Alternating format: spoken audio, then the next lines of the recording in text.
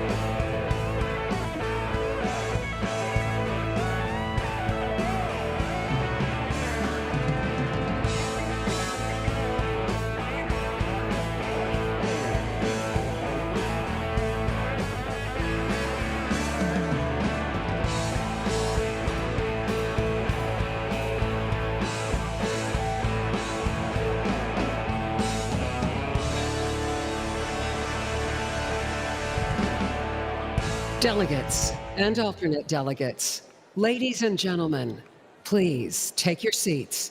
The 2024 Republican National Convention will begin in a few minutes.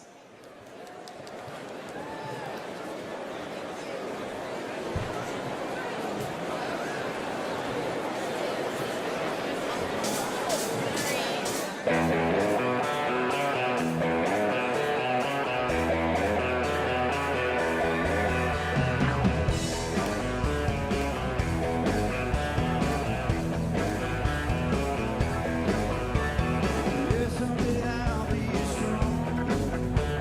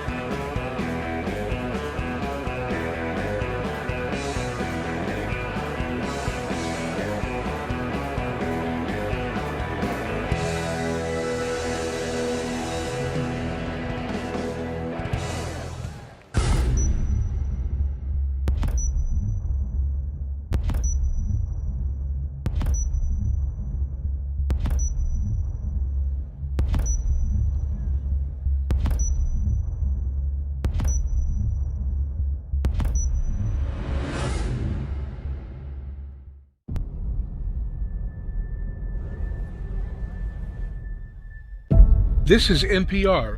According to a new poll, 1 in 4 Americans now say they live in fear of being attacked in their own neighborhood.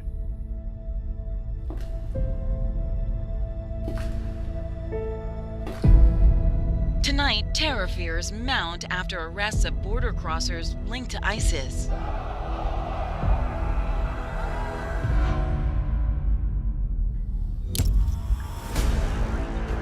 Crimes against children are increasing rapidly, according to the FBI.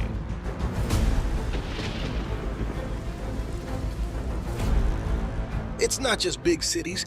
Rising crime is a problem everywhere.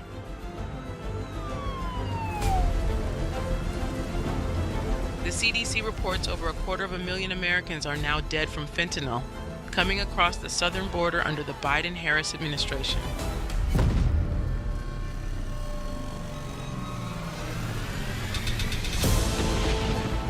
The suspect in the murder of a Georgia nursing student entered the U.S. illegally, according to ICE.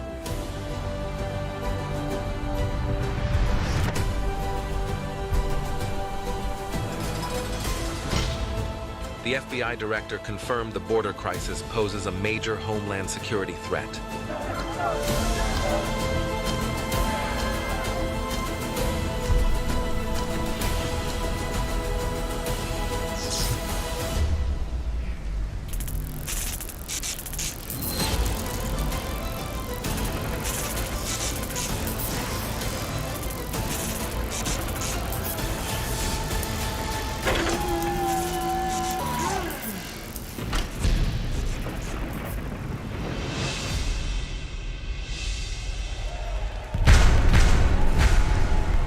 Ladies and gentlemen, the chairman of the Republican National Committee, Michael Whatley of North Carolina.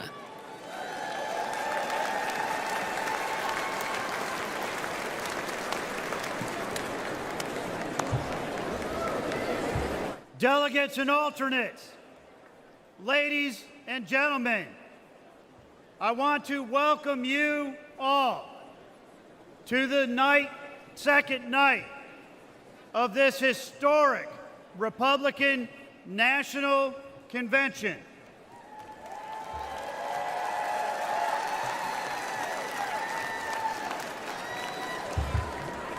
I have to ask, did we have a great night last night?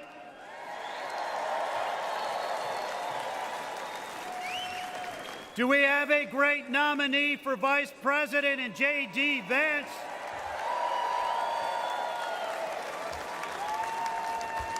And do we have a great nominee for the 47th President of the United States of America, Donald J. Trump?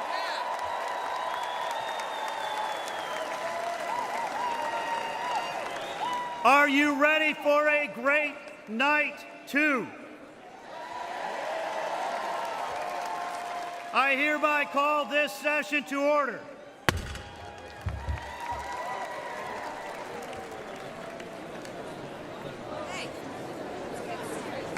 Ladies and gentlemen, for tonight's invocation, please welcome Pastor Neil Jackson from North Carolina.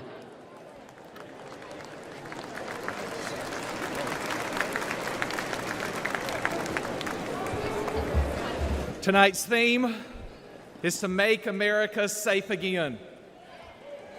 That is an impossible task without divine assistance. Would you join me in prayer as we call upon the Lord to make our country safe once again? Let us pray. Heavenly Father, we thank you for the blessings upon the United States of America. Thank you for your provisions upon this land, your protection of this land, and your promotion of this land, which is undeniable. Your word says, "Blessed is the nation whose God is the Lord." Tonight, we claim that for America, believing that you desire to bless and prosper our country as we honor you and your ways. Father, forgive us for when we have strayed from your commandments. and grant us mercy. Tonight, we ask that you would protect our country from those who would do us harm. Thank you for protecting President Trump from the many attacks leveled against him, but especially the attack this past Saturday. Tonight, we pray for our military leaders and officers. Pray for our police officers, our firefighters, our first responders, as they risk their lives so we can continue to be the land of the free and the home of the brave. You commanded Joshua to be strong and courageous.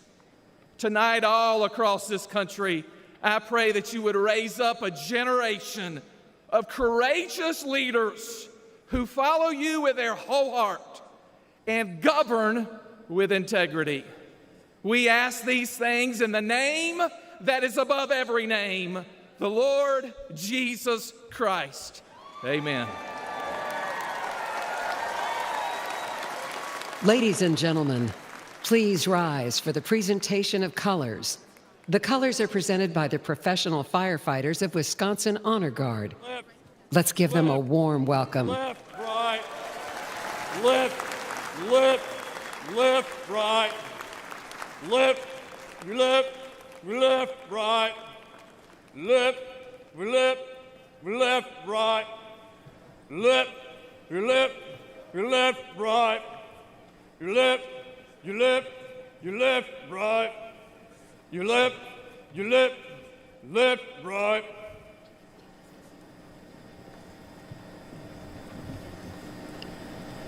Left, face.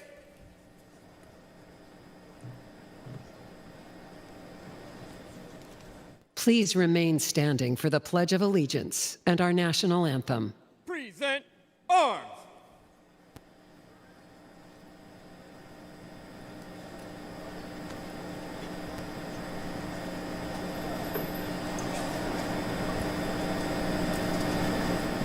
Ladies and gentlemen, please welcome Mary Ann Taylor to lead us in the Pledge of Allegiance.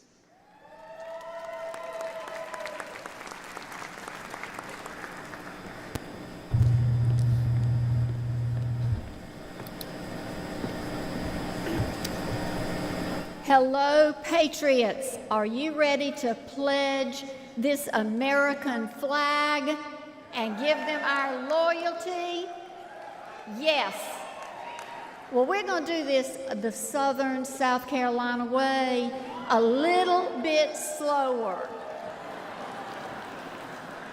If you are military, and I'm looking out, and a lot of you already are poised, if you're like me from a military family but not military, we're going to stand at attention, place your right hand over your heart, and pledge with me. I pledge allegiance to the flag of the United States of America and to the republic for which it stands, one nation, under God, indivisible, with liberty and justice for all. Ladies and gentlemen, welcome to the stage Grammy Award-winning singer and U.S. Army veteran, Milwaukee native, Daniel Irby, to perform our national anthem.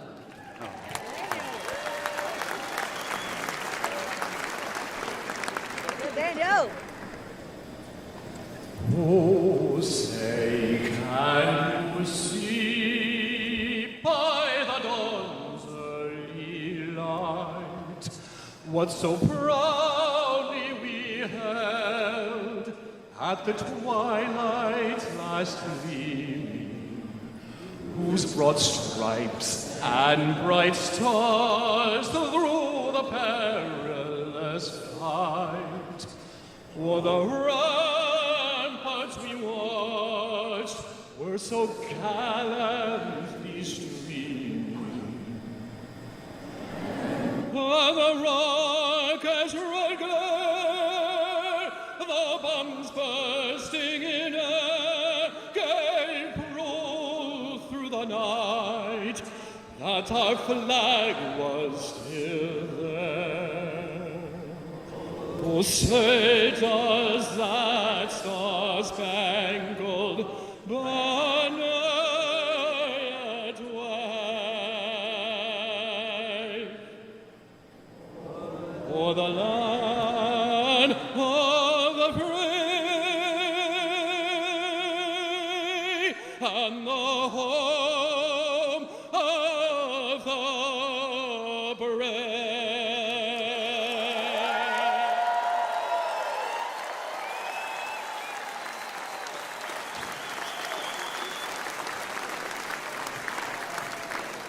Please remain standing while the colors are retired.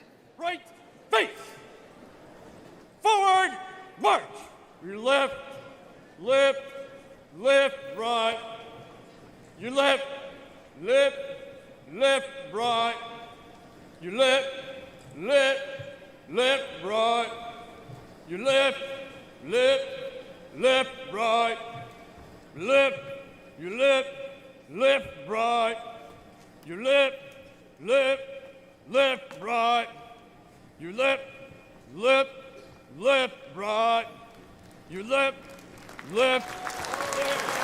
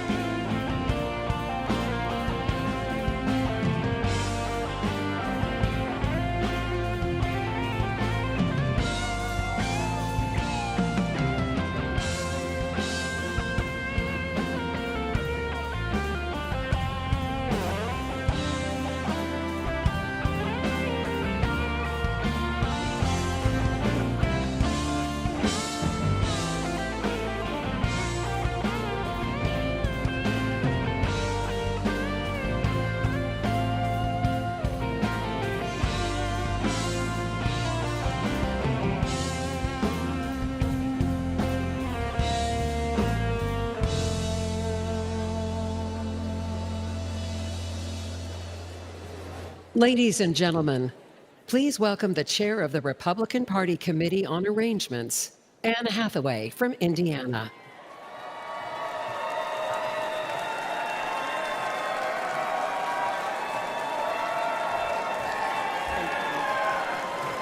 Good evening.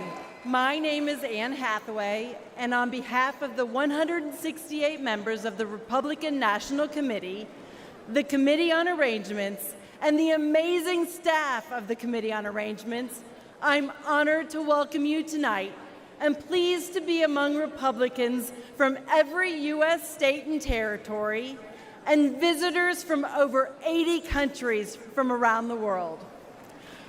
Over the next few nights, you are going to hear from the best and brightest that our party and our movement have to offer, from candidates and elected officials, to entertainment leaders, the business luminaries, grassroots activists, and the everyday Americans who power our party, united in our common goal, to make America safe again, to make America wealthy again, to make America strong again, and to make America great again. Teddy Roosevelt famously said, "It's not the critic who counts. The credit belongs to those who are actually in the arena, whose face is marred by dust, sweat, and blood." Ladies and gentlemen, this is the arena. Just by participating in this convention, whether you're a speaker, a delegate, or a viewer at home, you have an opportunity to engage in the fight for a better future for our children. So I ask you, as you watch this convention and hear these incredible speakers over the next few days, to listen, to share the message that resonates with you and your friends and your family, and to help us channel the incredible energy of this convention into a resounding victory in November up and down the ballot, starting with electing Donald J. Trump as president and J.D. Vance as vice president. Make sure your friends, families, and neighbors are registered to vote. Get your yard signs. Make a plan to get to the polls. The fate of the free world depends on us giving everything we've got and ensuring that we elect American First candidates up and down the ballot to every office. Thank you, and God bless America. Ladies and gentlemen, please welcome the Governor of the State of Tennessee and Chair of the Republican Governors Association, Governor Bill Lee.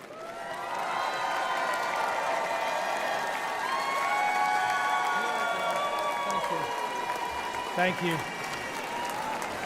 Thank you. It is an honor to be here tonight to add my voice to yours and our fellow Americans who understand the magnitude of this moment.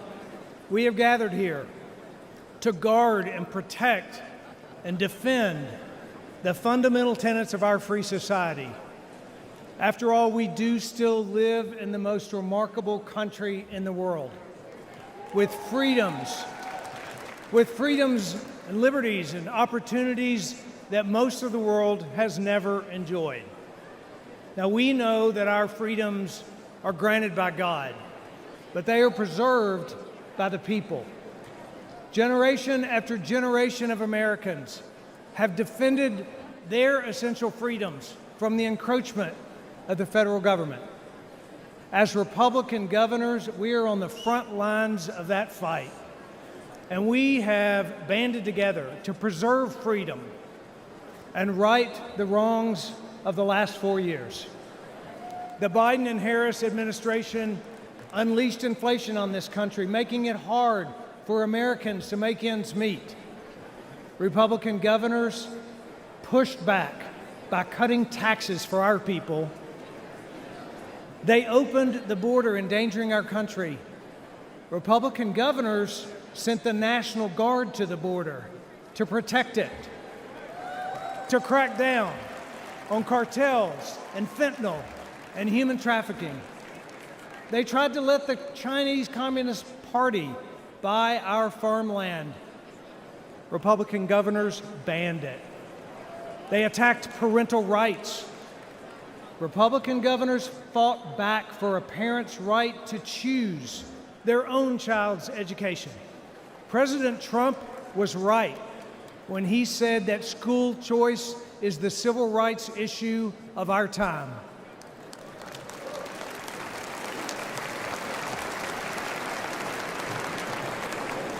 In the storm stirred by Washington, Republican governors across this country have stood as anchors of courage, their states as harbors of hope, and their people as models of freedom.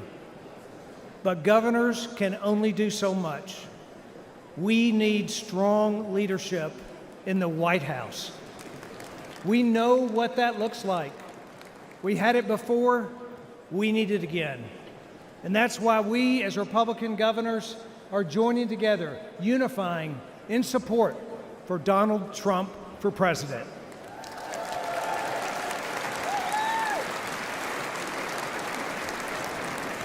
I count it as a great blessing to take my place on the wall, to stand where those before me have stood beside people like you, each guardians of our shining city on a hill.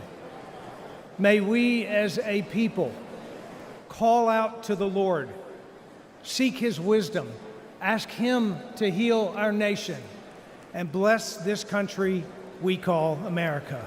Thank you.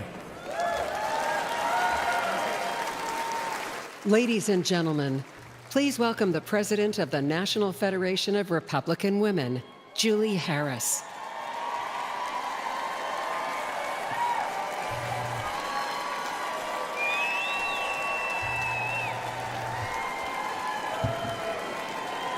Hello, Milwaukee. I am honored to be here representing the nation's largest grassroots Republican women's organization in our country. I'm the proud mother of 5, the grandmother of 11. My husband and I are family business owners. We work hard for everything we have and to give our children every opportunity to achieve their dreams. Parents across the country know what it's like to have a pro-family president in the White House. Under President Trump, gasoline and food were affordable. He won huge tax cuts for the middle class and created great high-paying jobs. He worked to keep crime low and to keep drugs out of this country. He's a businessman. He understands what it's like to build something of your own. Joe Biden has never built anything of his own. He uses a government to destroy things and to make it impossible to give your children the life you dreamed of for them. On day one, Joe Biden declared war on families. He made it harder for people to support themselves, to start families, and to raise children. He's robbed families of affordable homes, energy, and food. As our supply chains broke and inflation exploded, Biden's press secretary blamed us. She implied we should buy less. After destroying the economy and flooding America with illegal immigrants, Biden still wants to raise our taxes. The American dream means more than just scraping by. But under Biden, 65% of Americans say they're living paycheck to paycheck. When it's this hard to provide the basics, the other things we want to provide for our families get wiped out too. Piano lessons, summer camp, braces, family vacation, Christmas gifts. This is not the America that we have worked so hard for. Biden wants us to barely scrape by. President Trump wants us to thrive.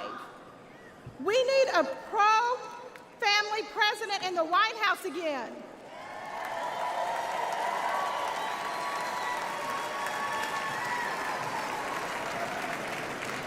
And that, excuse me, and that president is Donald J.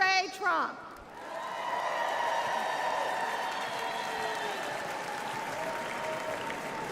From the National Federation of Republican Women, thank you, Milwaukee.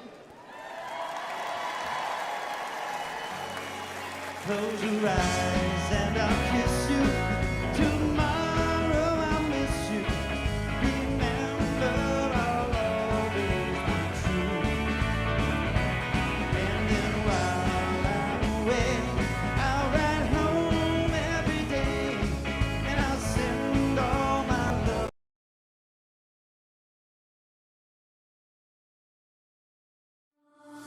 Today is the final step before Election Day in this venerable and time-honored process.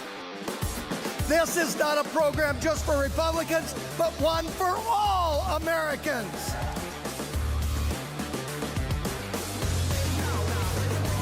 The great state of North Dakota proudly cast all of its 29 votes for President Donald J. Trump. Donald J. Trump. Donald J. Trump. We cast our delegate votes for the next President of the United States, Donald J. Trump, and his Vice President, J.D. Vance. Hereby declaring him the Republican nominee for President of the United States of America.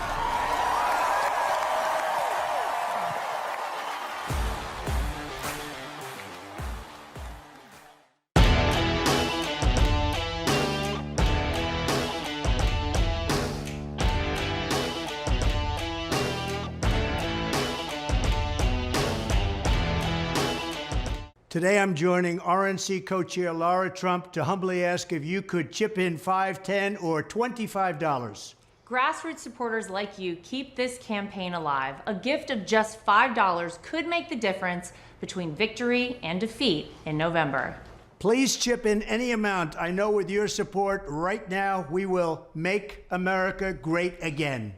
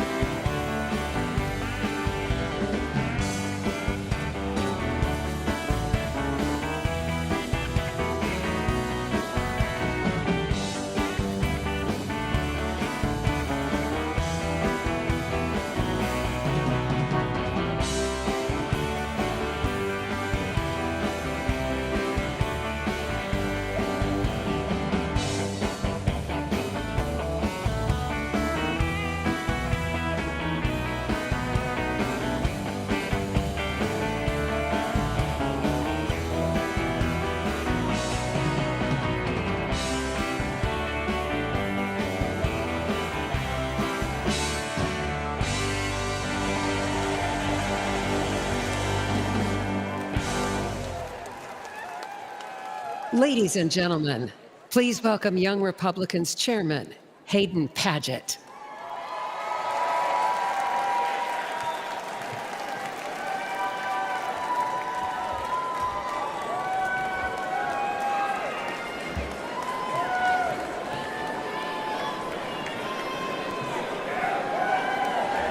I'm Hayden Paget. I'm the chairman of the Young Republican National Federation and a proud son of the great state of Texas. More importantly,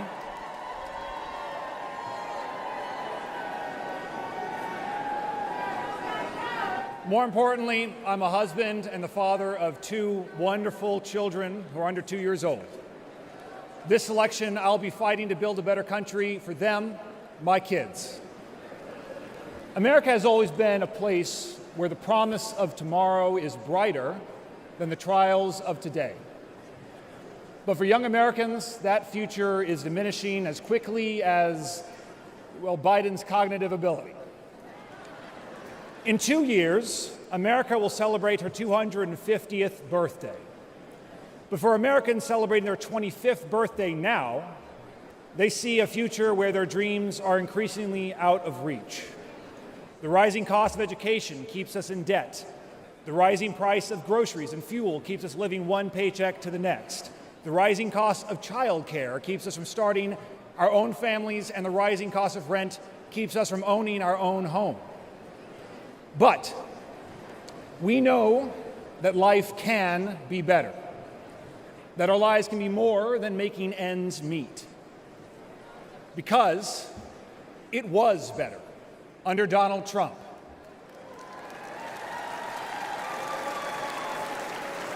Making America great again means making groceries and gas affordable again, making education an investment and not a burden again, and making home ownership possible again. We just celebrated our Independence Day, where we were reminded that our founders did not promise us happiness, but the right to pursue it. The Biden-Harris economy has taken that all away from us. And this election, the young Republicans will be fighting to make the economy great again. We will help to throw Joe Biden, Kamala Harris, and their legacies into the trash heap of history, and we will elect Donald Trump, a man whom grace and grit have saved for our time. And Senator J.D. Vance, the first young Republican who will be elected Vice President of these United States in almost 70 years. And together, we will restore the American dream for young Americans. I owe it to my children, just as we all owe it to our future, to make America great again. Thank you very much. Ladies and gentlemen, please welcome the Chief Executive Officer of the Republican Jewish Coalition, Mr. Matt Brooks.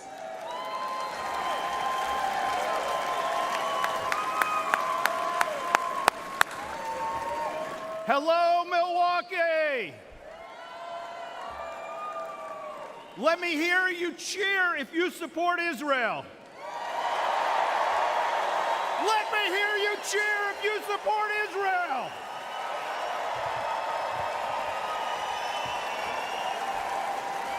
Now, if someone tried that at the Democrats' convention, they'd be booed off the stage. But here, at the Republican convention, we proudly and loudly stand with Israel.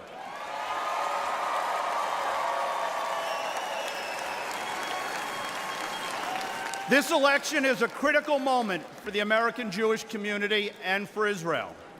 This is our chance to continue the incredible pro-Israel legacy of the most pro-Israel president in history, Donald J. Trump.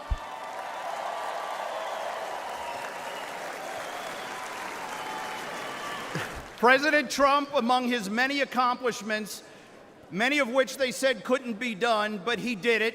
He moved the U.S. Embassy to Jerusalem.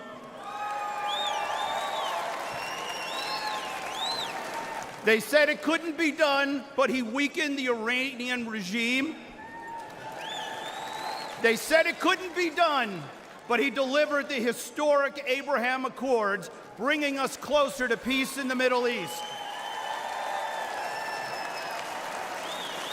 With President Trump, we will repair and rebuild the U.S.-Israel relationship that has deteriorated after 4 disastrous years under President Biden. Now, today, 9 months after the historic Hamas attacks, shockingly, President Biden is still withholding critical arms that Israel needs to defend itself. Boo. America must stand with Israel and against the terrorists, especially Iran. We must stand with the Israeli people. Now, my message here today to the Jewish community is clear. There is only one pro-Israel party, and it's the Republican Party.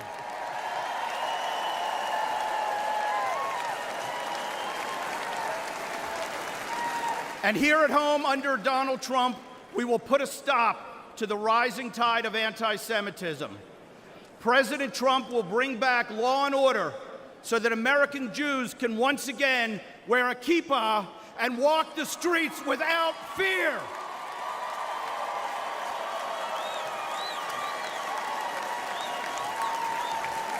President Trump will stop the mobs on the college campuses so Jewish students feel safe when they go to class. The Jewish community is ready to help elect Donald Trump and J.D. Vance. The Jewish vote continues to increase for Republicans year after year, and I promise you 2024 will be no different. So let me ask all of you, who will best stand up to the Hamas sympathizers and the squad? Donald Trump! Who will best stand with Israel? Donald Trump. Who will make sure Jews feel safe and secure? Thank you, RNC, for the opportunity to speak today, and thank you, President Trump, for your commitment to elevating Jewish American voices. Together, unified, we will win. Am Yisrael Chai!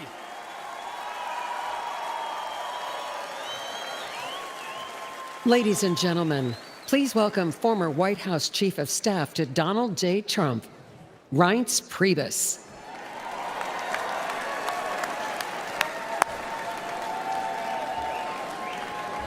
As a longtime Badger, let me say, welcome to Wisconsin. Partners throughout the city of Milwaukee and state of Wisconsin have been preparing behind the scenes for over 2 years to make this convention a reality. I couldn't be more appreciative of everyone who helped make this happen. Milwaukee is a world-class city, and Wisconsinites are some of the kindest people you'll ever meet. While you're here, make sure you experience the beautiful beaches of Lake Michigan. Order a basket of cheese curds, please. And I know you're all going to have a few beers while you're here, right? As the former chair of the Wisconsin GOP and chair of the Republican National Committee, I know firsthand that Wisconsin is the nation's premier battleground state. There's no better place to hold the GOP convention than right here in Wisconsin. And in November, you'll see Wisconsin stand with Donald Trump, and we will help send him back to the White House. I want to say and begin by saying my prayers are with the victims of the shooting in Pennsylvania, and our prayers are with President Trump. As White House Chief of Staff, I saw him right the ship after 8 years of Democrat failed policies, and I'm confident he'll do it again once more. Yet again, Democrat failures of the last 4 years have left many Americans feeling hopeless, unheard, and hurting. But when Donald Trump tells you what he'll do on the campaign trail, well, look out, because he will deliver when he walks into that Oval Office. Let's remember, while president, he decided to drill, baby, drill. He shut down the border. He confronted China head on, made Europe pitch in on NATO, lowered taxes, put conservatives on the Supreme Court, and he defeated ISIS. Republicans can turn the tide in the United States and make America great again. We, together here, the Wisconsin GOP, we can make Wisconsin red again in 2024 and send Donald Trump back to the White House. Let's stand united as Republicans. Let's stand united as Americans. Let's make America one again. Let's get to work expanding our majority in the House and taking back the Senate, and let's re-elect Donald Trump president. Thank you, and God bless you.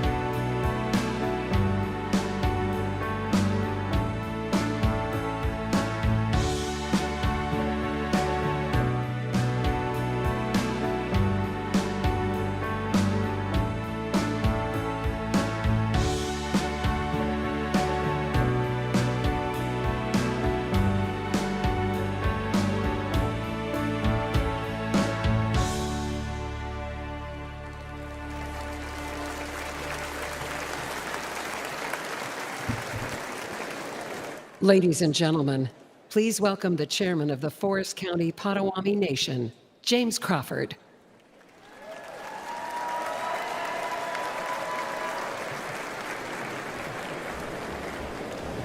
Hello, everyone, and hello, Wisconsin. Good evening.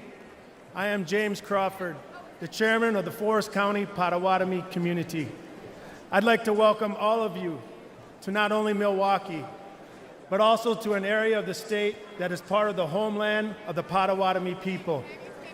Milwaukee is a particularly special place for Potawatomi. It was once home to several Potawatomi villages, including a village close to where we sit today. Our ancestors occupied these lands for hundreds of years, fishing area rivers and lakes, hunting the land, tapping maple tree groves for sugar, and harvesting crops in fields each fall. The Potawatomi connection to Milwaukee continues. Today, our tribe is part of what makes Milwaukee a great place to live and work. And while we are best known for entertainment and tourism, Our tribe is also a part of the fabric of this community through our construction, technology, and real estate business ventures, and the charitable work our foundation does with community nonprofits. Thank you.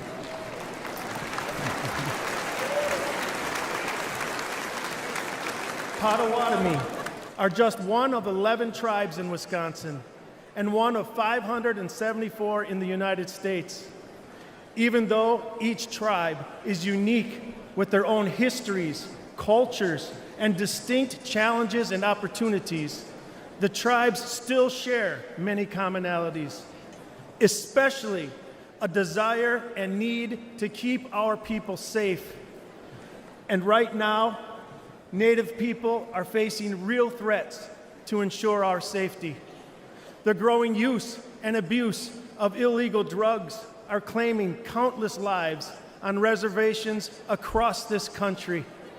And Native American women and girls continue to be exploited, trafficked, and subjected to violence at reprehensible levels. So tonight's theme, Make America Safe Again, is especially important for us.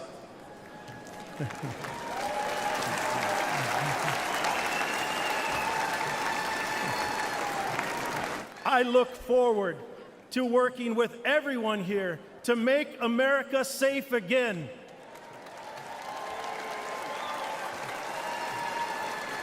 To help us preserve, protect, and enhance our future generations. Miigwech, and God bless America.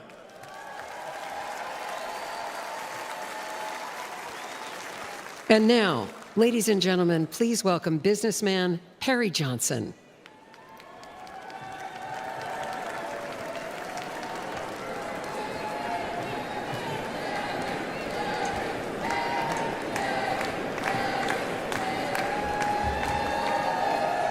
Well, what a group.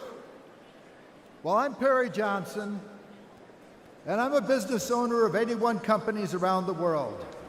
And I'm going to ask you one simple question. Are Americans better off today than they were 4 years ago? No. In 2019, the median household income in the United States was $4,000 more than it is today. And on an average, things are 20% more expensive. Why? Joe Biden. When you go to the grocery store and you find that things are 30% more, you can thank Joe Biden. When you have to fill up your gas tank and it's 50% more expensive, thank Joe Biden. And when you buy a home and get a mortgage, your payments are almost double what they were 4 years ago. And I know because one of my companies is a mortgage company. Now, what do you say we fire Joe Biden?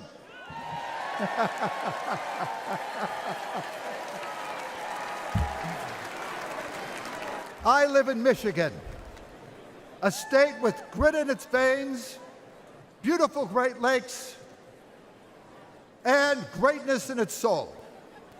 We built the auto industry. We win national championships. Go Blue! But under Joe Biden and Gretchen Whitmer, we can't catch a break. And Michigan isn't alone. Everyone worries about the economy.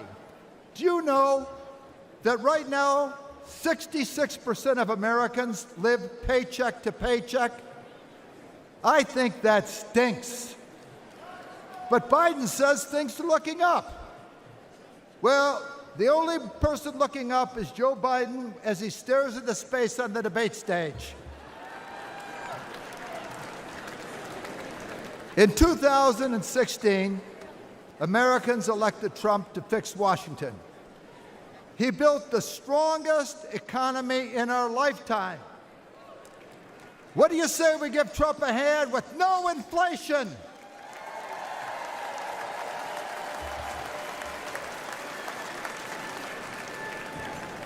Joe Biden says he can't keep our borders safe. Did Trump keep our borders safe? Yes. Under Trump, we had virtually no inflation for 4 years. That is a fact.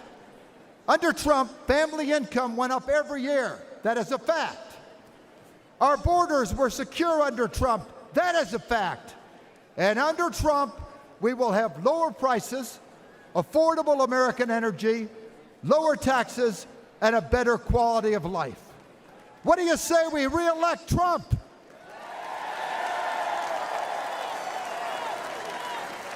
Trump. When I brought quality to the auto industry, it was pivotal in saving the auto industry. And when Trump brings quality to Washington, he will save America. Joe, Carmela, and Gretchen, I have a message for you. Michigan is the state that gave Donald Trump the win in 2016, and Michigan will be the state that sends President Trump back to the White House in 24.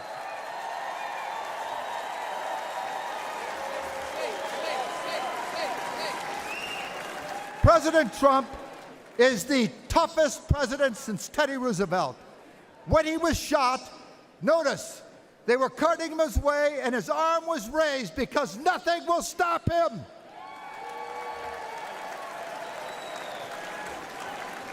Fight. For him, America is always first. He has the heart of a lion, the brain of a genius, and he's done it before. President Trump is ready to save our country, to make America great again.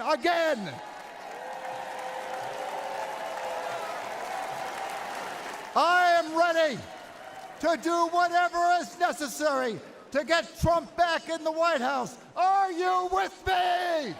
Yes! Yes! Yes! Trump! Trump! Trump! Let's do it! Trump! Trump! Trump! Trump! Trump! Trump! Trump! Trump! Trump!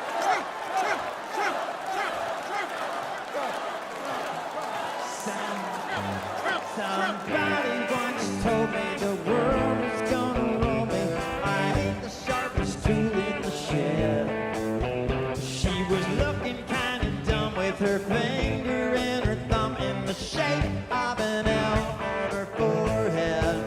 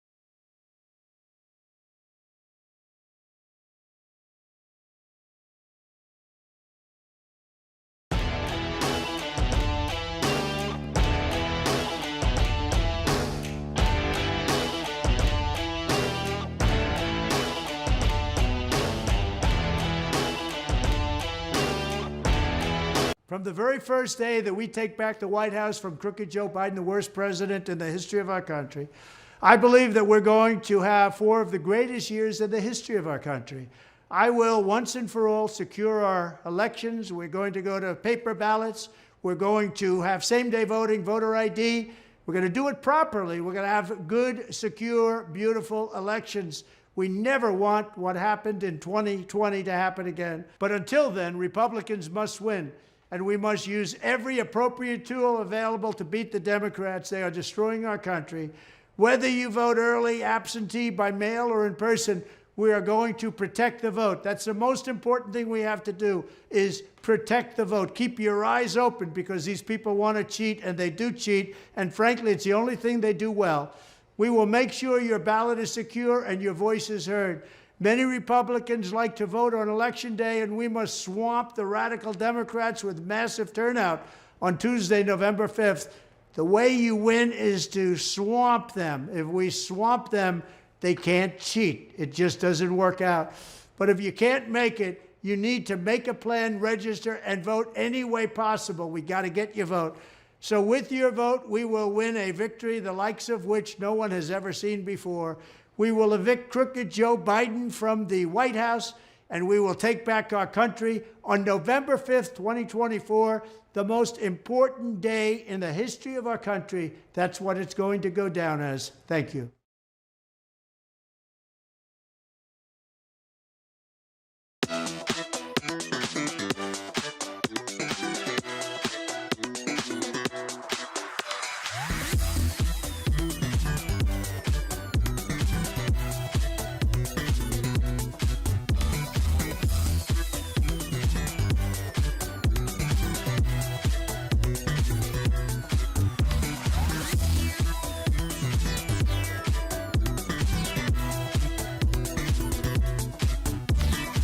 Hey everybody, when I first started Turning Point 12 years ago, I saw the importance of grassroots activism, and here we are at the convention in Milwaukee, Wisconsin. I want to encourage you right now to give what you can, to give $5, $10 by texting 88022 and supporting President Trump. We must win this election in November, and all of you are important to build the army, the grassroots mobilization that is so necessary. That is text 88022. We must have President Trump's back. Text donate to 88022.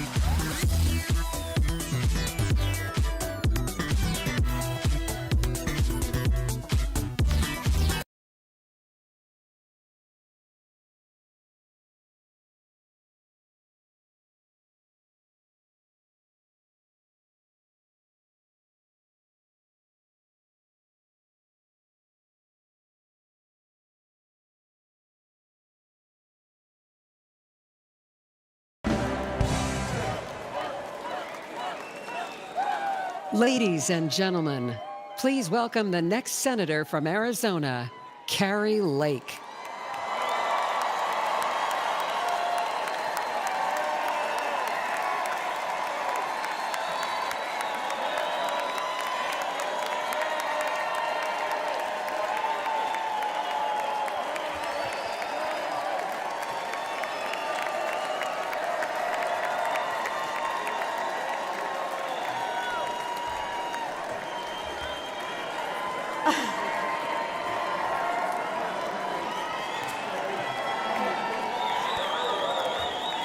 Wow. Hello. I love you. I love you. I love you, Arizona. You guys are amazing. Wow. This is MAGA energy tonight, guys. Love it. Oh, wow. This room, America, I wish you were in this room with us. This is electric. Hello, America. Welcome, everybody who's watching at home, and welcome everybody in this great arena tonight. We love you all. Actually, wait a minute. I don't mean that. I don't welcome everybody in this meeting, in this room. The guys up in the fake news, frankly,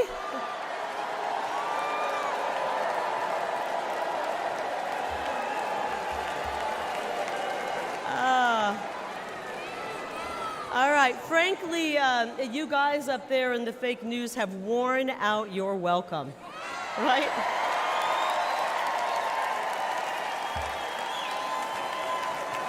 You've worn it out, guys. You have spent the last 8 years lying about President Donald Trump and his amazing patriotic supporters. Actually, guys, they lie about everything. They've lied about Joe Biden's health, the economy, the laptop, the border. I could go on and on and on. But the really good news is that every day more and more people are turning off the fake news. And they're... That's right. And Americans are waking up to the truth about the disastrous Democrat policies pushed by Joe Biden and his favorite congressman, my opponent, Ruben Gallego. These guys, they're full of bad ideas. Just last week, Ruben Gallego voted to let the millions of people who poured into our country illegally cast a ballot in this upcoming election.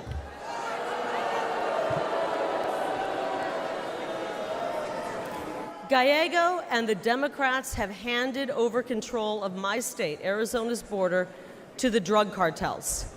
And because of them, criminals and deadly drugs are pouring in, and our children are dying. Our children are getting their hands on these drugs and dying. I'll tell you, the hardest thing I've had to do on the campaign trail is talk to moms and dads who come up to me and tell me that their 19-year-old son has died because of fentanyl poisoning, or their 22-year-old daughter took a half a pill and she's gone. We are losing a generation of young people to this fentanyl crisis, and it's got to stop. The Grand Canyon State has become the fentanyl state, and it's not okay with this mom. I'm not okay with that. I don't think it's okay with that mom.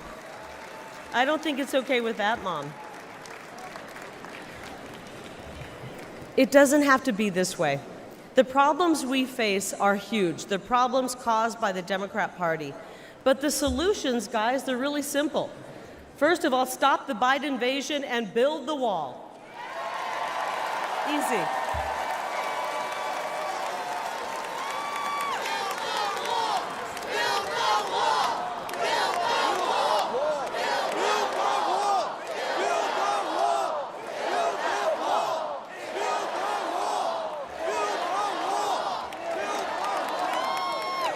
And while we're building the wall, let's kick Bidenomics to the curb and bring back the MAGAnomics.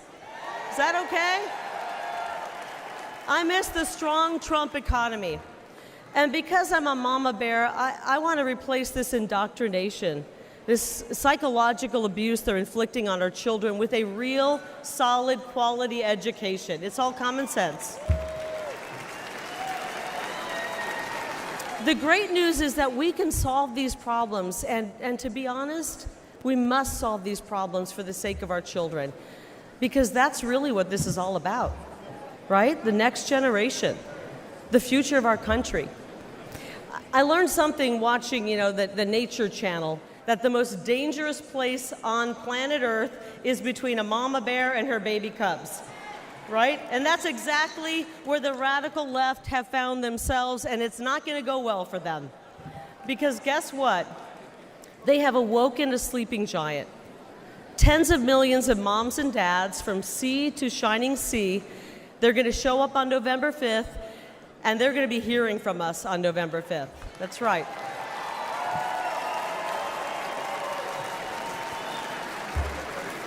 Actually, I think I can think of one thing more dangerous than a grizzly bear, and it's a middle-aged, fed-up mother in Washington, D.C. And I haven't even started my hot flashes yet, guys. Just wait. Just wait. But seriously, I want every mother and father to know this, that we, the Republican Party, will fight. I will fight, not just for my kids and my daughters over here. Are you over there, Ruby? Wave to me. Wave to Mom. My daughter's over there. I want to fight selfishly, I want to fight for my kids, but I want to fight for your kids as well. They deserve a better future. They deserve a better future. But the really good news here, and the fake news the fake news wants us to believe we're 50-50 at each other's throat. They're creating division and anger. Americans are actually much more united than people believe, right? You see it, we see it. We want to make life better, and we want to create an incredible future for this generation and the next generation. And together, when we join together, we will make America safe again, and we will make America great again. God bless all of you here tonight. God bless you, America, and God bless President Donald J. Trump. I love you guys. Thank you. Thank you. Hi.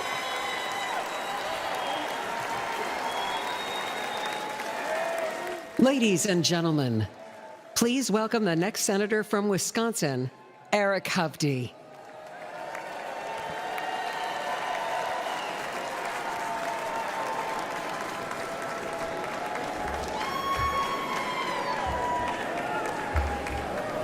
President Trump, Mr. Chairman, and delegates, welcome to Wisconsin.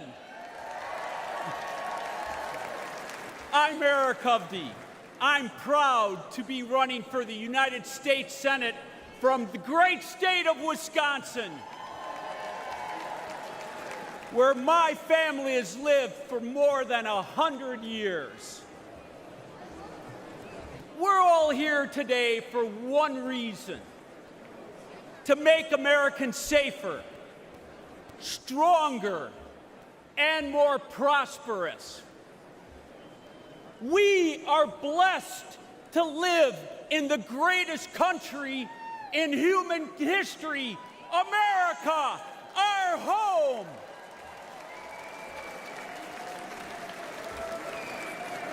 But America is struggling under Joe Biden. And Senator Baldwin has been a rubber stamp voting with him 95.5% of the time.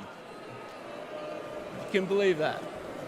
Biden, with Baldwin's help, has weakened us in every way, making Americans less safe.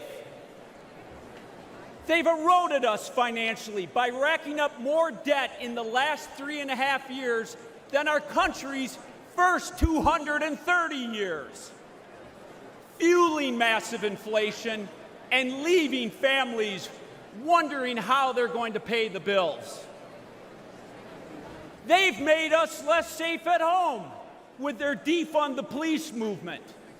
And Biden, with his border czar, Vice President Harris, opened our southern border, allowing criminals and terrorists to enter our country. They've emboldened drug cartels to flood our streets with fentanyl, killing over 100,000 Americans every year. It is sad. I've talked to parents that have lost their child to this fentanyl poison. They've made us less safe and secure internationally with their incompetent withdrawal from Afghanistan. Our adversaries moved. Putin on Ukraine, Iran through their proxies, Hamas on Israel, and China getting more aggressive every day. Despite all of that, Tammy Baldwin called the Biden administration the most successful in generations. Can you believe that one? I mean, seriously. This shows how detached she is from everyday Wisconsinites. It doesn't have to be this way. Under President Trump, family budgets were more secure. Our border was secure. Our world was secure.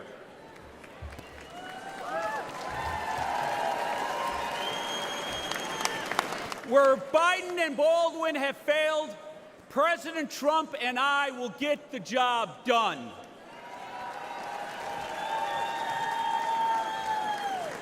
Our country has become too divided, though. Instead of putting on just the blue jersey or the red jersey, we need to put on the red, white, and blue jersey and come together as Americans. We need to heal this country from the division that the left has brought.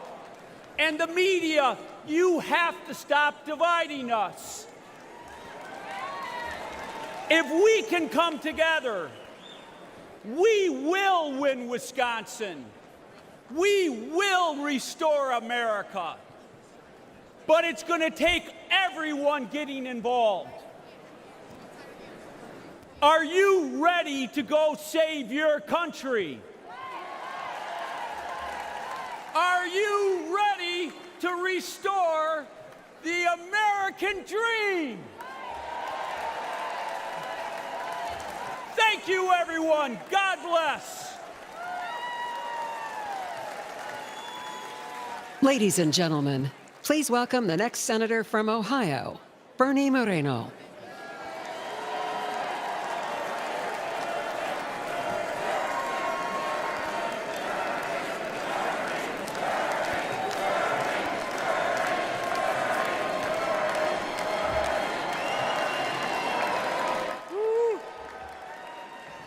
Thank you. Thank you. I'm Bernie Moreno, and I'm honored to stand before you tonight as the Republican nominee for the U.S. Senate from the great state of Ohio.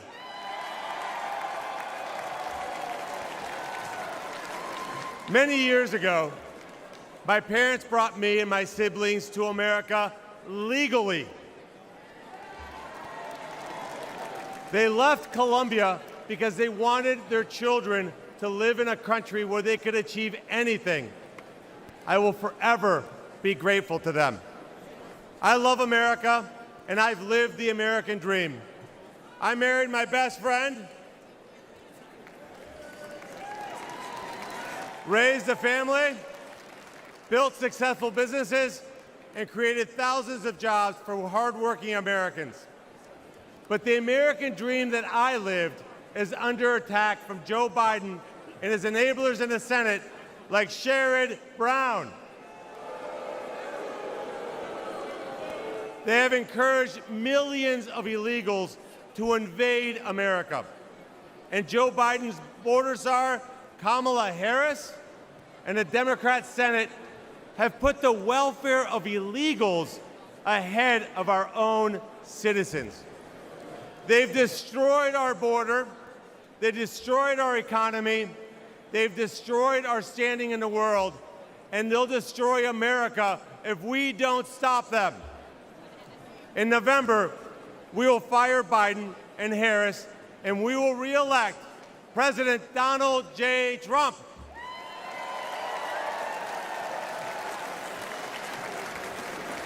I'm so proud that my senator, my friend, J.D. Vance, will be the next Vice President of the United States. He represents the best of Ohio, the best of America, and will be an incredible leader and defender of President Trump's plan to always put America first. And he won't stop there. Sherrod Brown votes with Biden virtually 100% of the time. I don't know if I agree with my wife 100% of the time. But Sherrod and Joe seem to have a very close relationship. Well, tonight, we've got a message for failed lifelong politicians like Sherrod Brown and Joe Biden. It's time to go home. A vote for Trump and Moreno is a vote to put America first. We will end the invasion at our southern border. We will fix our economy, protect American workers, and rescue America's family from Biden's and Brown's inflation. We will end the wars and deliver peace. I will fight alongside Donald Trump to make America stronger, safer, and more prosperous. Thank you, and may God continue to bless the United States of America.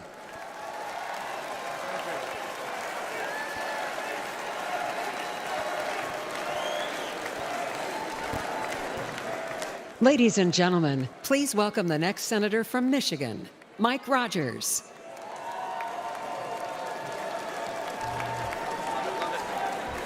Hello, America.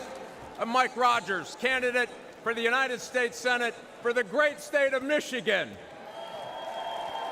And I want to give a quick shout out to my fellow Michiganders, the hardest working people in the United States. God bless you right there. I said, because Joe Biden and my liberal opponents' runaway spending, American families have been crushed by inflation. High costs of groceries and gasoline and rent. I was talking to a grocery clerk just recently. She said, I got it when this carts got a little skinny at the beginning of Joe Biden's administration because of high costs. But what breaks my heart is at the end of ringing up an order, they have to reach up and pull something off the counter and put it back in their cart. Thanks to the Democrats in Washington, D.C. The most expensive vehicle to operate in Michigan in 2024 is your grocery cart, thanks to the Democrats in Washington, D.C. And while pockets are pinched, Biden is trying to force you to buy an electric vehicle.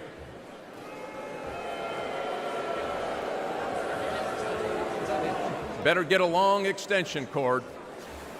Let me be clear. EV mandates will destroy American jobs. EVs require 40% less labor to build than gas cars. And here's the kicker.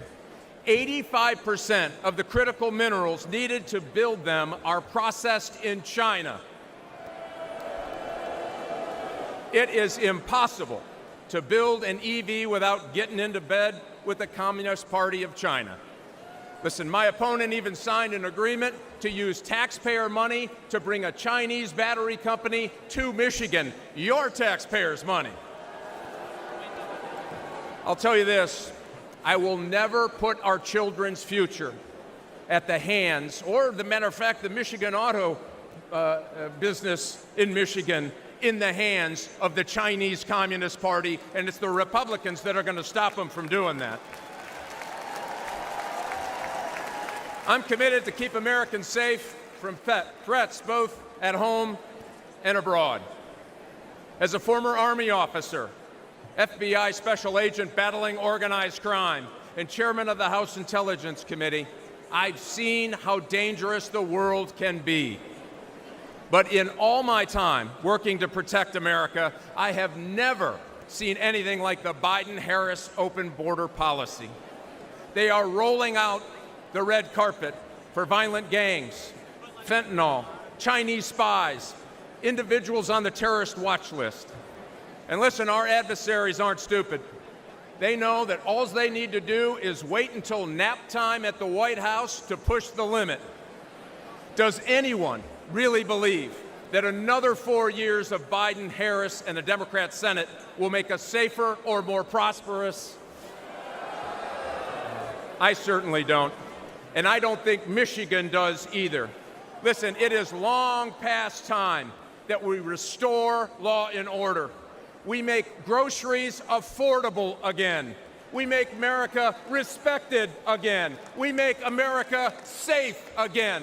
We flip the United States Senate and elect Donald Trump and make America great again. Thanks. Get fired up. This is the election to do your work. God bless.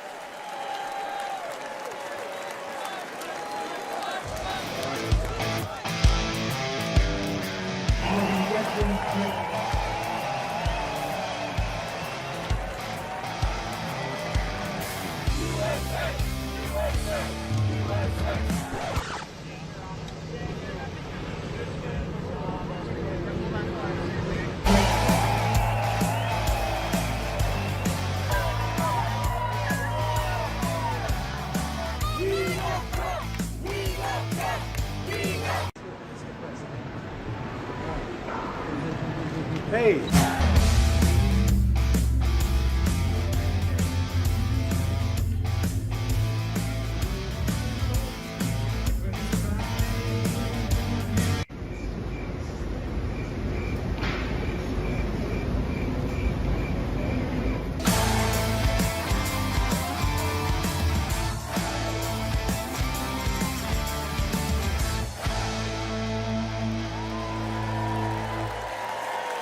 Ladies and gentlemen, please welcome the next senator from Pennsylvania, Dave McCormick. Pennsylvania. Hello, Milwaukee. Who's ready? Who's ready to retire Joe Biden and border czar Kamala Harris and send her back to California? Who's ready for that? And who's ready to make Donald Trump our 47th president? Are you ready for that?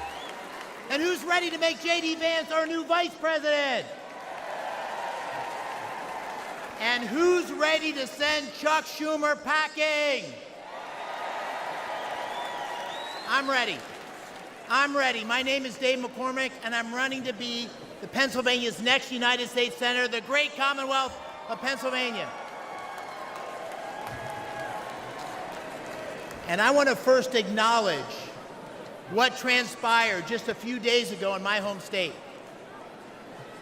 where I witnessed firsthand from a front row seat in Butler President Trump's remarkable strength and resolve in a terrifying and unpredictable moment. The president rose brilliantly to the challenge. But what a sad and frightening day for the families of those who were injured or lost and for our great country. And we all thank God that President Trump is okay.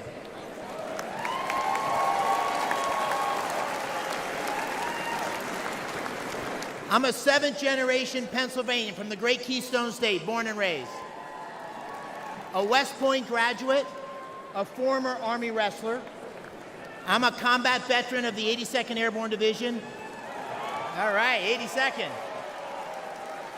And I'm a business leader who helped create hundreds of jobs in Western Pennsylvania. But most important, I'm a dad to 6 daughters, and I'm a husband to the love of my life, Dina, wherever she is. Now my opponent's name is Bob Casey. But you probably don't know him because he does nothing. For 18 years, Bob Casey has been warming a chair and drawing a paycheck. He is a do-nothing, out-of-touch, liberal career politician. And when he votes for Joe Biden's tired old ideas. Casey's been around so long that the #1 song when he was first elected was the Macarena, right? Does everybody remember the Macarena? But sadly, this is no joke, because politics is about choices, and the policies of Biden and Bob Casey are dangerous for Pennsylvania and America. They won't keep us safe. Drugs have poured across the Biden-Harris, Casey wide-open borders, killing 100,000 Americans, including 4,000 Pennsylvanians last year alone. Illegal immigrants have victimized innocent young women who could easily be your daughter or mine. And time again, Casey has voted for pro-criminal judges who have made our streets across Pennsylvania more dangerous. Biden and Casey's failed policies have crushed working families with sky-high prices for gas and groceries and rent, and regulations to kill Pennsylvania natural gas. Under President Trump, America's future was strong and prosperous, and our adversaries feared stepping out of line. My friends, the choice this November is clear. It's a choice between strength and weakness, a choice between America's greatness or its sad, disgraceful decline. This is, my friends, the most important election of our lifetimes.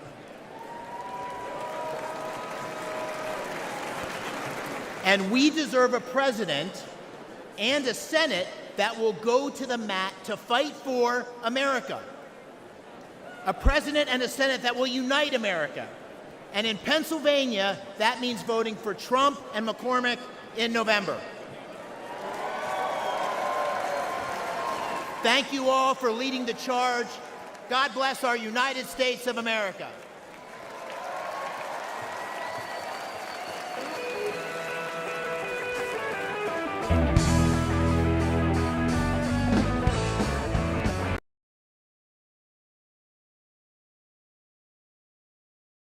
Our southern border in crisis. Enemies of America pouring in. Your family at risk. Working families struggling to pay the rent, buy groceries, pay for gas. Yet Washington is paralyzed. But this week at the convention in Milwaukee, Republicans are developing a plan to end inflation, secure the border, make groceries and life affordable again, to right the wrongs of the last 4 years. Tune in to watch the plan unfold.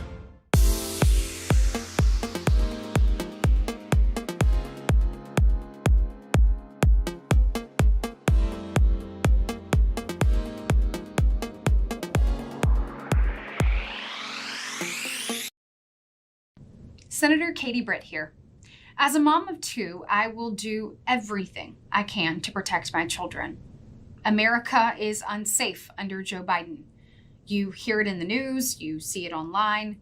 Our safety is constantly jeopardized by Biden's open borders, his deadly fentanyl crisis, and the wave of violent crime. I will not stand by as Biden's decline threatens the safety of my children. And the truth is, you can't either. And that's why we need to send President Donald Trump back to the White House. He will restore a sense of law and order in this country and a sense of safety for our families.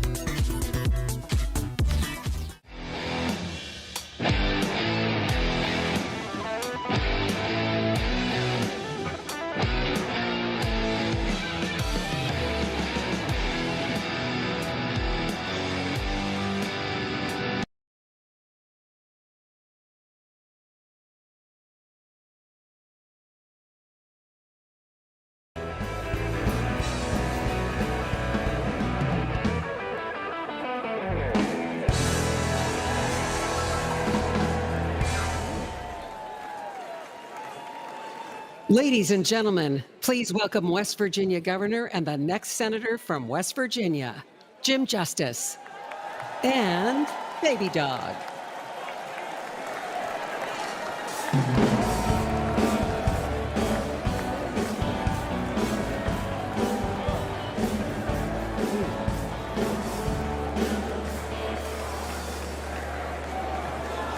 Hello, everybody.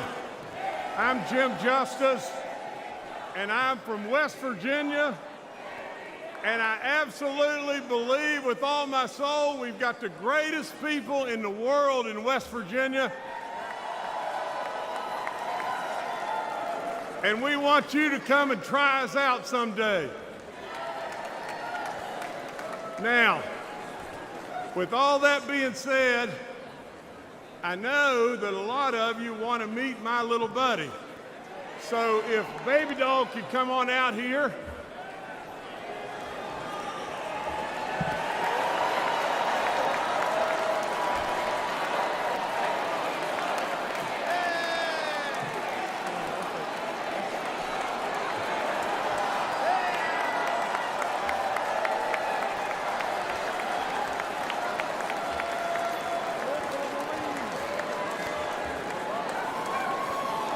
Now, as the world watches, you didn't really expect that, did you? But with that being said, let me just say just this. She makes us smile, and she loves everybody. And how could the message possibly be any more simpler than just that? Now, I've got to tell you just this. The foundation of my life is the truth. I've got to tell you just this and tell you this right now. I challenge the media all the time to find something that knowingly I've told them that's not the truth. and they can't do it because I'm not going to do that. Now, I want you to listen to this and pay really close attention. The bottom line to why we're here, the bottom line to every single thing that's going on in this great country today is one thing. We become totally unhinged if Donald Trump is not elected in November.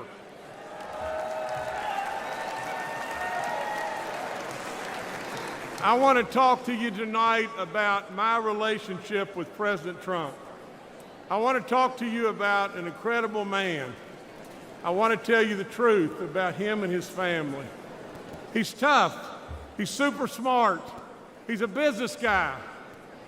But maybe there's something that you've missed, and that is he genuinely cares. He cares about all of us, every last one of us, and he loves this nation beyond good sense. He has amazing kids. I've hunted and fished with Don Jr. He's an incredible outdoorsman and a really treasured friend. Now imagine this. Eric and I have been so far back in the woods on top of a mountain, and I blew the tire out on the back of my 4x4, and who was under the vehicle right then? Eric Trump. Eric Trump changed the tire. Donald Trump has taught his kids the very best. He's taught them absolutely to respect the military. He's taught them to respect our first responders. He's taught them absolutely to treat our working men and women with love and respect all across this land.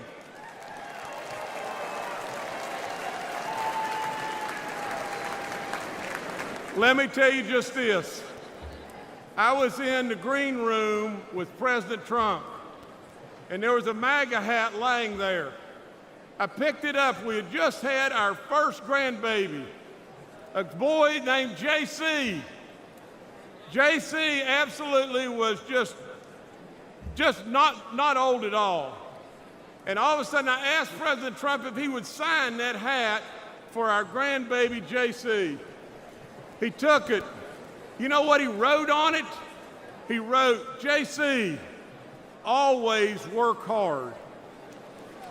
Now let's review. Donald J. Trump, my friend, my close friend. He's tough. He's super smart. He's a business guy. He loves America. He taught his kids the right values, and he's a hard worker. Sure sounds like a leader to me.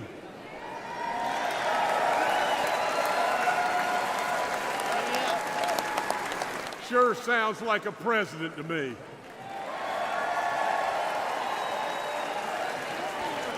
Then ask yourself, why does Donald Trump fight every day for us and continue to take this senseless persecution? Why? And I know the answer.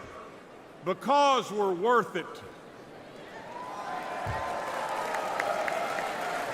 Now, Baby Doll's got a prediction for everybody here. And here's the prediction. Baby Dog says, we'll retain the House, the majority in the House.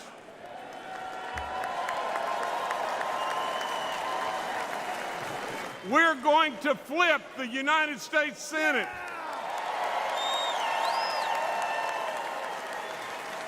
And overwhelmingly, we're going to elect Donald J. Trump and J.D. Vance in November.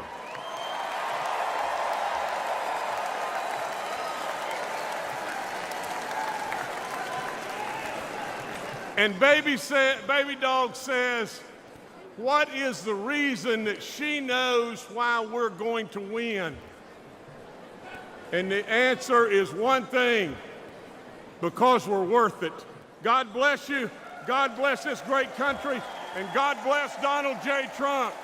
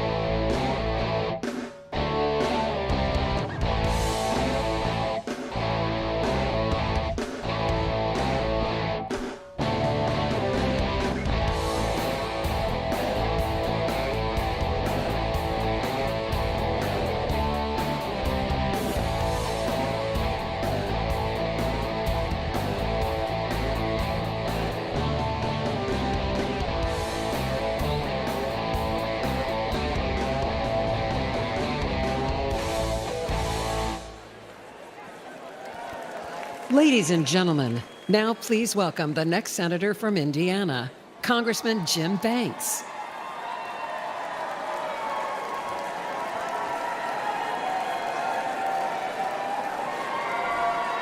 Thank you. I don't know about you, but thank God baby dogs are Republican. Thank you, fellow Republicans, and thank you to the great state of Indiana for making me your nominee to be the next United States Senator. Only in America could a kid like me, who was born in a trailer park, the son of a factory worker and a nursing home cook, end up here. I'm Jim Banks, and I have lived the American dream, and I'm proud of it. But the biggest difference today between Republicans and Democrats is that we believe America is the greatest country in the history of the world. But they don't. I got to tell you, as an Afghanistan war veteran, I've never been more ashamed than when Joe Biden's disastrous withdrawal left 13 American heroes dead, and then he lied about it.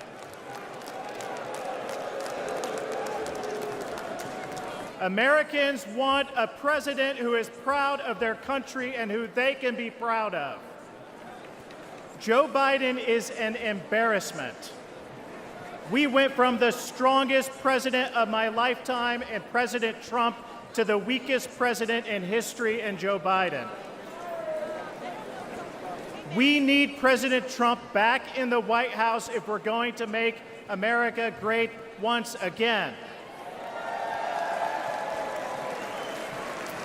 But ladies and gentlemen, he's going to need backup in the United States Senate.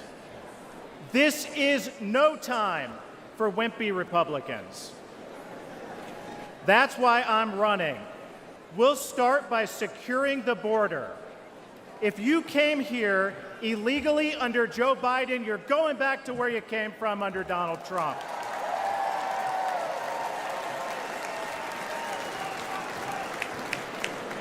My dad was a Union Democrat for most of his life. Today, he's a Trump Republican. Because my dad knows that President Trump will always put American workers first. Trump was the first president of my lifetime to hold China accountable for taking our jobs. He brought manufacturing back to Indiana and boosted wages for hardworking Hoosiers. Ladies and gentlemen, Trump saved the American dream. But if we have Biden for 4 more years, that dream won't be there for my 3 daughters.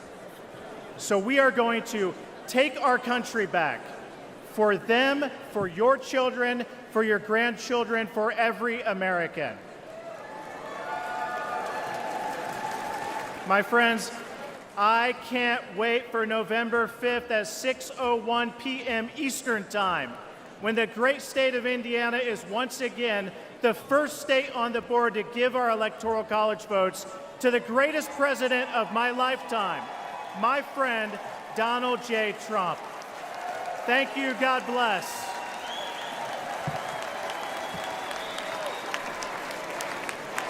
Ladies and gentlemen, now please welcome Captain Sam Brown, the next senator from Nevada.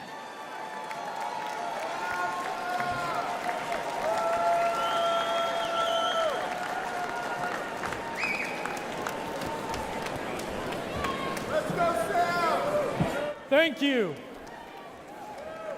I want to start by thanking my God for my life. I want to thank my wife for her strength, for her courage and her support in this race.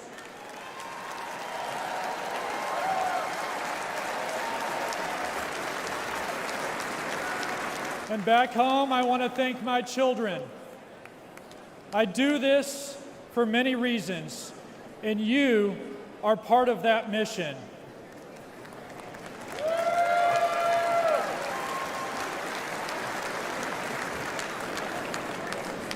Tonight, I offer a message of hope because I know the importance of hope in difficult times.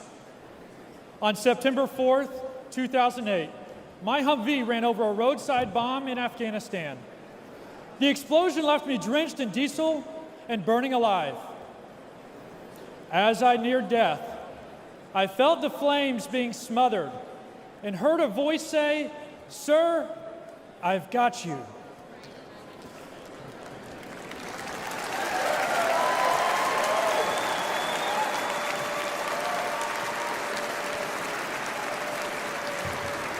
Through the pain and anguish of recovery and the years that followed, I never lost hope.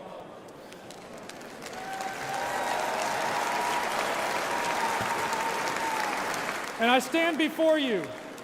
I stand before you today as a Republican nominee for Senate from the great state of Nevada.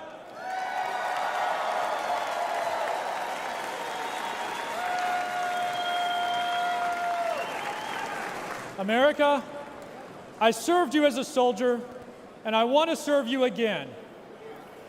As a U.S. Senator, I will proudly stand alongside Donald Trump to make America affordable, safe, and strong again.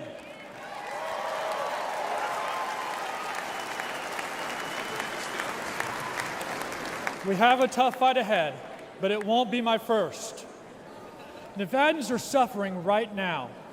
The unemployment rate in Nevada is nearly 25% higher than the national average. The Biden-Harris economy might be fine for millionaires like Senator Jackie Rosen, but it's terrible for Nevadans struggling with inflation and high prices. Yet Jackie and Joe want to raise your taxes while dodging their own. I'll work with President Trump to cut taxes for working families and end taxes on tips for struggling Nevada service workers.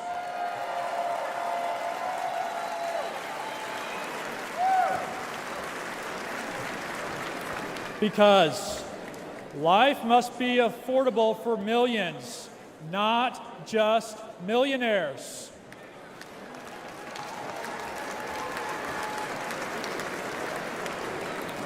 Finally, look at my face. This is the high cost of war.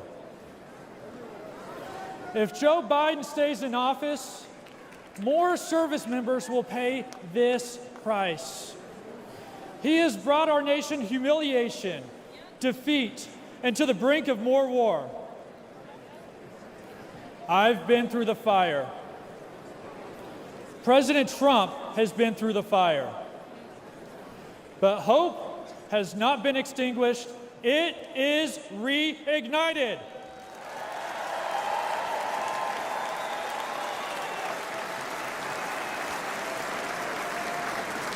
And we are more united than ever to save America's future. On November 5th, I ask Nevadans to vote Sam Brown for Senate and Donald Trump for President. Together, we will put America first again.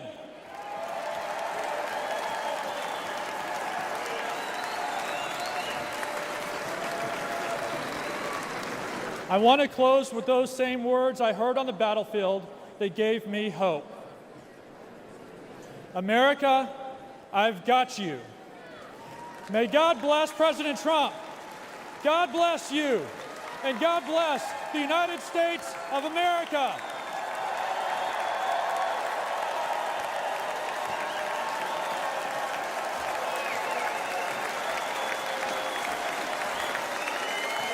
Ladies and gentlemen, please welcome the next senator from Montana, Tim Sheehy.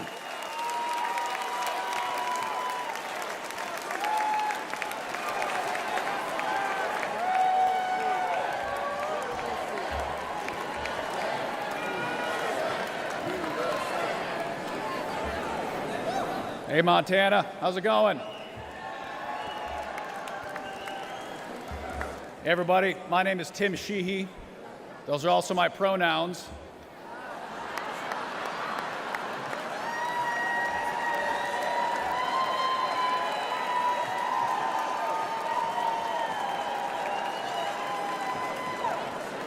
I've been a he, she for 38 years, and I can promise you going to elementary school with that name in the 80s was not fun.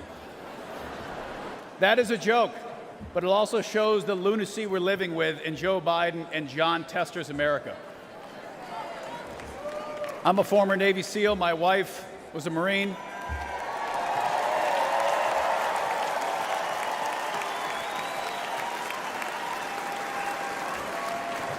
We both fought in our nation's longest war in Afghanistan. I was wounded there, served hundreds of missions there. We came home to live the American dream in Montana, the great state of Montana, I might add. And we started an aerial firefighting company in our barn. We created hundreds of jobs protecting our public lands and protecting fellow Montanans from devastating wildfires. I fight wildfires for a living, so take it from me, the world is on fire under Joe Biden. Consider for a minute Biden's disgraceful retreat from Afghanistan, when he let our enemies steal billions of dollars of our equipment and kill 13 brave American service members. To this day, there has been zero accountability, none. And that's why I'm running for the United States Senate in Montana, to bring back accountability to our government and beat Jon Tester, the liberal Washington politician who votes with Biden and Kamala every single time it matters.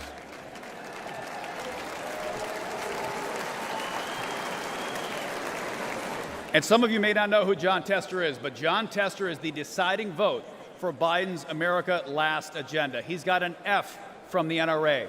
He's voted to open our borders, unleash inflation, and he even put a liberal judge on the Supreme Court who can't even define what a woman is. And even drives a Prius in D.C. Yeah. Priuses don't work in Montana, do they? Jon Tester doesn't represent Montanans. He's a rubber stamp for Biden's failed presidency and extreme liberal agenda, and it's time to retire them both.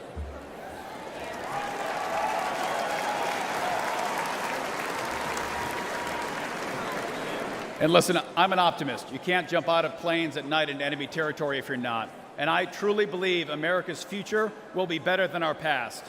But that future is not given. And we need political outsiders like President Trump to return common sense to our nation.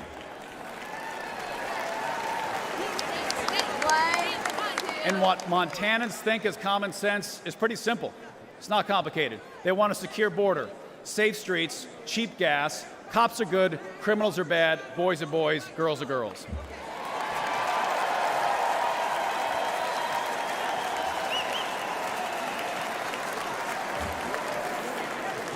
And I'm ready to retire Jon Tester and take back the United States Senate. And I'm ready to join you in sending President Donald J. Trump back to the White House. Let's save America. We got a lot of work to do.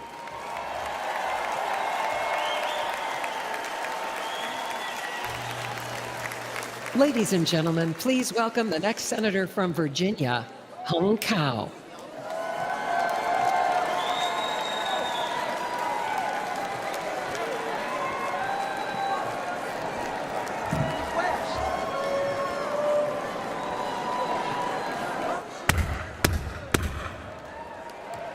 That's the scariest sound you'll ever hear when you live in a communist country. That's the last sound my parents heard when their fathers were taken away in the middle of the night, and they never saw them again.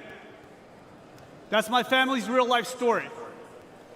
We escaped from Vietnam just days before Saigon fell to the communists. We were given a new life in the most generous country on earth.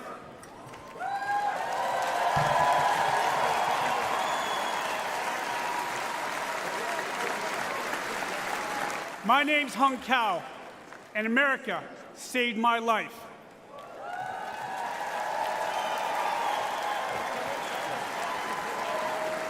I grabbed onto the American dream. I graduated from the United States Naval Academy, but I paid back every dime of that American dream with 25 years of service in Navy Special Operations.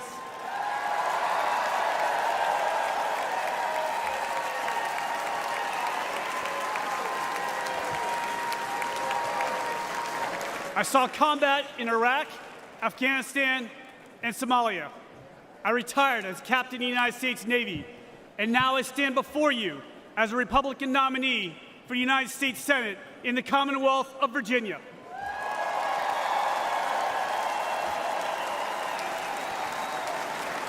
Only in America, ladies and gentlemen, only in America. But we're losing our country. Under Joe Biden, millions of illegal aliens flood our borders. They fly Hamas flags on our campuses, and they shout death to America. As an immigrant to this great country, let me be very clear to everyone who comes here. Don't ask for the American dream if you're not willing to obey the American laws and embrace the American culture.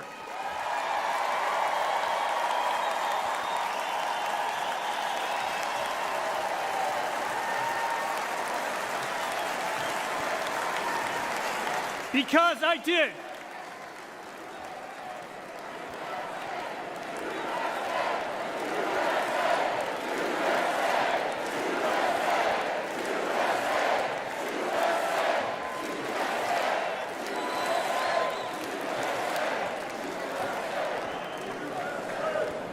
I love this country so much that I wrote a blank check up to and including my life.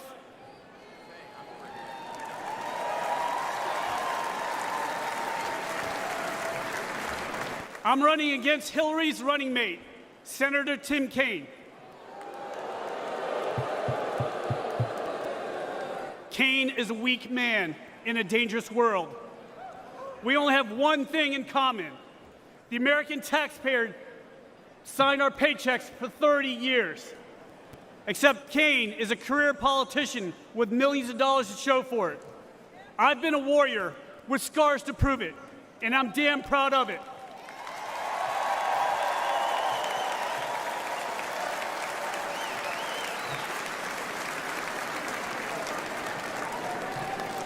In November, the left will vote for the hatred of one man. We will vote for love. Love of God, love of family, and love for the greatest nation on earth.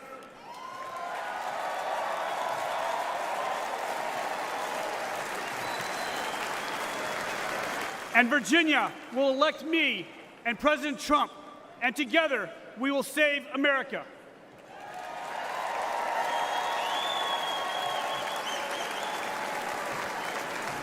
My name is Hung Cao. I'm the next senator from the Commonwealth of Virginia, and I'm not done fighting for us.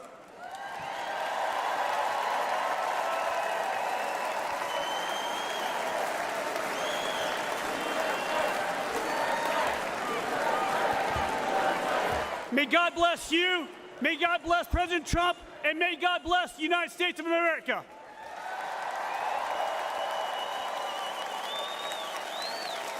And now, ladies and gentlemen, please welcome United States Senator Rick Scott of Florida.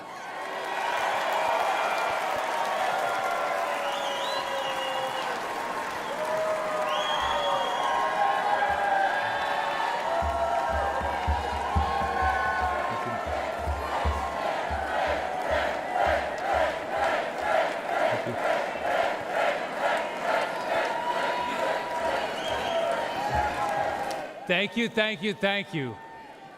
You can tell I'm from the great state of Florida.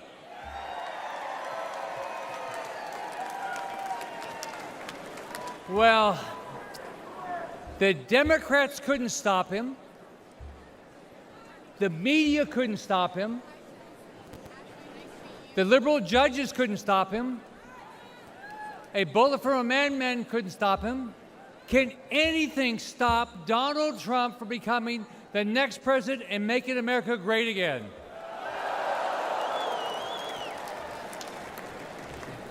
I've known Donald since before each of us ran for office, and it's an honor to be here to do everything I can to get him reelected back in the White House where he should belong every day going forward. Now, like all of you, I'm blessed. I was born to a single mom. I grew up in public housing. I started working at the age of 7. I enlisted in the U.S. Navy at the age of 18. Go Navy. But only because I grew up in America, I was able, like many of you, to come from absolutely nothing to build one of the biggest companies in the world, be the 45th governor of Florida, a U.S. senator, where we have to fight every day to stop the radical Democrats from absolutely destroying our great country.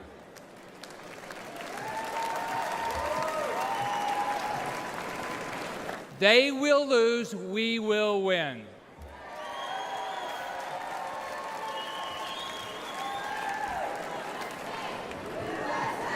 USA, USA. We will win. Now, let me tell you about a dream I had recently. I had a dream and I did some time traveling. I traveled into the future to an imaginary world where actually Joe Biden got reelected. Yeah. So, remember the Christmas Carol, the ghost of Christmas past? Well, in my dream, I met the ghost of Biden future. So I got to see a Biden second term. Now, it wasn't a dream, it was a nightmare. Mortgage rates skyrocketed to 15%. Only rich people could buy groceries. Gas was $10 a gallon. In my nightmare, Biden and the Democrats erased our southern border and flew so many illegals into our country that the Mexican cartel started getting frequent flyer miles. It was easy for Democrats to rig the elections. They simply allowed all the non-citizens to vote. America did nothing to protect Israel from terrorists or to stop China from invading Taiwan. Now, do any of you think this is far-fetched? No. If you do, you haven't been following it. Biden and the Democrats are doing everything they can to tear down this great country and rebuild it in their woke, radical image. Their dream's not new. It's an old, evil idea that has failed every time it's been tried. It's called socialism. And Donald J. Trump will not let socialism happen in this country.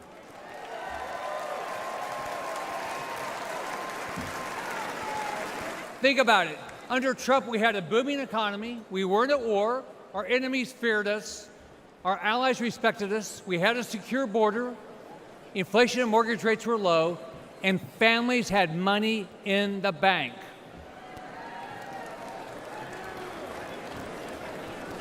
Donald Trump has given up a lot for this country. His family's been slandered. He's been impeached, censored, treated as a criminal, all because he never backs down.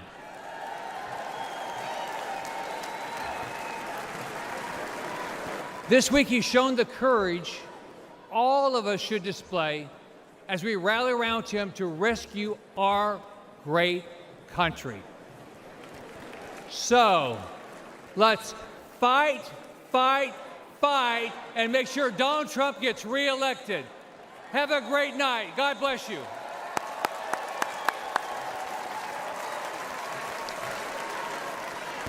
Ladies and gentlemen, please welcome Congressman Jeff Van Drew of New Jersey.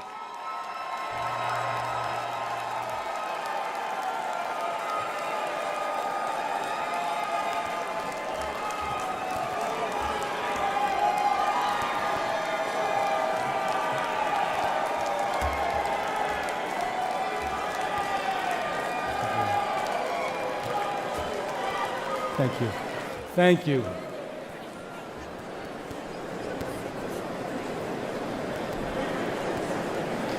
Good evening. My name is Jeff Van Drew.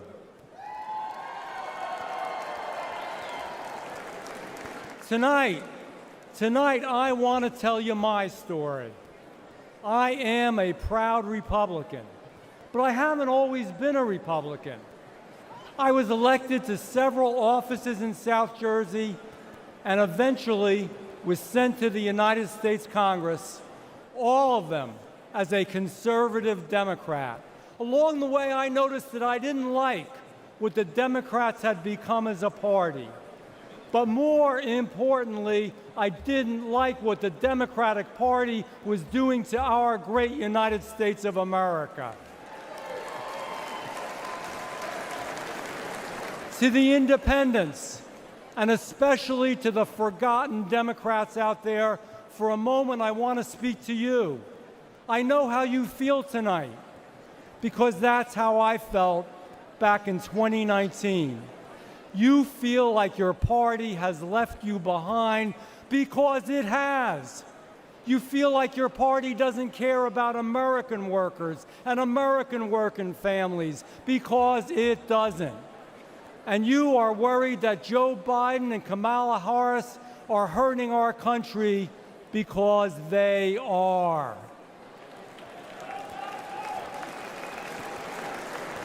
I felt the same way. So after being a Democrat to vote against impeaching Donald Trump, I took a long walk with my chief of staff. I remember saying to her that perhaps my time in elected office was done. And you know what? I was okay with that. There was no way I could be a Democrat anymore.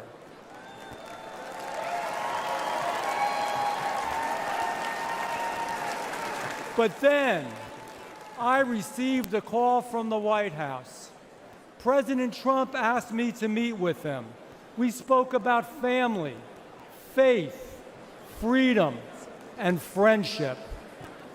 He has been my good friend ever since that day.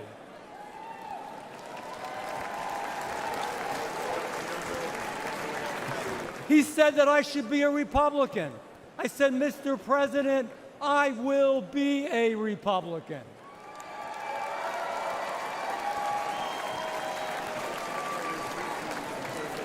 He said he would stick by me, and he always has. Ladies and gentlemen, after the tragic shooting last Saturday, we need to come together. All of us, Republicans, Democrats, and independents, we need to be the shining city on the hill, a nation that empowers us to do extraordinary things. We will conquer new challenges. We will reach new heights. And we will blaze new trails of greatness. We will make America great again.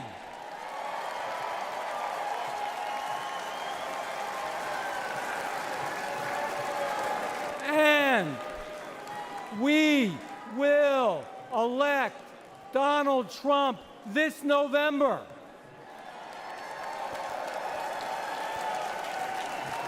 Now I have a question for you, and I'll give you the answer. The answer is yes, but we want to hear your answer from the East Coast to the West Coast and around the world. Can you do this? Will we win in November?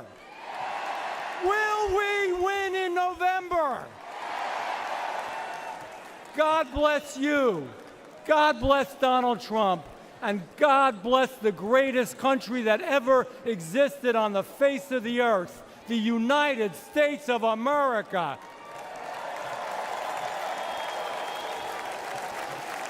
Ladies and gentlemen, please welcome the chair of the United States House of Representatives Republican Conference, Congresswoman Elise Stefanik of New York.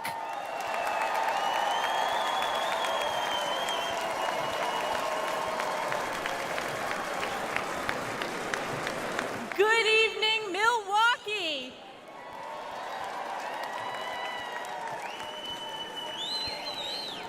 We always say that this is the most important election in our lifetime, but we know deep down this one truly is. Our Constitution and the soul of our very nation are on the ballot. Under Joe Biden, the American people have suffered crisis after crisis.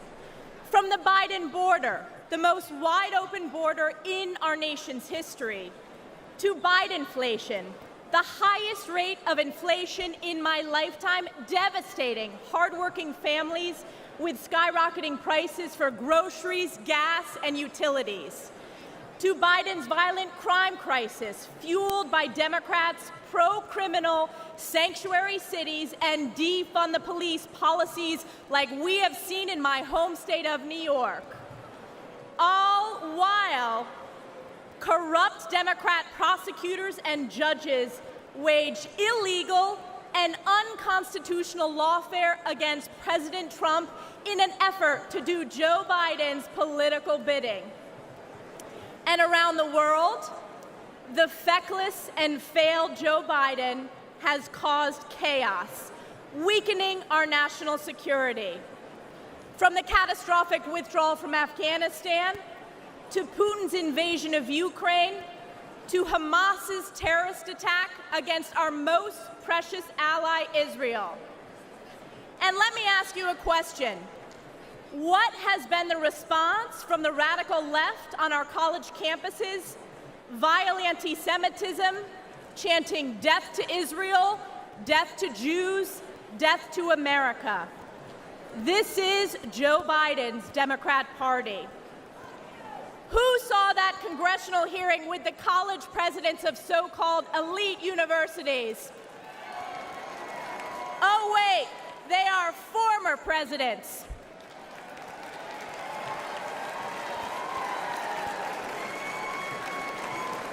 You know, I asked one simple question at that hearing. It was not a political question, it was a moral question, and that was this. Does calling for the genocide of Jews violate your university's code of conduct?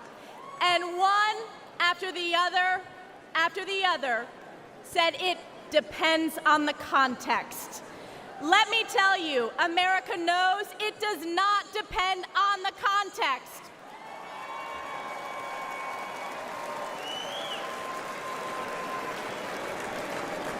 President Trump will bring back moral leadership to the White House, condemning anti-Semitism and standing strong with Israel and the Jewish people. President Trump will once again deliver the most secure border in our nation's history and unleash the American economy. And he will bring peace through strength as Commander-in-Chief, standing with our allies and causing our enemies to fear us. President Trump has done it before, and he will do it again. This November, we are counting on you, we the people, to save America by electing President Donald J. Trump. It is clear for the whole world to see nothing, absolutely nothing will stop President Trump from standing and fighting for our great country. And I have been proud to always stand in the breach during the toughest moments for President Trump, from leading the charge against illegal impeachments, to standing for election integrity, to unifying House Republicans, to proudly being the first member of Congress to endorse him for re-election. And as we embark on the difficult path ahead to save America, call upon Galatians 6:9. And let us not grow weary of doing good, for in due season we will reap if we do not give up. We the people will never give up on President Trump, and we will never give up on the United States of America. God bless you, God bless President Donald J. Trump, and God bless the United States of America. Ladies and gentlemen, please welcome the Majority Whip of the United States House of Representatives, Congressman Tom Emmer of Minnesota.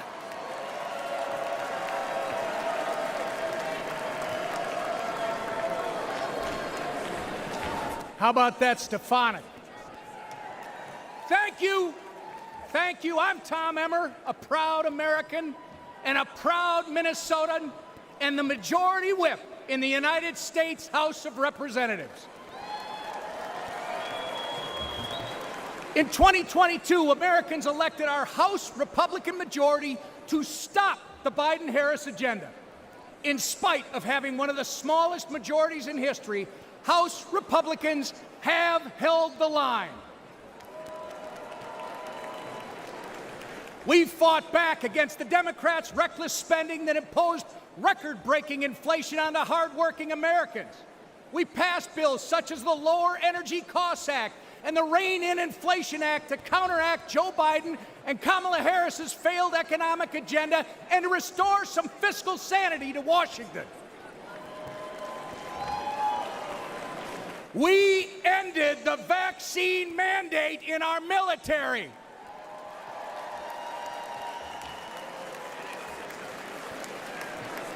We passed over a dozen bills gutting specific Biden-Harris regulations. We passed the Parents' Bill of Rights. We investigated the Chinese Communist Party. We stopped a D.C. crime bill that would have made our nation's capital simply too dangerous to visit. And we passed the strongest border security bill in decades.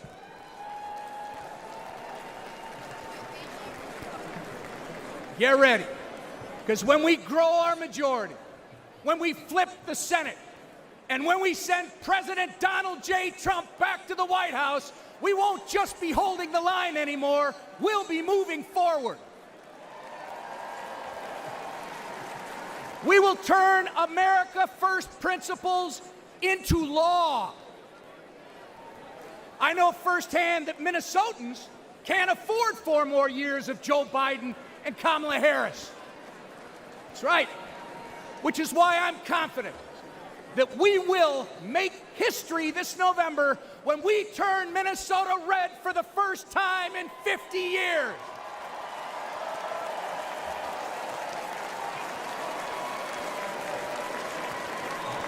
The Democrats' disastrous record on crime, trade, and regulation has ruined the lives of countless Minnesotans. When Minneapolis was in flames and businesses were in ruins, Kamala Harris encouraged and enabled the criminals and the rioters. Oh, it gets worse. She even promoted a fund to release the criminals from jail. It doesn't get reported much in our media, but one criminal Kamala Harris freed in Minneapolis went on to murder a man in St. Paul, Minnesota. Donald Trump stands with the people and the police, our men and women in blue, not with the criminals and the rioters. Donald Trump also fought for Minnesota workers and farmers, fighting back against Chinese trade abuses, ending NAFTA, and replacing it with the USMCA. Joe Biden voted for NAFTA and China's entry into the WTO, devastating Minnesota's economy. And Kamala Harris, she opposed tariffs on China.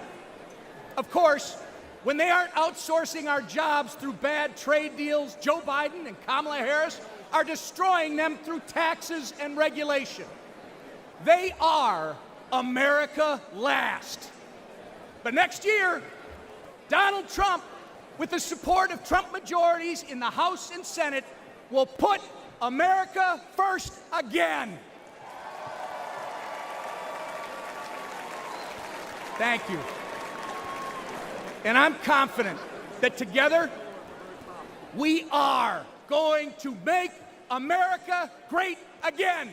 God bless you.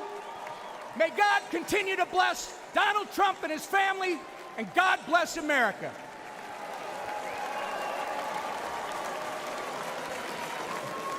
Ladies and gentlemen, please welcome the Majority Leader of the United States House of Representatives, Congressman Steve Scalise of Louisiana.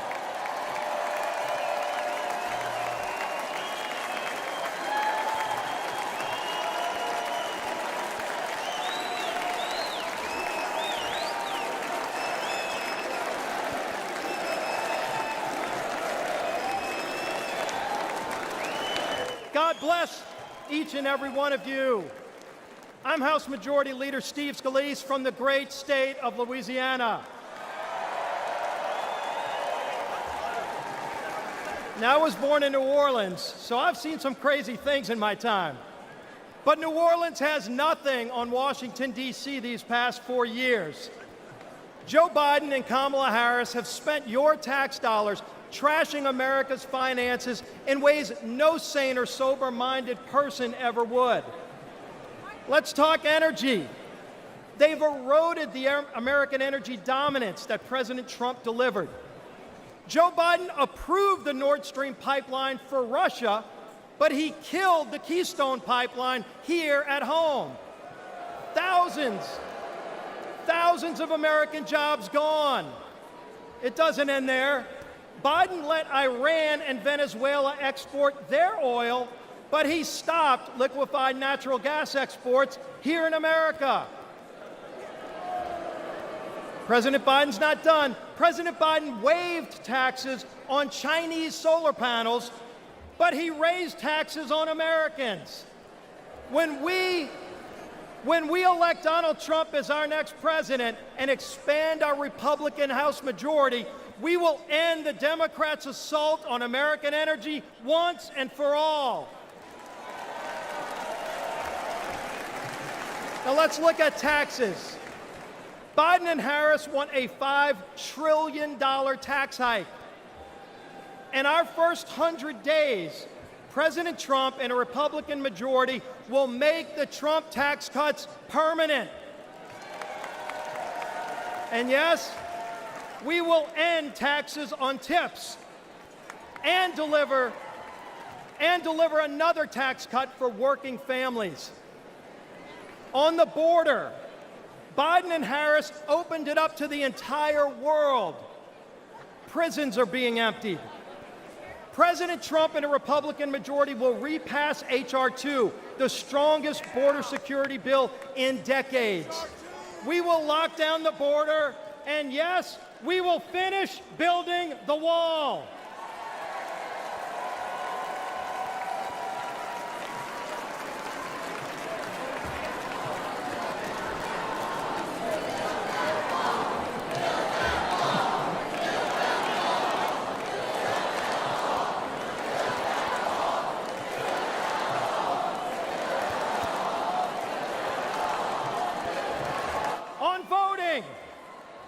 Our most sacred right as citizens, voting. Biden and Harris want illegals to vote now that they've opened up the border. Republicans will repass the SAVE Act to block illegal aliens from voting in our elections. On foreign policy, Biden and Harris brought us weakness and war. President Trump and a Republican majority will begin rebuilding our military and will end the woke indoctrination in its ranks.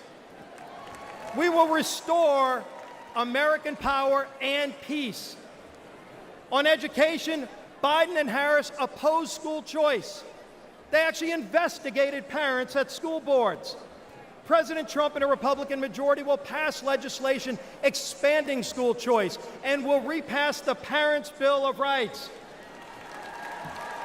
Parents should be free to choose what their children are taught and where. Now, lastly, I need to say something about Saturday's attempt on President Trump's life. Many of you know I was the survivor of a politically motivated shooting in 2017. Not many know that while I was fighting for my life, Donald Trump was one of the first to come console my family at the hospital.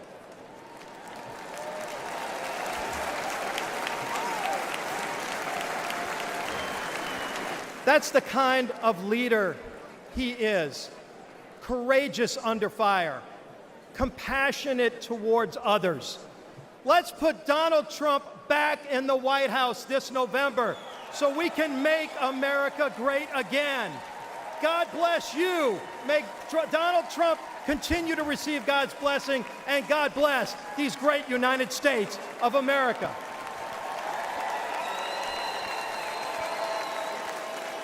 Ladies and gentlemen, please welcome the Speaker of the United States House of Representatives, Mike Johnson of Louisiana.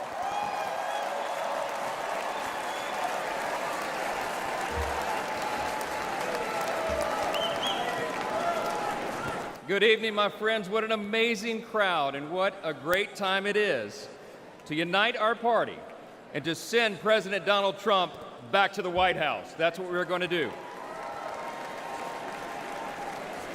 But we're not just uniting as Republicans. We're uniting today as Americans in the wake of the assassination attempt on the life of President Trump. Everyone hear me clearly and listen to me at home and make no mistake. The House is conducting an immediate and thorough investigation of these tragic events.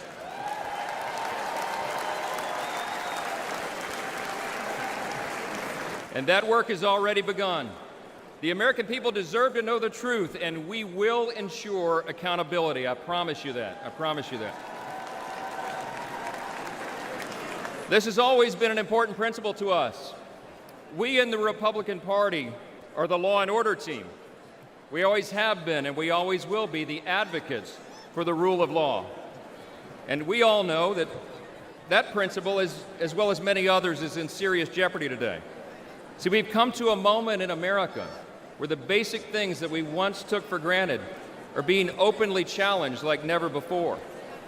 My friends, we are no longer just in a battle between two opposing political parties. We are, but it's not just ours versus these anymore. We're now in the midst of a struggle between two completely different visions of who we are as Americans and what our country will be. The Republican Party stands for the foundational truths that made America the greatest nation in the history of the world. We are the most free, the most powerful, the most benevolent nation that has ever been. It's not even close. It's not even close. But we have no guarantee that this grand experiment in self-governance can endure unless we respond to the call to keep it. 248 years ago, we boldly proclaimed in our Declaration that all men are created equal, not born equal, created equal, and that we're endowed by our Creator with certain inalienable rights. See, we understand that our rights do not come from government, they come from God.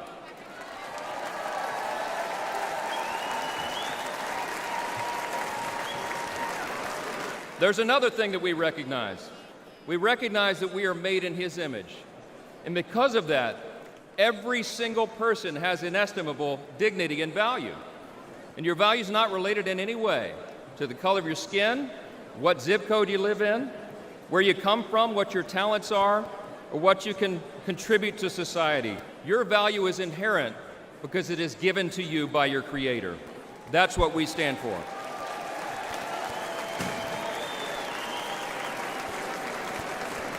I speak a lot about what I call the 7 core principles of American conservatism. What do we stand for as Republicans, they want to know? I think it boils down to a few things: individual freedom, limited government, the rule of law, peace through strength, fiscal responsibility, free markets, and human dignity.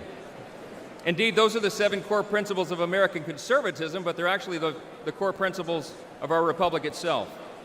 And while they resonate in our hearts and in the hearts of most Americans, listen to me, the radical, woke, progressive left has disdain for those principles, all right? They have a very different vision for what America should become.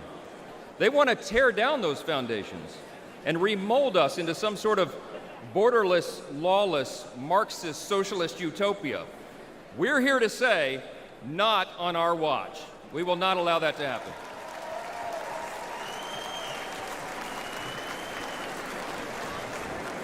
It was just 3 weeks ago that Kelly and I dropped off our oldest son at the Naval Academy.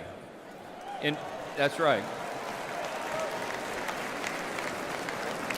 In 4 years, he'll graduate, and he'll join the 1.3 million active duty service members who bravely defend our country. We're so proud of Jack and all our children, but like most parents today, we're concerned about their future. America can't risk 4 more years of Joe Biden's weakness that has invited so much aggression by our enemies. We can't survive the dramatic increases in violence, crime, and drugs that the Democrats' policies have brought upon our communities. And we cannot allow the many millions of illegal aliens they've allowed to cross our borders to harm our citizens, drain our resources, or disrupt our elections. We will not allow it.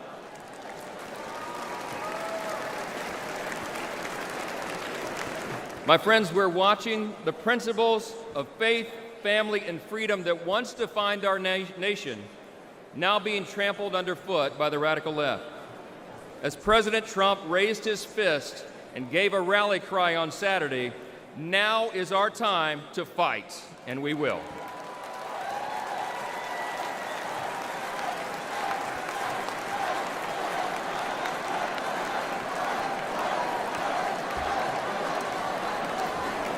We're in a fateful battle of ideas, my friends, and we have to recognize that.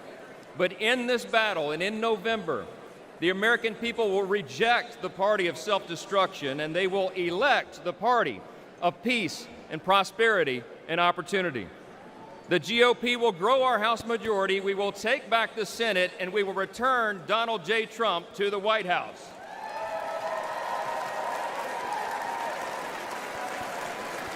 And standing arm in arm, we will make America safe again. Listen, we reach out tonight to everyone watching at home. We invite all Americans who believe in the promise of our great nation to join us in this fateful battle. We can and we will reverse this current decline.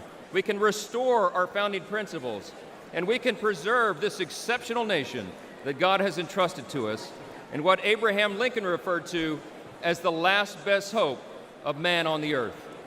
Thank you so much. God bless you. God bless our troops. And God bless America.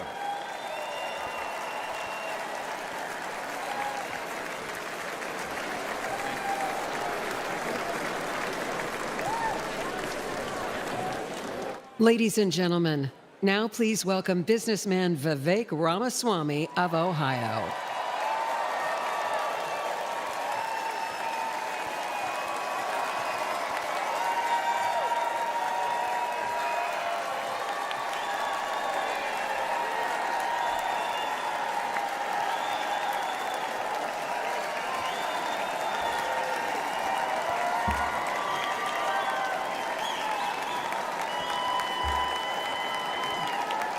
Love it. Thank you, guys. Thank you for the warm welcome. It's good to be back in Milwaukee. This time last year, I was a candidate for U.S. president, and I'm proud to say that I achieved the impossible, which is that most of you actually know how to say my name by now. So thank you for that. It's good to be back.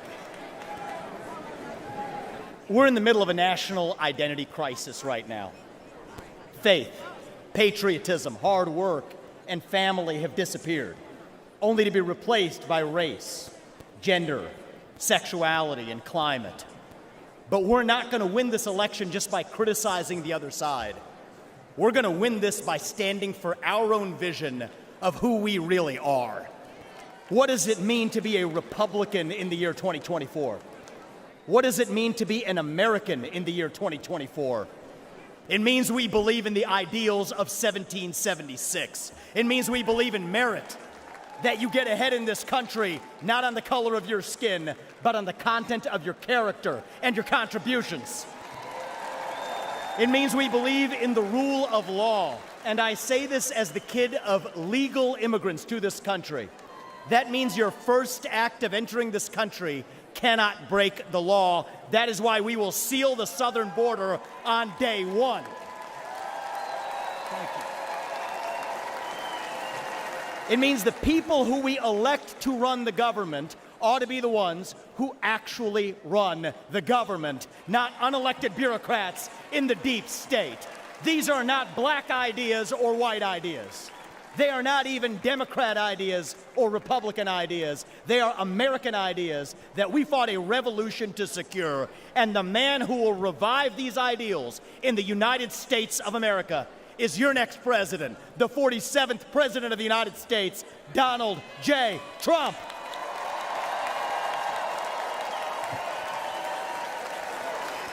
If you want to seal the border, vote Trump. If you want to restore law and order in this country, vote Trump. If you want to reignite the economy in this country, vote Trump. If you want to revive national pride in this country, vote Trump. If you want to make America great again, vote Trump. But there is one more reason I'm going to ask you to vote Trump, and it's the most important one. It's the one the media won't talk about, but it's the truth. Donald Trump is the president who will actually unite this country, not through empty words, but through action. Because you know what? Success is unifying. Excellence is unifying. That's who we are as Americans. That's who we've always been.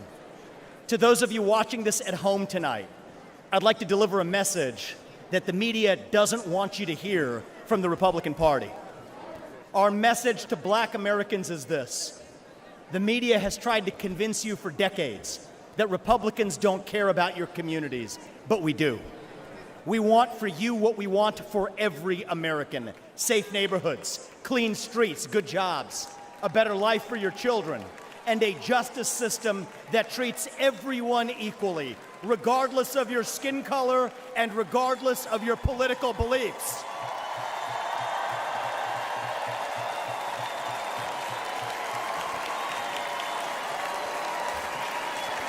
Our message to every legal immigrant in this country is this.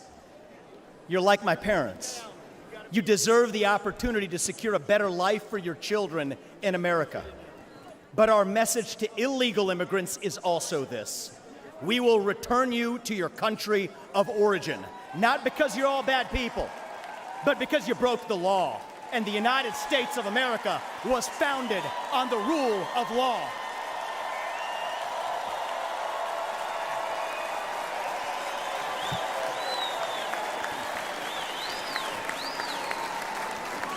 Our message to millennials, speaking as one myself, yes, it's true. Our government sold us a false bill of goods with the Iraq War and the 2008 financial crisis, loading up our national debt that falls on our generation's shoulders, telling us that if we took out college loans, we'd somehow get a head start on the American dream when it hasn't worked out that way. But we can't just be cynical about our country because the United States of America is still the last best hope that we have, and we deserve a better class of politician, one who actually tells us the truth, even if it comes with some mean tweets from time to time.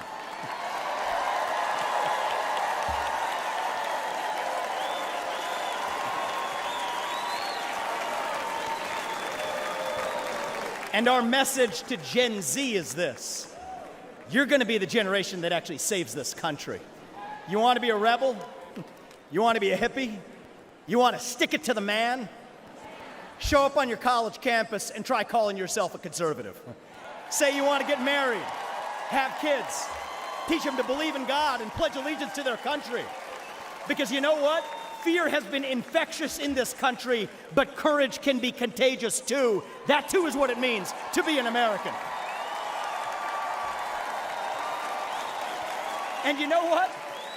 If you're at home and you disagree with everything I just said, our message to you is this.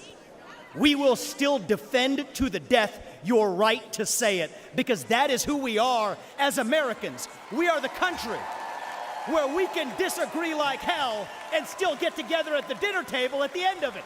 That is the America I know. That is the America we miss. We do not have to be ancient Rome. We don't have to be this nation in decline. We can still be a nation in our ascent. A nation whose best days, not in some fake politician way, but in a true way, a nation whose best days are actually still ahead of us. Still on our way to that shining city on a hill, that country where no matter who you are, or where your parents came from, or what your skin color is, or how long your last name is, that you will still get ahead in this country with your own hard work, your own commitment, your own dedication, and that you know what? You are free to speak your mind at every step of the way. That is the American dream. That is what won us the American Revolution. That is what reunited us after the Civil War.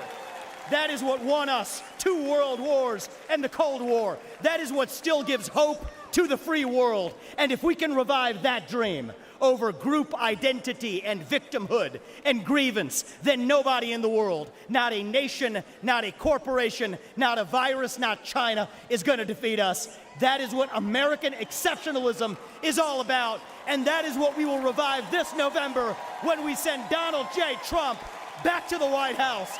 Thank you all. God bless you and your families, and may God bless our United States of America. Thank you. Thank you. Thank you.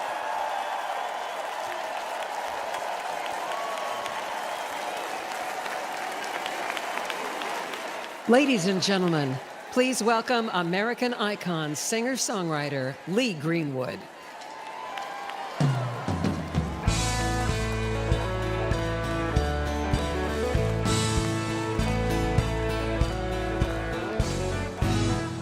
They say love is a gamble, you can win or lose. Well, life dealt me a queen the day I found you. Now the cards are in my favor, oh, and I'm gonna play them right. You're the one I waited for, I'm gonna hold on tight. Hey, holding a good hand, come on. I bet my life on you, I'm not gonna let go. Now that I found a heart that's true, I just want a full house and a little piece of land, and I walk through life holding a good hand. Well, I played the game and I paid the price, and I don't mind saying I've lost once or twice, but there ain't no doubt, hey, that my luck came through. You came along and I reached out for you. Come on, country, holding a good hand. I bet my life on you, I'm not gonna let go. Now that I found a heart that's true, I just want a full house and a little piece of land, and I walk through life holding a good hand. Hey, holding a good hand. I bet my life on you, I'm not gonna let go. Now that I found a heart that's true, I just want a full house and a little piece of land, and I walk through life holding a good hand. Holding a good hand. I bet my life on you, I'm not gonna let go. Now that I found a heart that's true, I just want a full house and a little piece of land, and I walk through life holding a good hand. I just want a full house and a little piece of land, and I walk through life holding a good hand.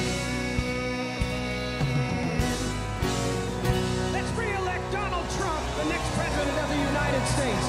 God bless the USA. And now, ladies and gentlemen, please welcome television personality Savannah Chrisley.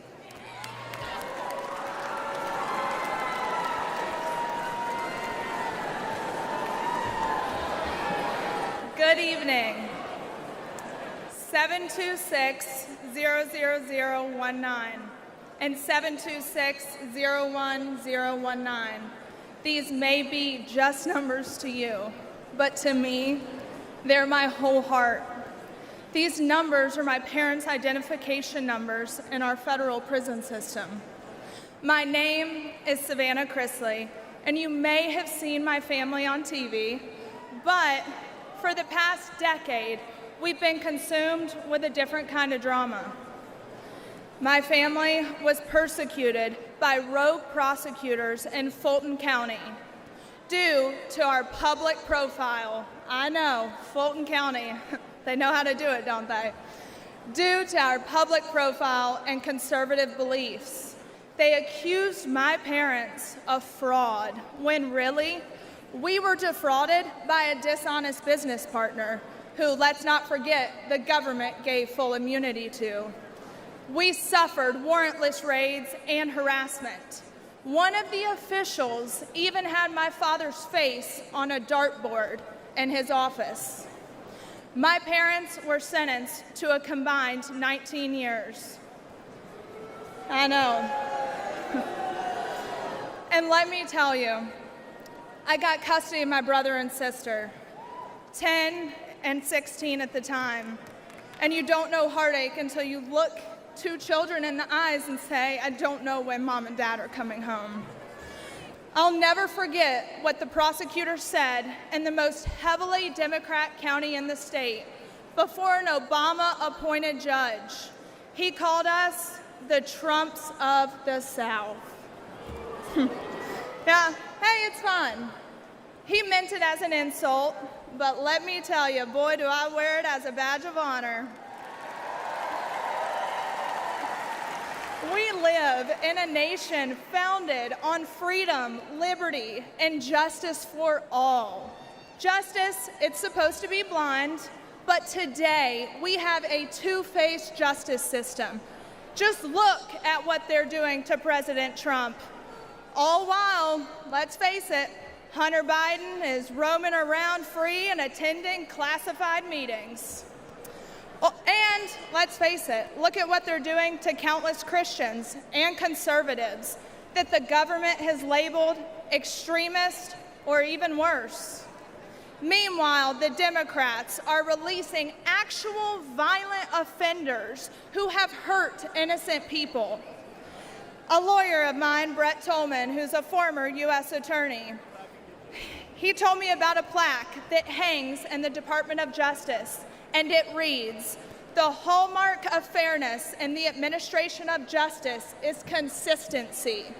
The only thing consistent about Democrat justice is how they consistently punish their enemies. That's not justice. Look at what they've done to Steve Bannon. I mean, the man should be at home." Proverbs 24:16 says, "For though the righteous fall 7 times, they rise again. But the wicked stumble when calamity strikes." It's about time we start seeing people stumble. We need to rise above the persecution. We need to hold rogue prosecutors accountable. There should be no immunity. We need to expose the Democrats' corruption, and better yet, the Biden family's corruption. And guess what? I know just the man for that job. Donald J. Trump has only one conviction that matters, and that is his conviction to make America great again. Thank you, and God bless America.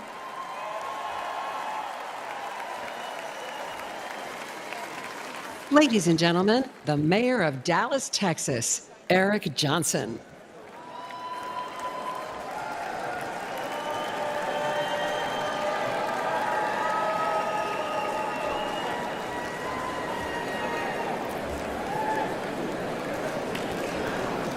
Four years ago, progressive activists stood on my front lawn with the stated goal of intimidating my family.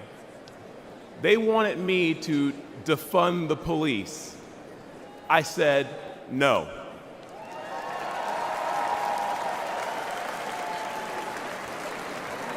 Folks, I grew up in high crime neighborhoods.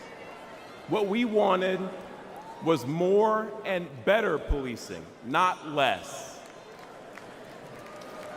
As mayor, I knew we needed to increase support for our police department and prioritize violent crime reduction. I'd been a Democrat my entire life, albeit a conservative one. But when those activists tried to scare my kids, my fellow Democrats were silent. It was Republicans who offered their support both privately and publicly.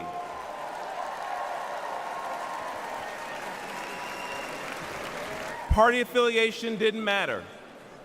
They cared about doing what was right. Today, I'm the proud Republican mayor of Dallas, Texas. The largest city in the United States led by a Republican.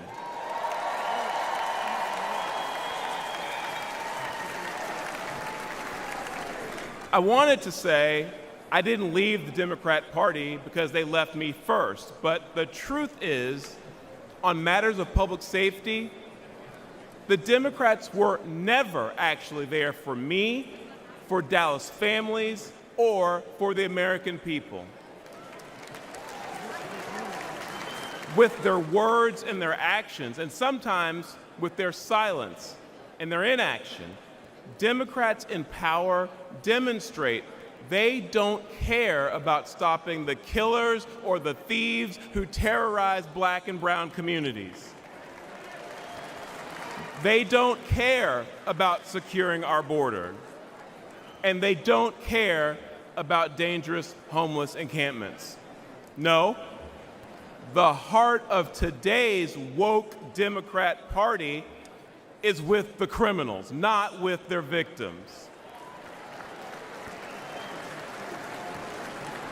Democrats are good at using safe words, but terrible at building safe neighborhoods and safe cities. But there is a better way. Dallas bucked national trends and achieved a remarkable 3 straight years of violent crime reduction.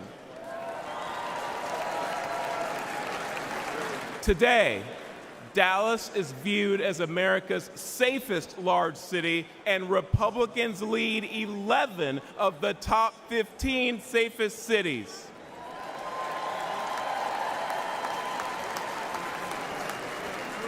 And that's because Republicans won't be silent about public safety. Folks, let's make our city safe again by supporting Republicans who will stand up and fight for our safety. That's my focus as chairman of the Republican Mayors Association. And you know what else? Together, let's make America safe again by retiring Joe Biden and electing Donald J. Trump. Thank you.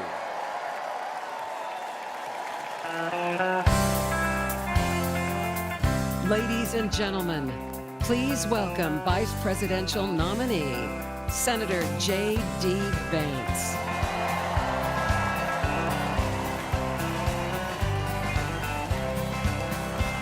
Why don't we liberate these United States? We're the ones who need it worst. Let the rest of the world help us for change, and let's rebuild America first. Our highways and bridges are falling apart. Who's blessed and who has been cursed? There's things to be done all over the world, but let's rebuild America first.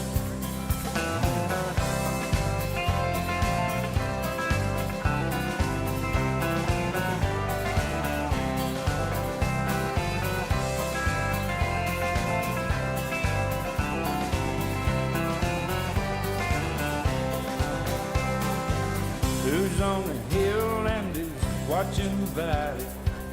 Who's in charge of it all? God bless the army and God bless our liberty. That got the rest of it all. Yeah, men in position are backing away. Freedom is stuck in reverse. Let's get out of Iraq, get back on the track, and let's rebuild America first.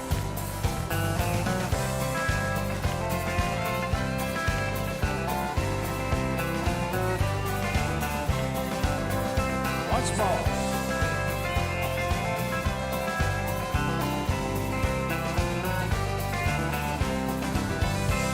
Why don't we liberate these United States? We're the ones who need it the most. You think I'm blowing smoke? Boys, it ain't no joke. I make 20 trips a year from coast to coast.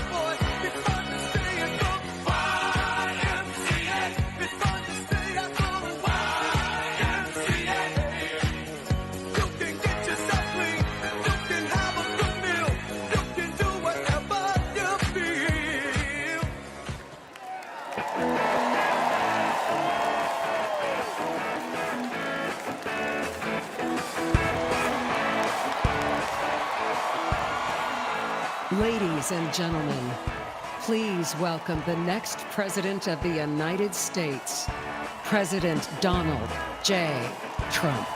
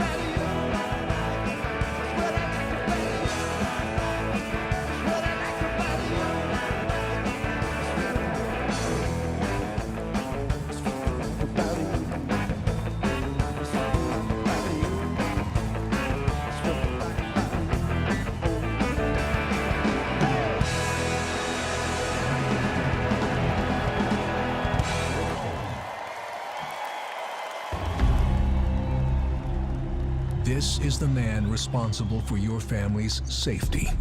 And he's failed you terribly. Biden made one of the worst mistakes of any president in history when he told illegals to come here and surge our border. I would in fact make sure that we immediately surge to the border. And surge they did. 10 million, more than the population of 40 U.S. states. And Biden's open border became an open invitation for violent Venezuelan gang members, sex traffickers, and now confirmed, ISIS terrorists entered through Biden's wide-open southern border, putting America on high alert for an attack, and your family at great risk. We immediately surge to the border. But it gets even worse. Biden's incompetence has led to a horrific 300,000 Americans now dead. Not from a nuclear bomb, but from lethal fentanyl brought in through Biden's wide-open border. And on Biden's watch, enough illegal fentanyl has crossed our borders to kill every single American. That's terrifying. This weak man has been great for the Mexican drug cartels, while being a death sentence for over 300,000 Americans, including young children. That's approaching the number of soldiers that were killed in World War II. Yet what's Biden's message? Surge to the border. The Biden surge has also led to a surge in violent crimes committed by illegal migrants. Horrific crimes. Murders.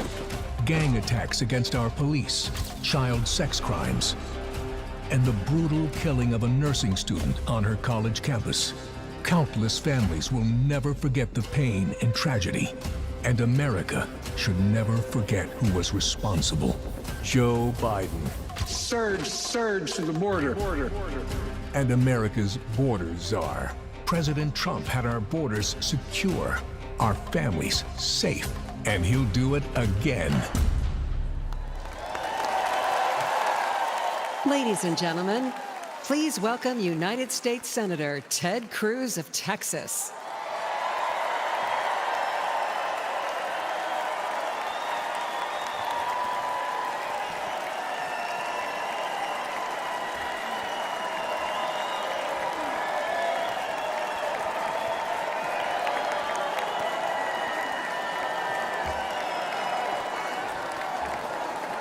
God bless Donald J. Trump.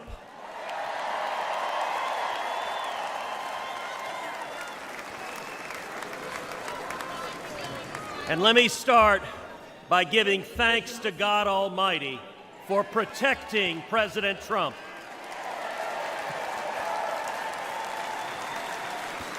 And for turning his head on Saturday as the shot was fired. Together we lift up in prayer all of our leaders for protection. And our prayers are in particular with the family of Fire Chief Corey Comparatore and the others injured on Saturday.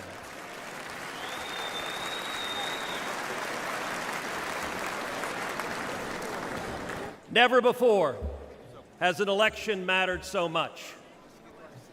We are facing an invasion on our southern border. Not figuratively, a literal invasion. 11.5 million people have crossed our border illegally under Joe Biden. Look around you. This arena holds about 18,000 souls. Now imagine 639 arenas just like this, filled to the brim. That is 11.5 million people, larger than all but 8 states in the nation. But the numbers don't show us the true price that our country is paying. Every day, Americans are dying. Murdered, assaulted, raped by illegal immigrants that the Democrats have released.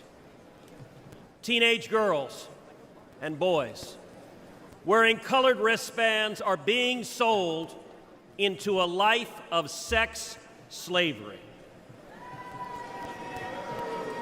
This is evil and it's wrong. And it is happening every damn day.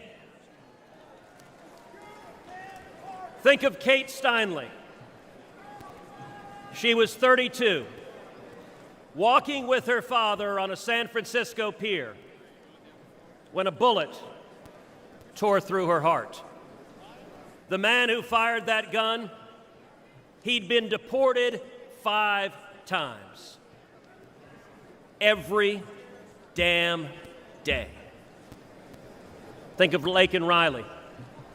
Just 22 years old, a nursing student with dreams of healing others. She went for a jog and never came home.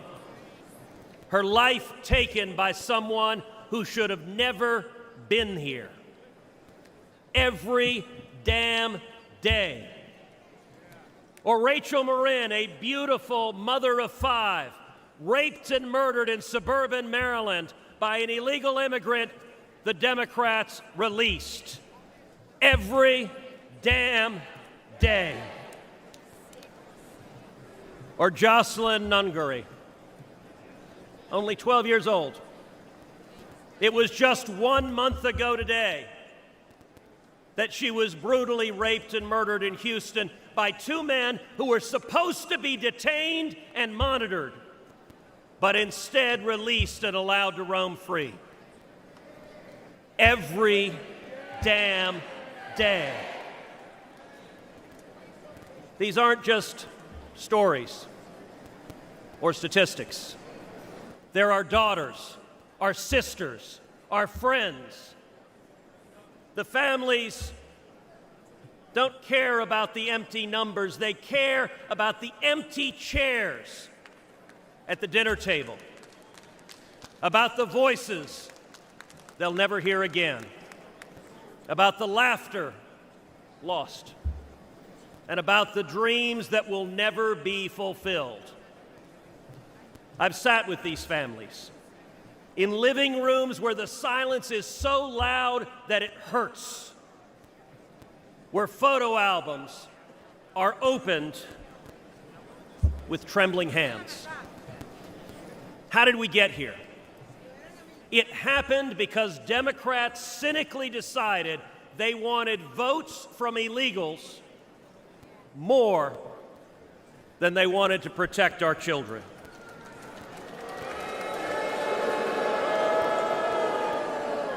Today, as a result of Joe Biden's presidency, your family is less safe.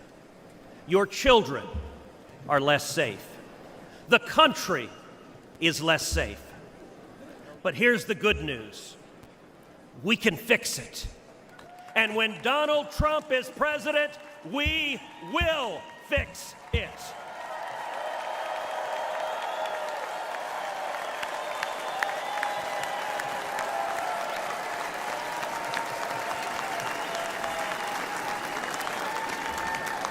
We know this because he's done it before. I know this because I worked hand in hand with President Trump to secure our border, and we achieved the lowest rate of illegal immigration in 45 years.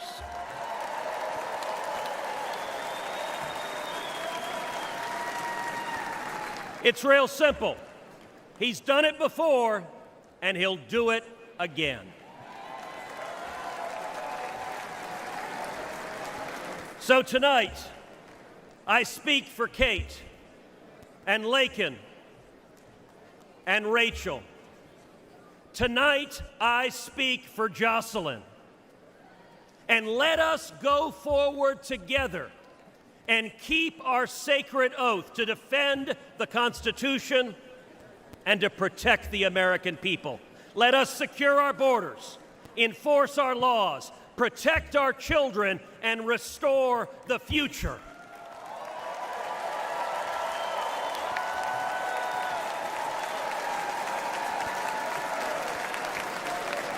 Because when we do that, when we remember who we are and who we love, and we act to protect them, then and only then will we truly make America great again.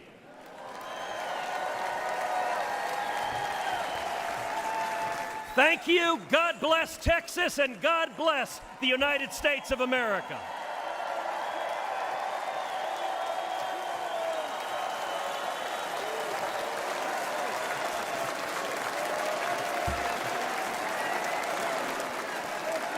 Ladies and gentlemen, please welcome former law enforcement officer Randy Sutton.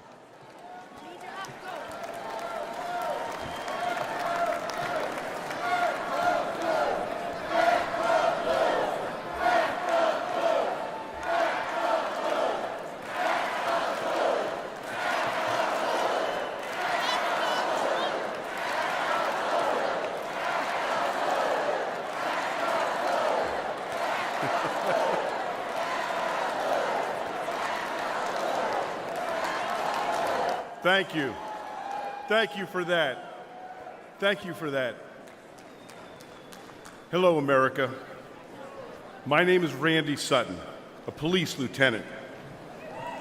I was a police officer for 34 years.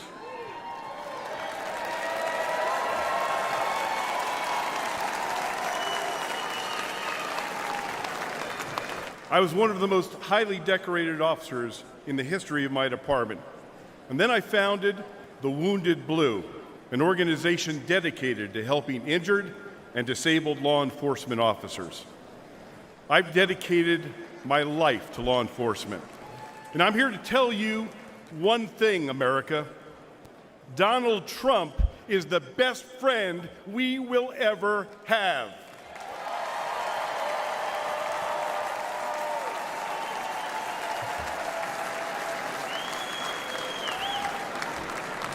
Ladies and gentlemen, we're experiencing a plague of crime across America.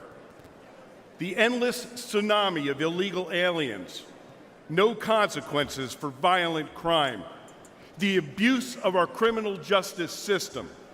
It's all made America more dangerous than ever before. Police are the thin blue line between criminal predators and their victims.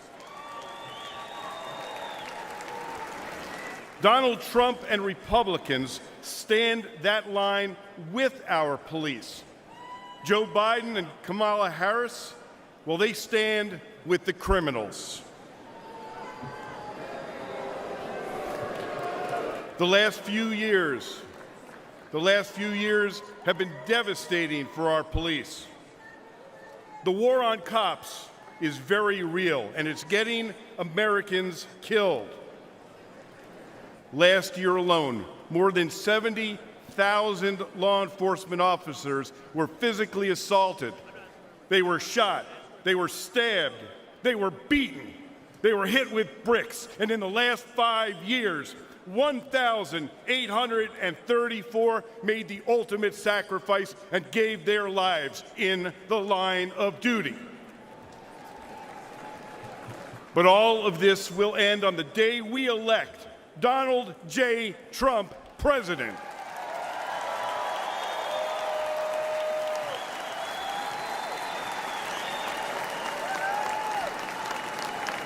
But my friends, it's not just the physical violence. It's the relentless effort to divide the people from the police. This is about the soul of America. Make no mistakes. If the radical left succeeds in defunding and destroying policing as we know it, they will break apart the cornerstone of our system, law and order. Well,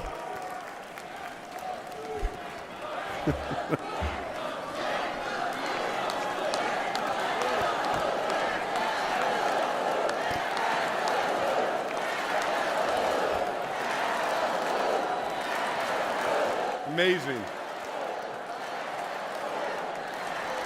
Thank you.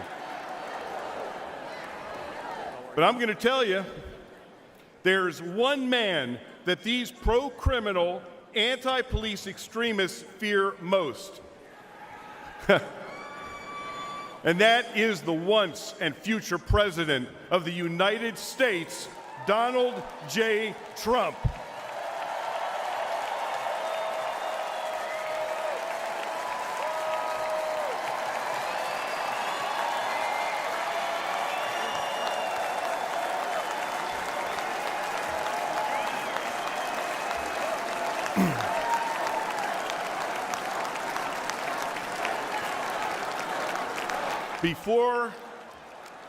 Before I finish my remarks, I want to do one thing, and that is salute our president.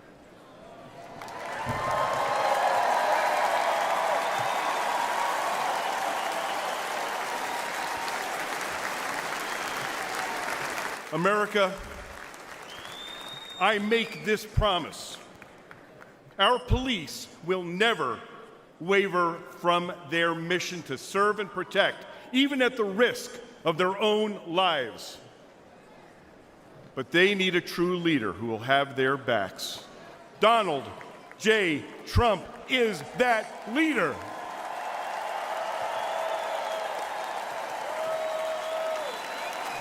Thank you. May God bless you. May God bless those that walk the line. And may God bless America.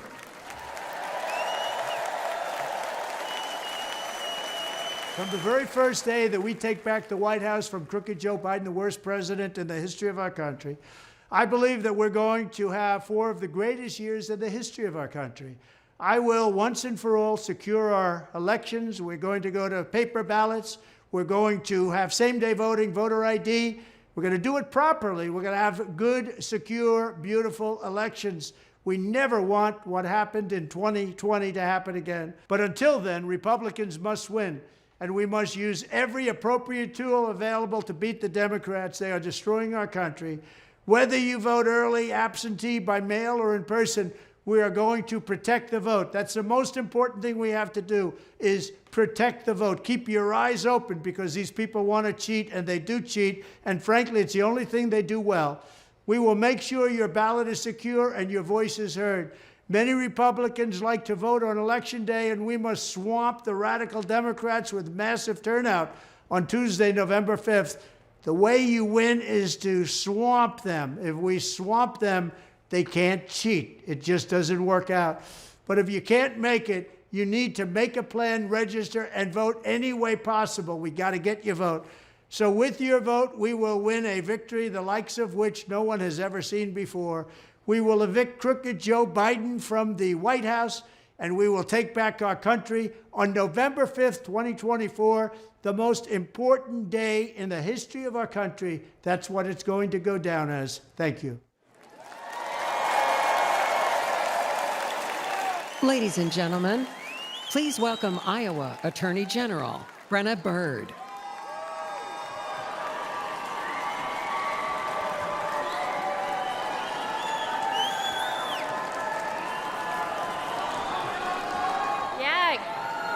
Good evening, Milwaukee. My name is Brenna Bird, and I am the Attorney General of the great state of Iowa.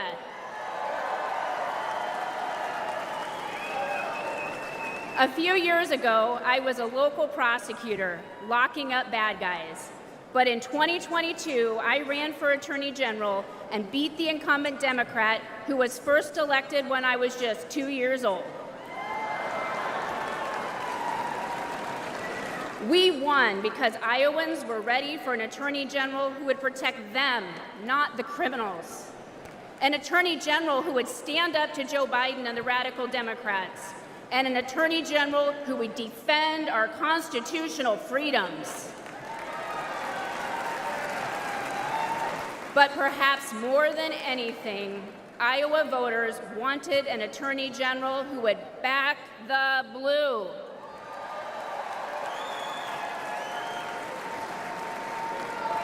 Unfortunately, Democrats like Joe Biden and Kamala Harris have made life miserable for law enforcement.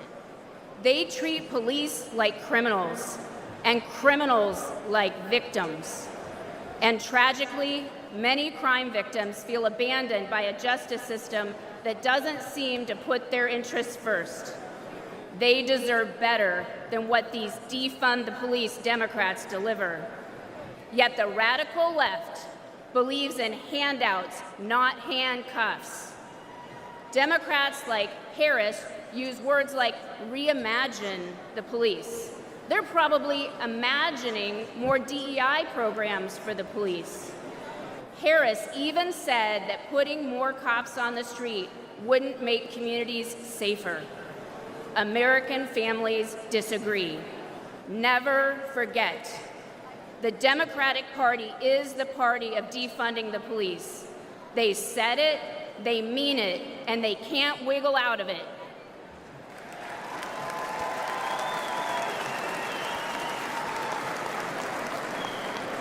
Republicans get justice for victims, and we put criminals where they belong, in jail. That's why we need to elect President Donald J. Trump. President Trump knows that keeping Americans safe isn't a 10 a.m. to 4 p.m. job.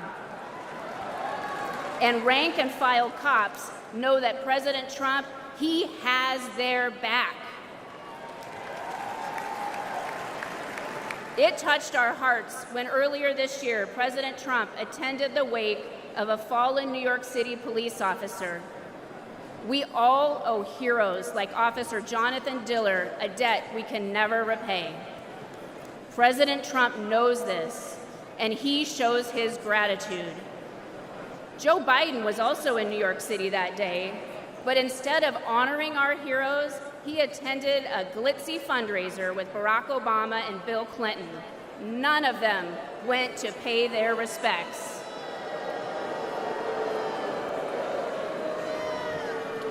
That day, we saw Democrat priorities, and we saw Donald Trump's priorities, and we saw that Trump's values are our values.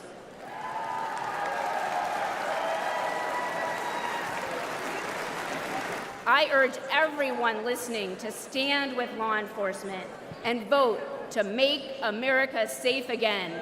I urge you to vote for Donald Trump on November 5th. Thank you, Milwaukee, and God bless you.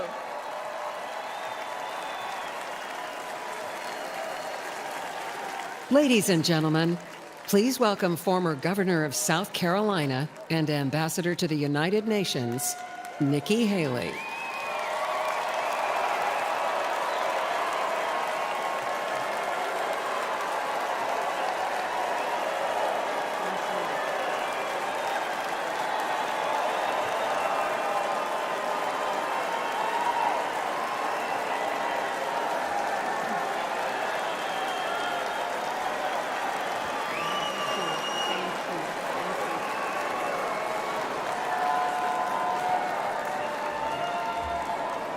My fellow Republicans, President Trump asked me to speak to this convention in the name of unity.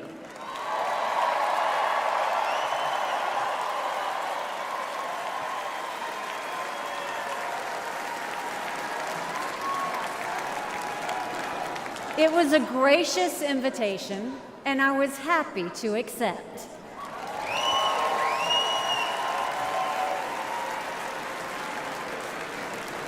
I'll start by making one thing perfectly clear. Donald Trump has my strong endorsement, period.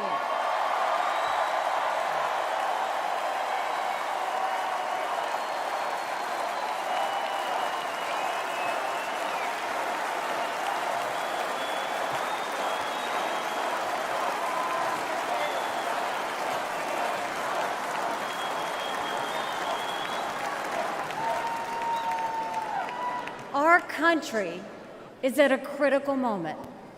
We have a choice to make. For more than a year, I said a vote for Joe Biden is a vote for President Kamala Harris.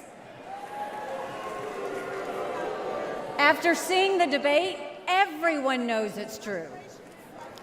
If we have 4 more years of Biden or a single day of Harris, our country will be badly worse off. For the sake of our nation, we have to go with Donald Trump.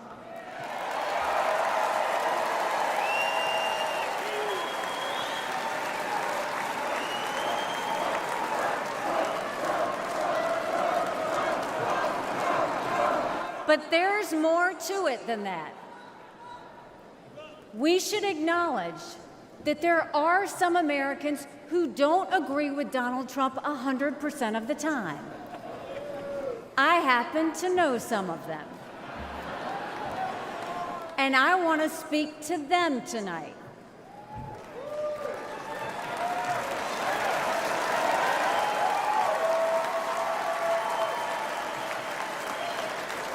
My message to them is simple. You don't have to agree with Trump 100% of the time to vote for him.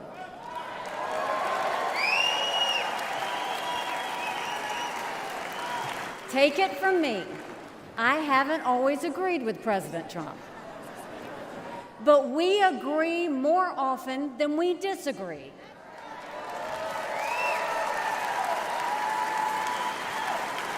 We agree on keeping America strong. We agree on keeping America safe.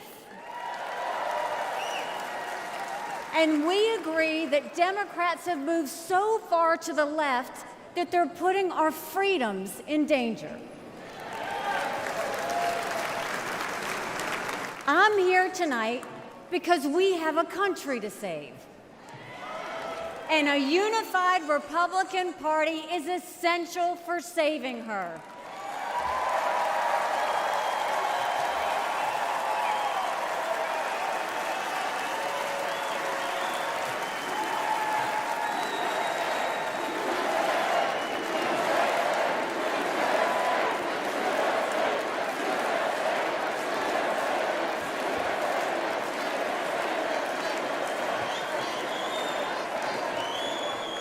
for those who have some doubts about President Trump, I want to tell you a few things about the Commander-in-Chief I know and worked with. As ambassador to the United Nations, I had a front row seat to his national security policies. We sure could use those again.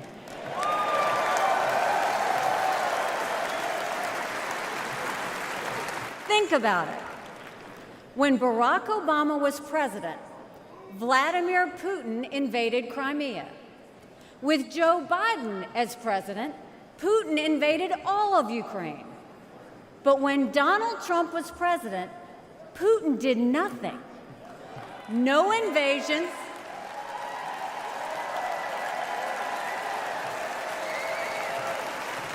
No invasions, no wars. That was no accident. Putin didn't attack Ukraine because he knew Donald Trump was tough. A strong president doesn't start wars. A strong president prevents wars.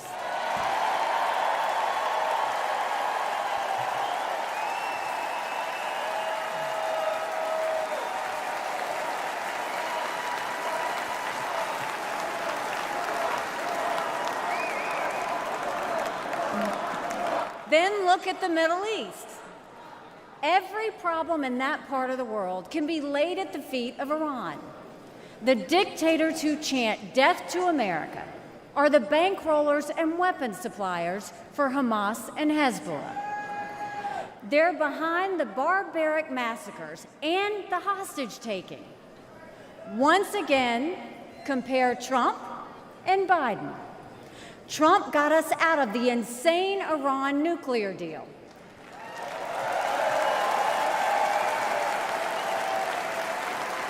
He imposed the toughest sanctions ever on Iran. And he eliminated the arch-terrorist Qasem Soleimani.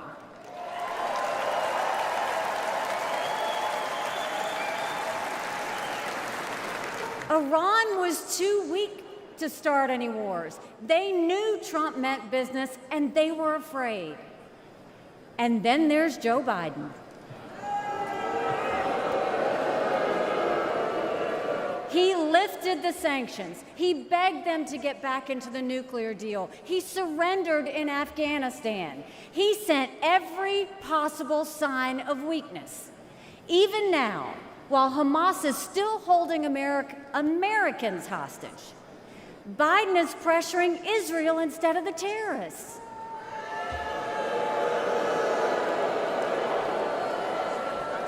Between Israel and Hamas, Donald Trump is clear about who is our friend and who is our enemy.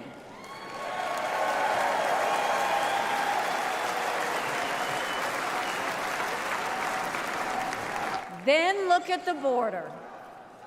It's the single biggest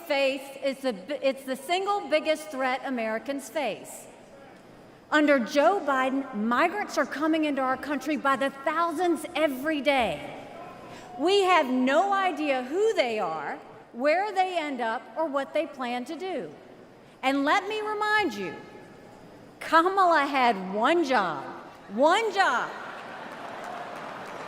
and that was to fix the border. Now imagine her in charge of the entire country.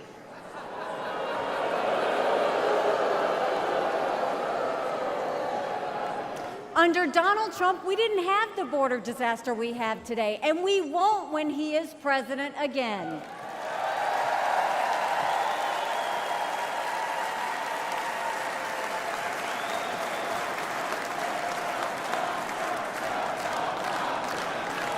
I was proud to serve America in President Trump's cabinet, and I'll tell you something you won't hear from the critics.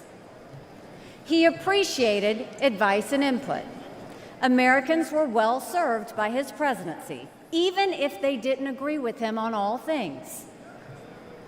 Now, to my fellow Republicans, we must not only be a unified party, we must also expand our party.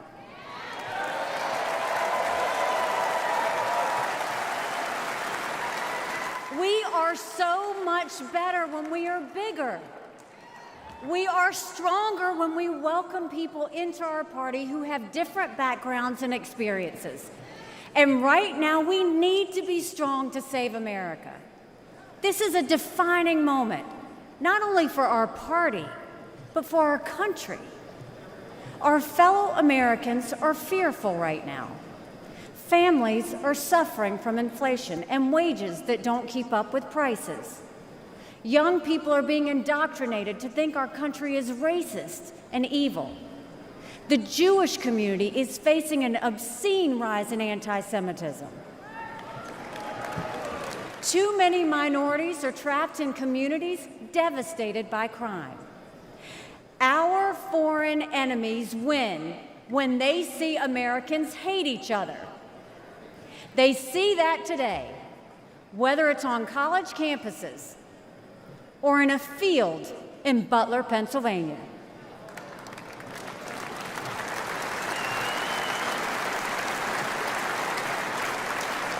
But we can conquer those fears with strength and unity. No president can fix all of our problems alone. We have to do this together. America has an amazing ability to self-correct. In this moment, we have a chance to put aside our differences and focus on what unites us and strengthens our country.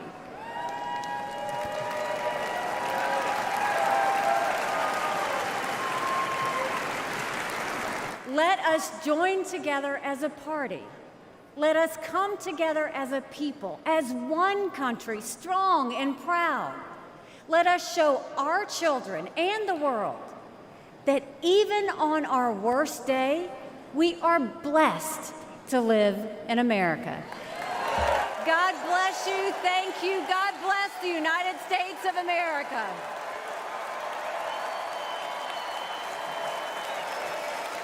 And now, ladies and gentlemen, please welcome the Governor of Florida, Ron DeSantis.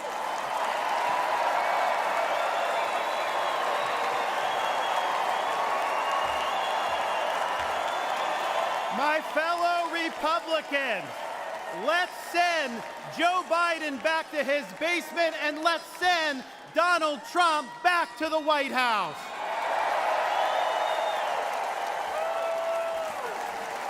Life was more affordable when Donald Trump was president. Our border was safer under the Trump administration, and our country was respected when Donald Trump was our commander-in-chief.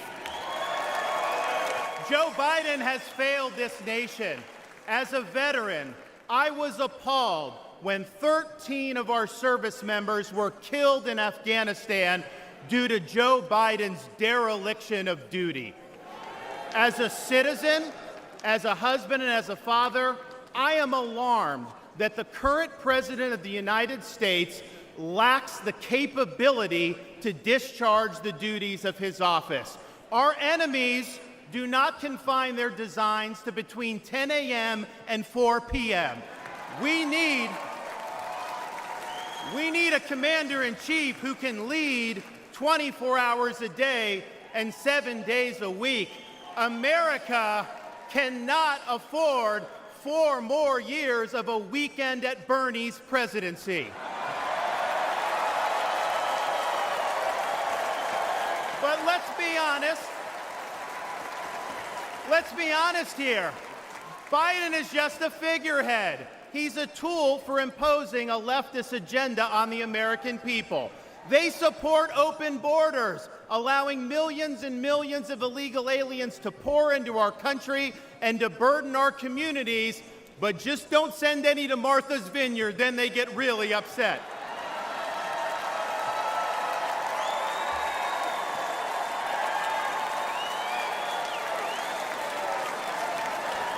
They have unleashed progressive prosecutors across our nation who care more about coddling criminals than about protecting their own communities. They use the unelected bureaucracy to impose their will on us without our consent, and they weaponize political power to target their political opponents like they've done to our own nominee. They want to ban gas automobiles, eliminate Second Amendment rights, and impose gender ideology on everyone from our infantrymen to kindergartners.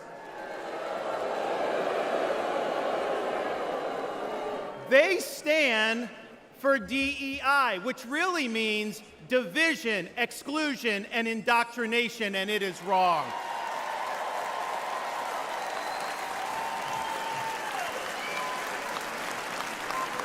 They mandated that you show proof of a COVID vaccine to go to a restaurant, but they oppose requiring proof of citizenship to cast a vote.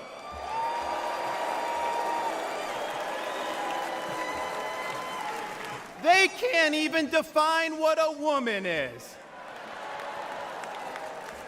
Now, Donald Trump stands in their way, and he stands up for America. Donald Trump has been demonized, he's been sued, he's been prosecuted, and he nearly lost his life. We cannot let him down, and we cannot let America down.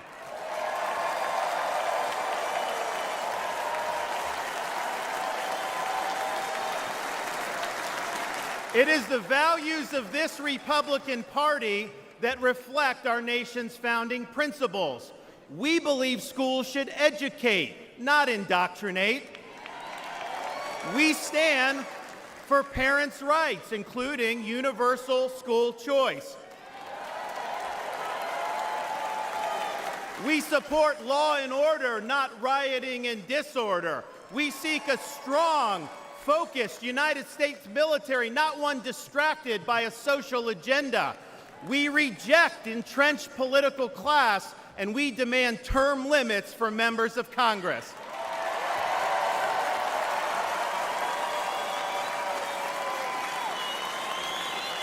We stand for fiscal sanity, for low taxes, and for reduced debt.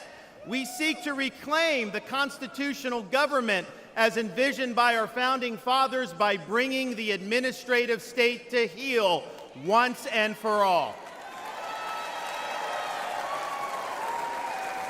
We believe that you must be a citizen in order to vote, and that photo ID should be required before casting a ballot.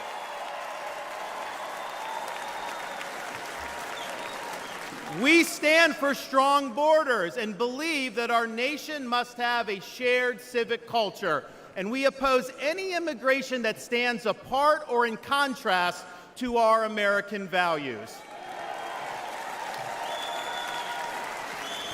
We believe in the principles articulated in the Declaration of Independence that our rights come not from the generosity of the state, but from the hand of the Almighty, including the right to life, liberty, and the pursuit of happiness.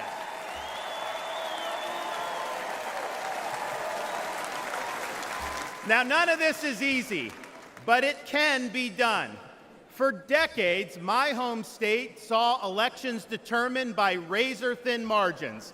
Today, due to bold leadership, the Democratic Party lies in ruins. The left is in retreat.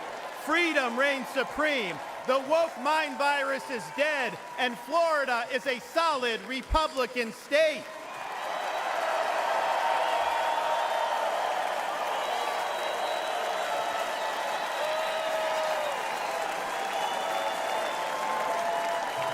Now, electing Donald Trump gives us the chance to do this all across America. And we have a responsibility to step up and make it happen. We have a responsibility to preserve what George Washington called the sacred fire of liberty. This was a fire that burned in Independence Hall in 1776 when 56 men pledged their lives, their fortunes, and their sacred honor to establish this nation. It's a fire that burned at a cemetery in Gettysburg, Pennsylvania, when our nation's first Republican president pledged this nation to a new birth of freedom.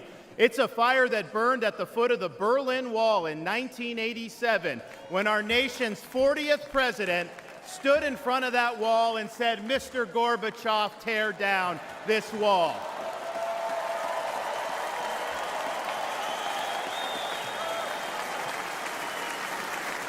This is not a responsibility we should fear.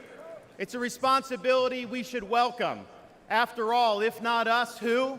And if not now, when? Let's make the 45th President of the United States the 47th President of the United States.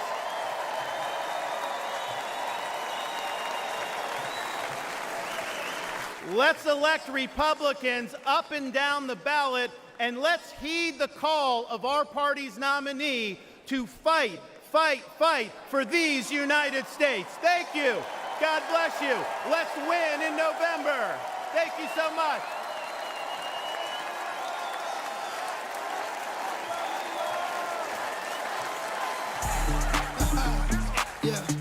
It's the mayor of Magaville, baby.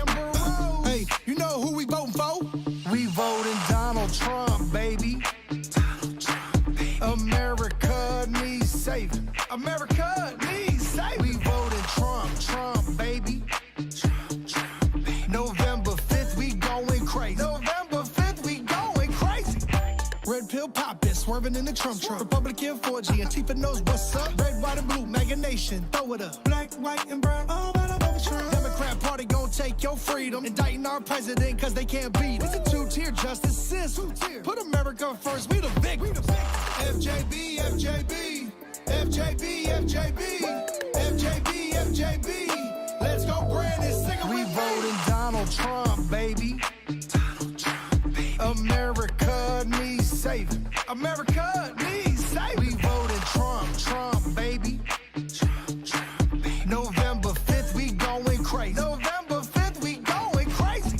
Now I pledge allegiance to vote for Trump. There's a red wave coming, you gon' surf for what? In God I trust to take the devil away. Lock Joe Biden up and throw the key away. Your propaganda ain't gonna work on me. Bidenomics is like you working for free. I demand reparations from every idiot that voted for Joe Biden, boy, period. Period, Sleepy Joe is a fraud. And the bloodbath in the Oval Office. The media is the enemy of the people. The Democrats and the fake news always cheat. FJB, FJB, FJB, FJB, FJB, FJB. Let's go, Brandon, sing it. We voting Donald Trump, baby. America needs saving. America needs saving. We voting Trump, baby. November 5th, we going crazy. November 5th, we going crazy.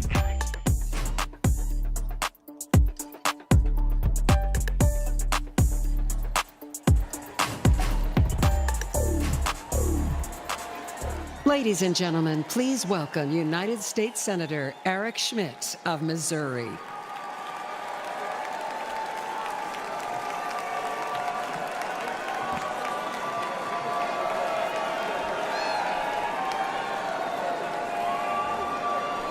Hello, Milwaukee. Hello, America. I'm Eric Schmitt from the great state of Missouri, the Show Me State.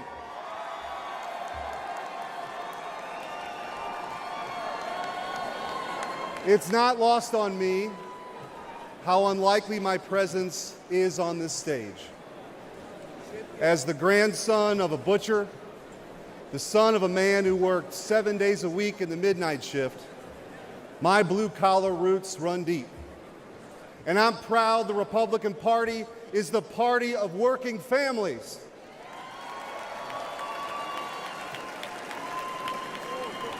Missouri is home to cities named Liberty and Independence, and towns called Freedom and Defiance.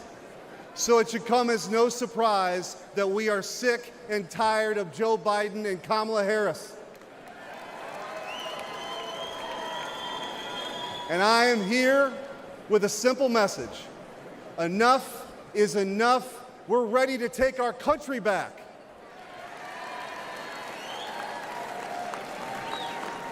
Under Joe Biden, the rule of law has disintegrated. Crime is rampant. Our communities are under siege, and our brave law enforcement officers are constantly being vilified. He stood idly by as liberal DAs and mayors pushed to defund the police agenda and empowered criminals, all while endangering law-abiding citizens. Kamala Harris shares in these failures. She campaigned as a progressive prosecutor and even called for us to reimagine public safety. Americans don't need to reimagine safety. We know exactly what safe communities look like. But the weakness and the wokeness of the Biden-Harris administration has made us less safe. Biden and Harris opened our border to terrorists, to criminals. They allowed drug cartels to flood our communities with Chinese fentanyl that's killing more than 200 Americans each and every day. It doesn't have to be this way. As Missouri's former Attorney General, I went toe-to-toe with the radical defund the police crowd and had the backs of our men and women in blue. When Soros-backed officials refused to prosecute violent criminals, I stepped in and put those dangerous felons behind bars.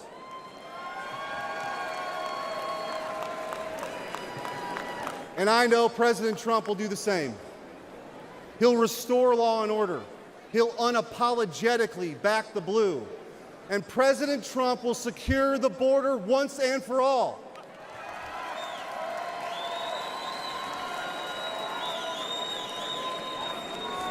I believe in an America where our best days are ahead of us. I believe in an America where moms and dads can raise their kids in safe communities. And I believe in an America where we defend the police, not defund the police.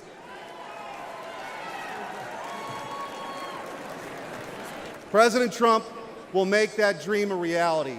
And that's why we need him back in the White House. Ladies and gentlemen, a vote for President Trump is a vote to make America safe again. Thank you. God bless you. And God bless the United States of America.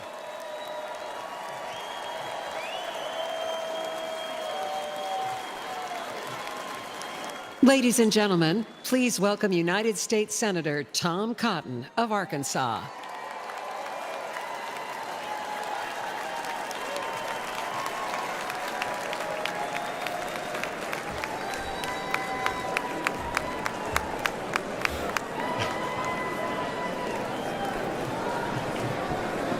I want to share two stories about immigration and two presidents.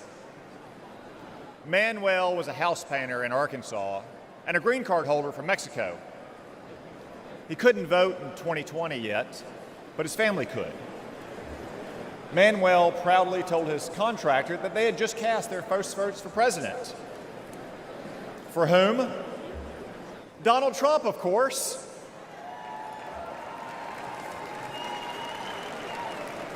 When asked why, Manuel gestured to the parking lot and responded, "Have you seen my new pickup? And did you know that my brother and sister both have full-time jobs? With Trump, we've had more work than ever. Things are good."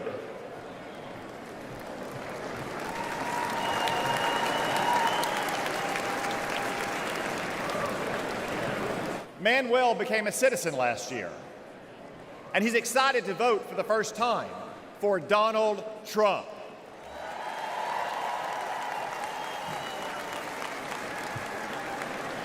By contrast, after Joe Biden and the border czar, Kamala Harris, reversed President Trump's immigration policies and welcomed a third world invasion, I traveled to our border. What did I see? The body of a migrant drowned in the Rio Grande. Human traffickers on the southern bank taunting the Border Patrol. Migrants huddled under a bridge. I asked them why they came. None said persecution. Most said for a job.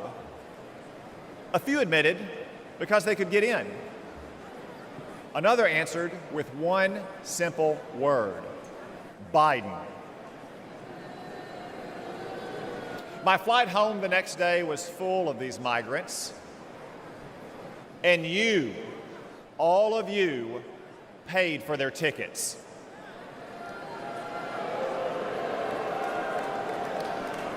That's our choice. A secure border and an immigration system that works for all of our citizens, whether your ancestors bled with George Washington, or like Manuel in Arkansas, you just took the oath of citizenship, or Joe Biden's chaos. Donald Trump said, you can't have a nation without borders, and he defended those borders.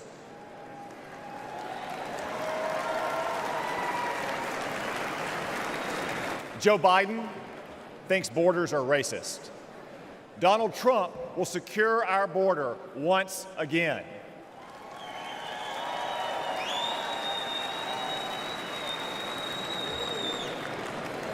Donald Trump banned travel to America from terrorist-infested countries. Joe Biden allowed ISIS to smuggle terrorists in. Donald Trump will protect America once again. Donald Trump insisted that immigrants must stand on their own 2 feet, the oldest principle of American immigration. Joe Biden gave migrants welfare, free hotels, and more. Donald Trump will stop migrant welfare once again.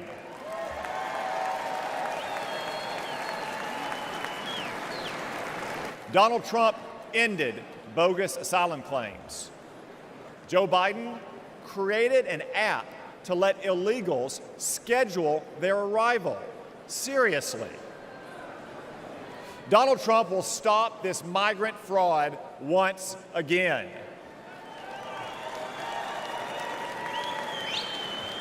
Donald Trump cracked down on hiring illegals. Joe Biden let illegals take American jobs. Donald Trump will protect America's workers once again. So what choice will we make? Will we choose Joe Biden, open borders, amnesty, and chaos? No, of course not. We'll choose Donald Trump and his record of security, prosperity, and stability.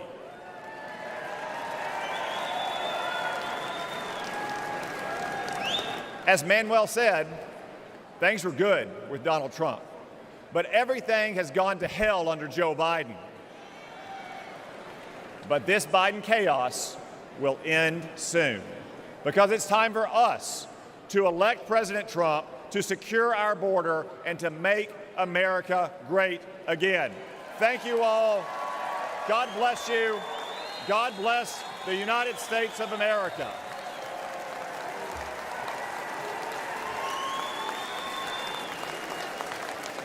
Ladies and gentlemen, please welcome Michael Coyle from Philadelphia, Pennsylvania.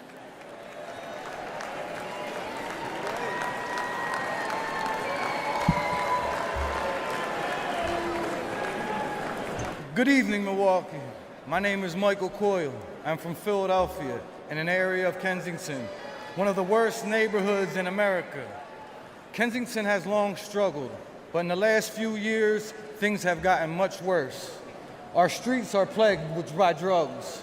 You'll find human feces in front of your business or someone lying dead on your front steps. Politicians say nice things or clean up the streets for a couple weeks in an election year, or when someone famous visits, or even when there's bad news. But as soon as the politicians are no longer afraid for their jobs, we are no longer afraid for our lives. Our children grow up seeing this, thinking it's normal. But there is nothing normal about this. This should not be the norm happening in the richest nation on earth. As a dad and small business owner, I had to do something. I started a nonprofit to improve the neighborhood I love and shared videos online of the horror we live with. In just one day, in one park, where our kids passed to reach the public library, we picked up over 1,000 needles. 1,000. This is unacceptable. Philadelphia is not just my home, but the birthplace of the nation, where our founding fathers signed the Declaration of Independence. This is not a tragedy for just my city, but for our nation. My city and all cities deserve better.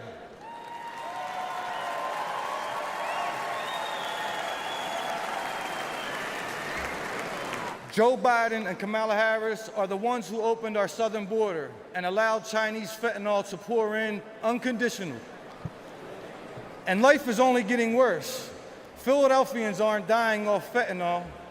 They are dying off fentanyl as well. They are now using something called Tranq, which is literally rots the flesh of the users. Do you know what the smell of rotting flesh smells like? The people of my city do. In Donald Trump, I see a leader who will end the urban nightmare.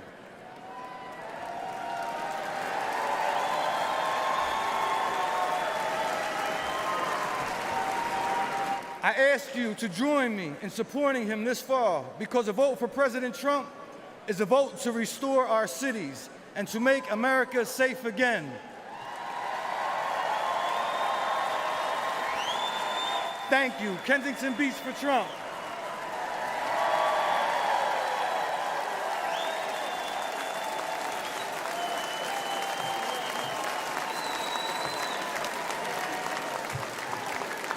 Ladies and gentlemen, please welcome Aaron Koper from Pittsburgh, Pennsylvania.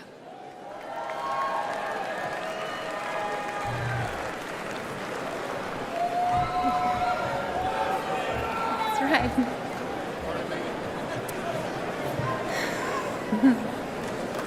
Good evening.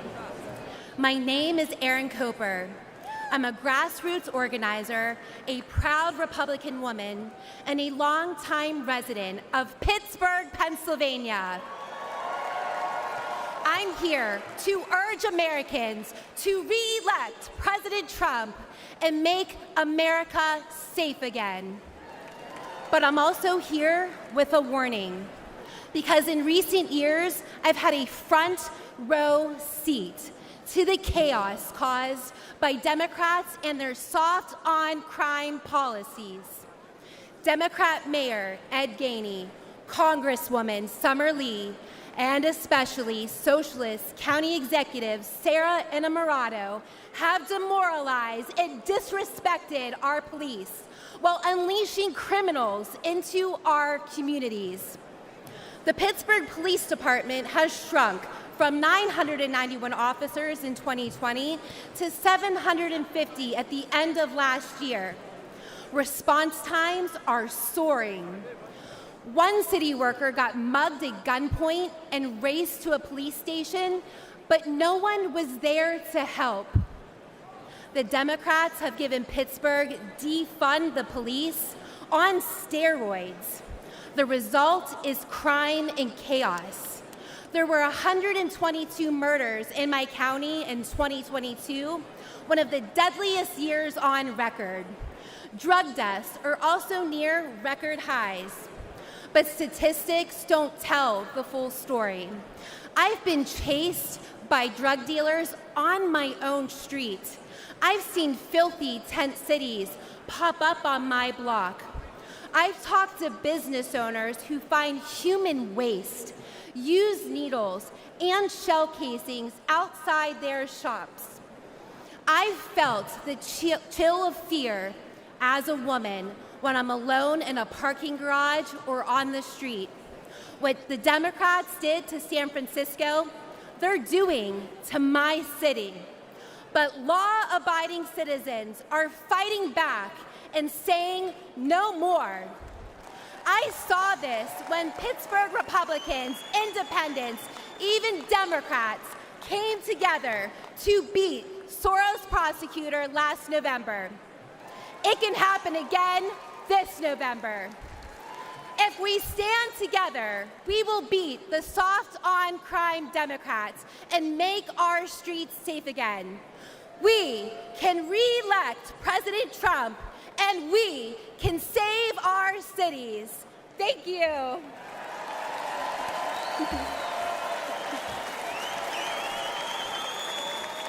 Ladies and gentlemen, please welcome American mom, Ann Funder.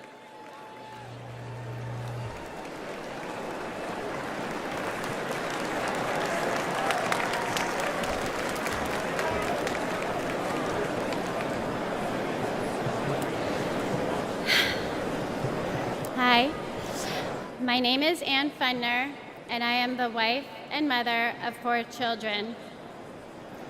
I'm standing here today to share the tragic reality of open borders. I'm here to share the story of my firstborn son, my everything, my Weston. My family and I were living in Southern California when President Biden took office and opened our borders. My Weston was 15.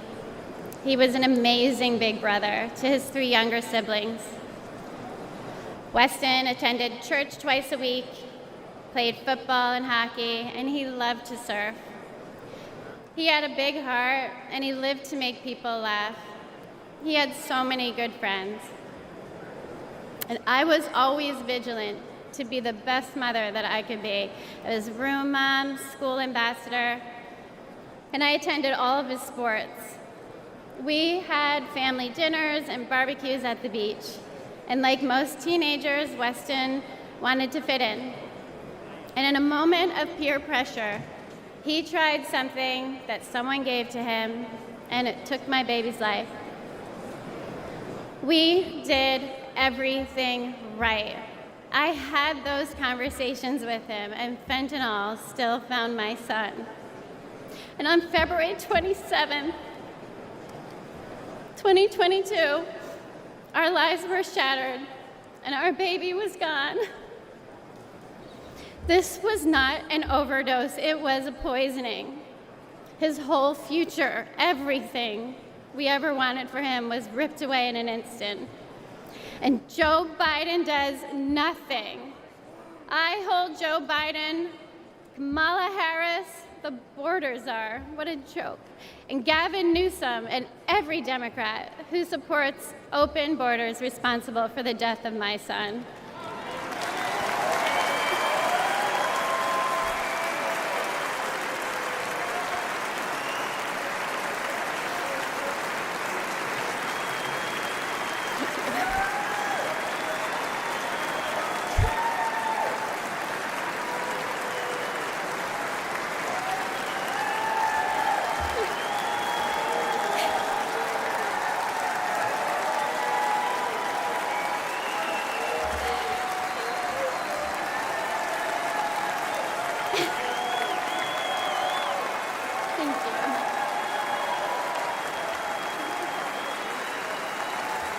Thank you.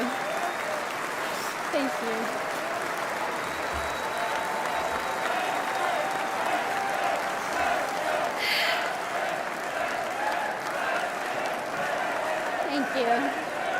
Thank you. Thank you. Thank you. And the tens of thousands of American innocent children.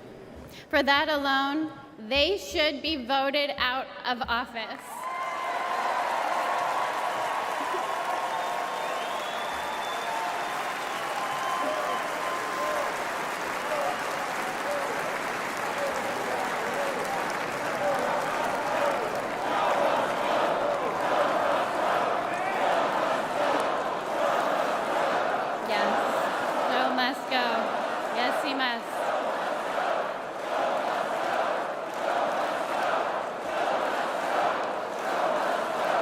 Joe must go. Absolutely.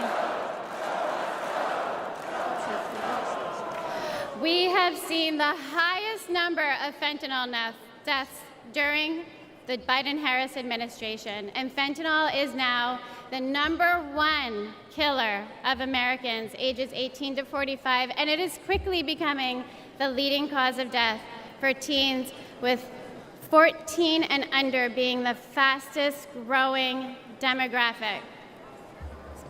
We need President Trump back in office.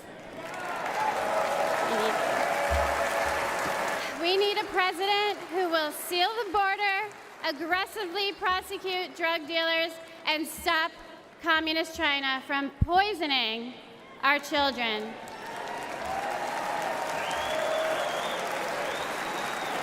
This is not a red or blue issue. This is a red, white, and blue issue. And fentanyl doesn't care if you're black or white. It does not discriminate. This is an American issue. We need a president who will call the drug cartels what they are: terrorist organizations.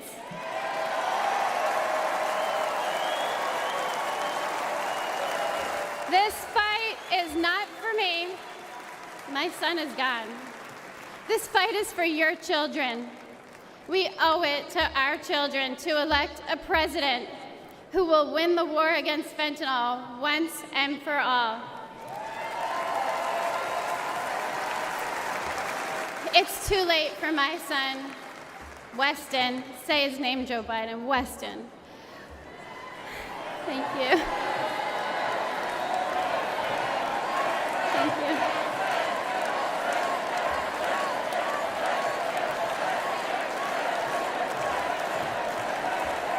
But we can change this for your children. We need President Trump back to save the lives of our kids. Thank you. Thank you. God bless America.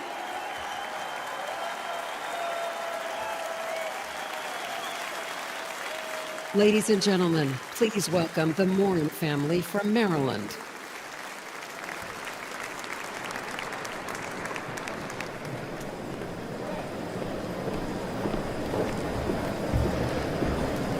Last year, we lost my beloved sister, Rachel. She went for a walk in one of our family's favorite places.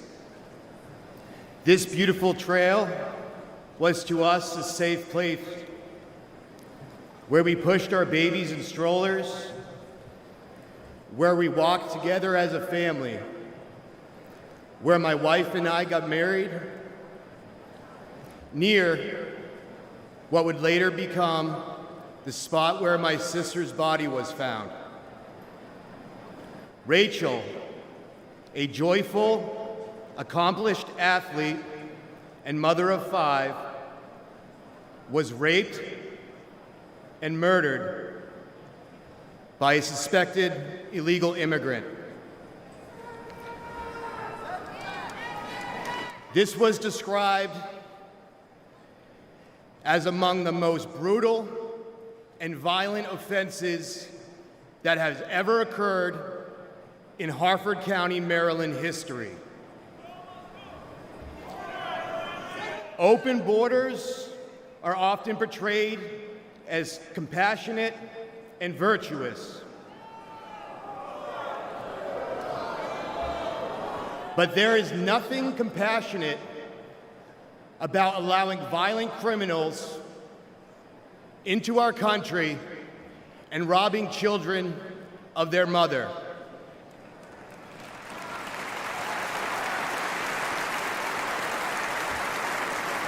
My sister's death was preventable. The monster arrested for killing Rachel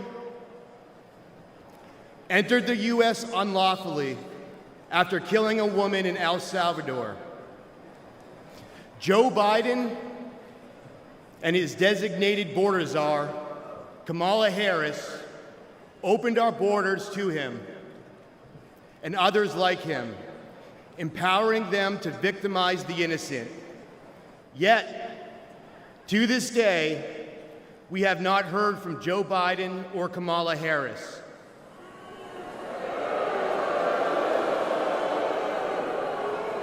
They never apologized.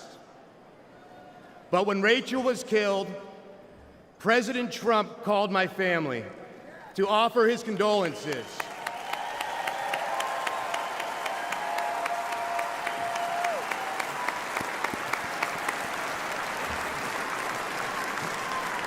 He wanted to meet with us.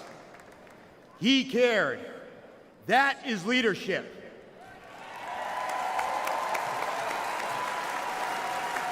And we need real leadership back in the White House. What has gotten us through this unthinkable loss is our faith in Jesus Christ.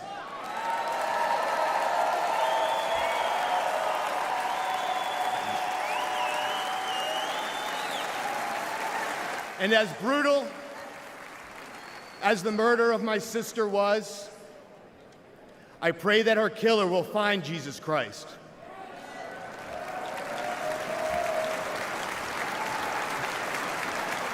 For all the affected by senseless tragedy, I pray for peace, knowing that all things work together for good to those who love God, to those who are called according to his purpose.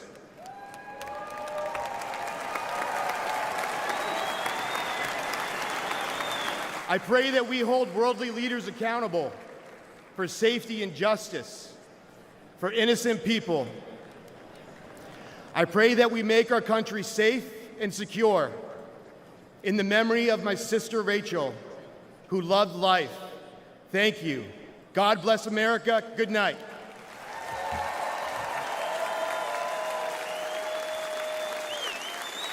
Ladies and gentlemen, please welcome Madeleine Brame from New York.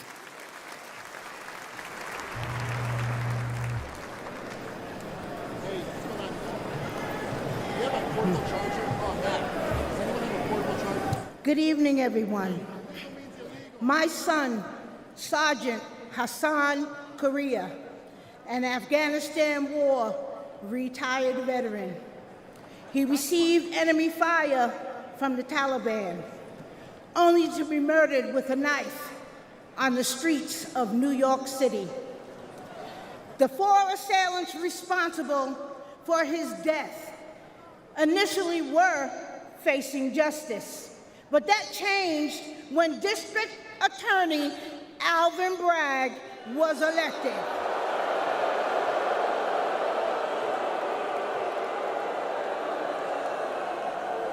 Suddenly, 2 of the homicidal maniacs responsible for my son's death had their gang assault and murder charges completely dismissed.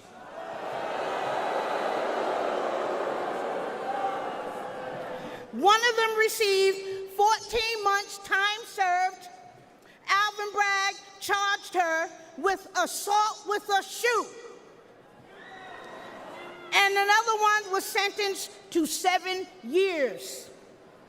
I later learned that Alvin Bragg often dismisses and reduces dangerous criminals. He wants to clear the jails and return violent felons onto our streets every day. The injustice was devastating for me and my family. I don't want anyone else to experience the senseless pain that many other victims across this United States of America have to live with every day. So I decided to use the voice that God gave me to be the voice for the voiceless across America.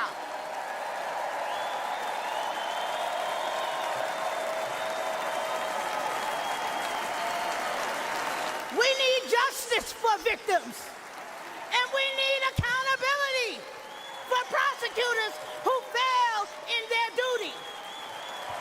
Soft on crime prosecutors like Alvin Bragg in New York, Kim Foxx in Chicago, and George Gascon in Los Angeles have turned our great country and cities into war zones. Poor and neglected communities like mine are suffering. And who else in here is sick and tired of being sick and tired?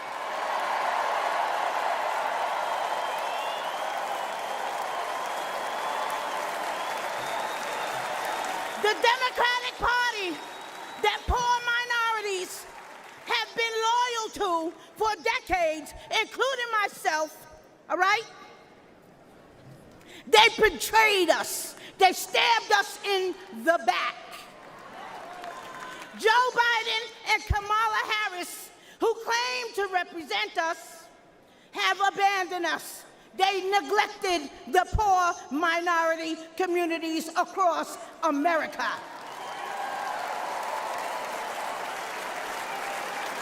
But mine eyes have been opened.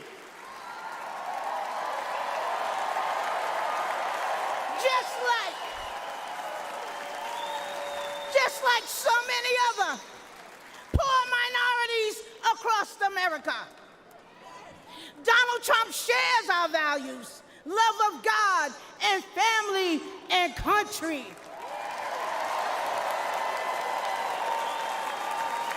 He's been a victim of the same corrupt system that I have been and my family has been. He is committed to providing economic opportunities, helping those suffering from addiction with long-term inpatient drug programs, rolling back deadly bail reform policies that are getting our children killed every single day, and supporting our police. We back the NYPD. We back the blue.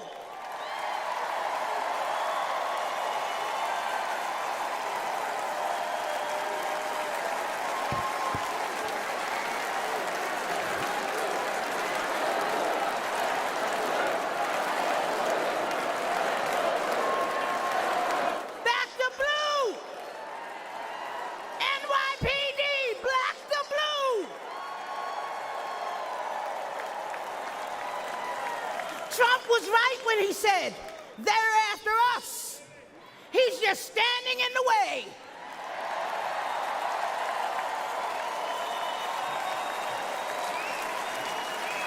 And guess what? He always will. That's why I'm standing with him today. Let's make America safe again.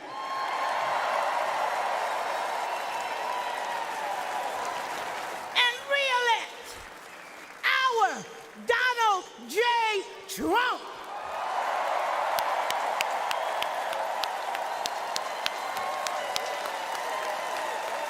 Thank you, and good night.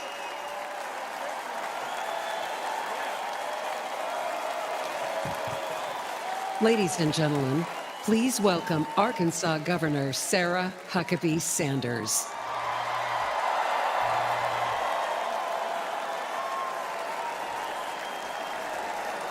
Thank you. What a powerful story to follow. Good evening. I'm Sarah Huckabee Sanders.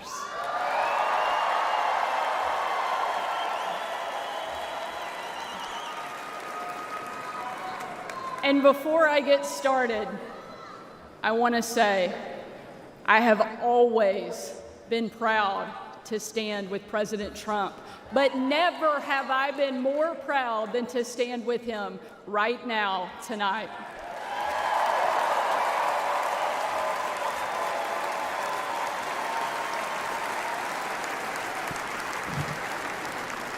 Not even an assassin's bullet could stop him.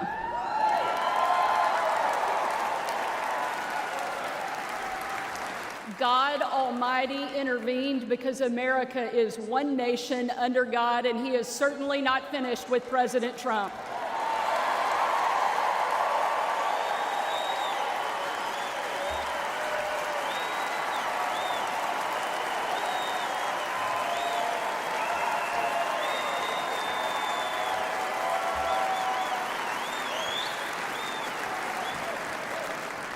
And our country is better for it. I am here tonight as America's youngest governor, the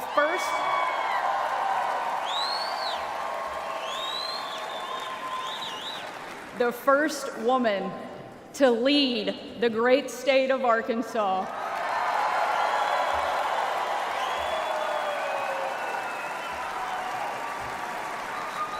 And most importantly, a mom to 3 amazing kids, Scarlett, Huck, George. When I was President Trump's White House press secretary, the best job, I got the chance to take my 4-year-old son, Huck, to Bring Your Kid to Work Day. Much like Jill now drags Joe to bring your husband to work day.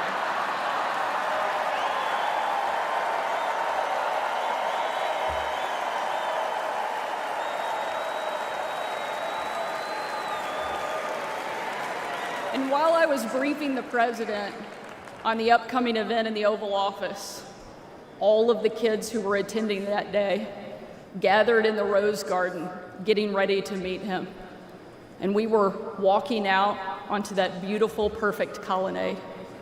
And I saw out of the corner of my eye that my son Huck was running full speed directly at the President of the United States. Being the gracious person he is, President Trump bent down to give him a big hug. And right in front of everyone, Huck sidestepped the president, completely ignoring him in front of everyone, and ran straight into my arms.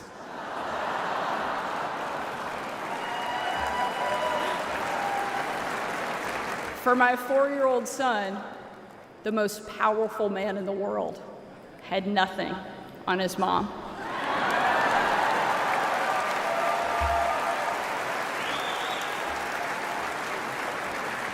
But because he's the amazing man he is, President Trump didn't mind at all. After all, he's a dad to 5 unbelievable kids and a grandfather to 10.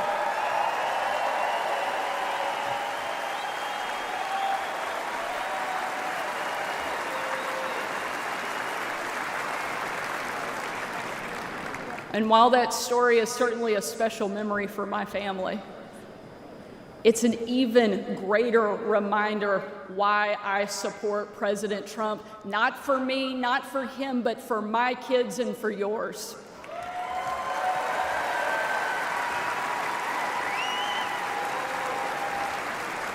Under President Trump, America was safer. The world was safer, and it felt like the next generation would have a chance at the American dream. President Trump did the job that Kamala won't and Joe Biden simply can't.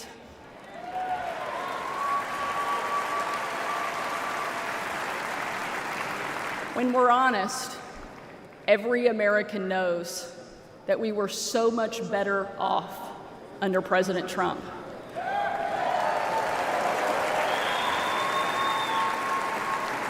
So tonight, I don't want to just speak about President Trump's successful policies. While there are many, I want to talk about the man that I know.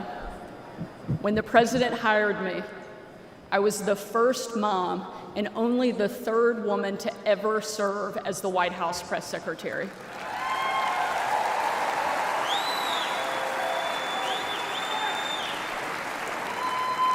And in that role, I endured relentless attacks from the left. I was insulted as a guest at the White House Correspondents' Dinner.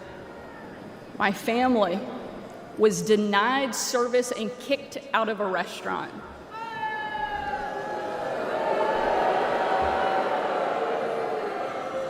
And a parent at my 3-year-old son's preschool spit on my car. And in those moments, it was President Trump who defended me.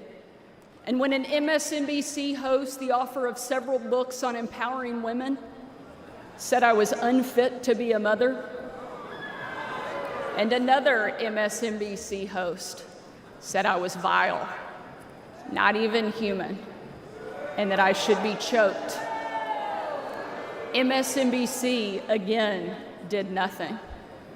But our president pulled me aside, looked me in the eye, and said, "Sarah, you're smart, you're beautiful, you're tough, and they attack you because you're good at your job. Never let them stop fighting."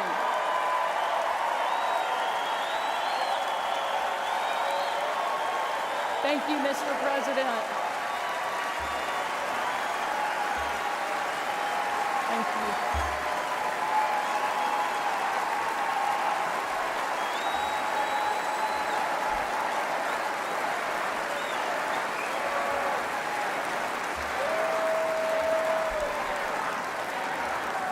That's the Donald Trump that I know. And that's the Donald J. Trump I will always respect. The left doesn't care about empowering women. Biden and Harris can't even tell you what a woman is. They only care about empowering themselves. But we have a president who believes in empowering every American and that our country is worth fighting for.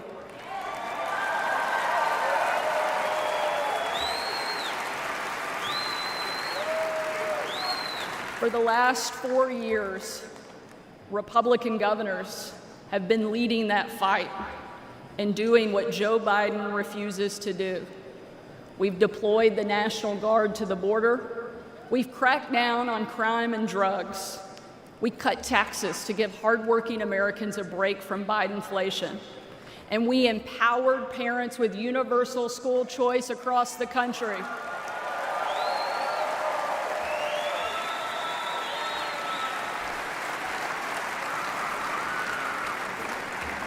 Donald Trump was the very first president in my lifetime to take a hard line against China, and I'm proud to be the first and only governor in the country to kick communist China off our farmland and out of my state.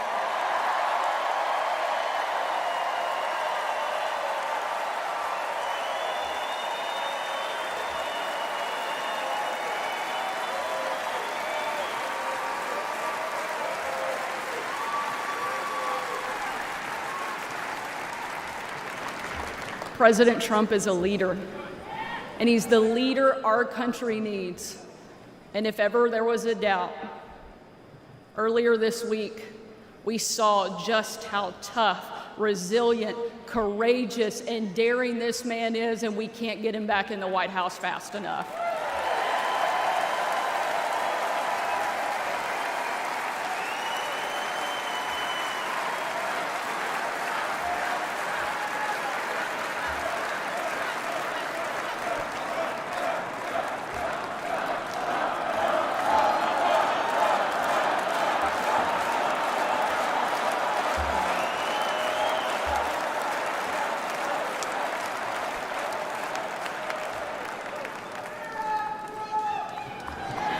Ladies and gentlemen, we are not called to stand still in the face of great danger.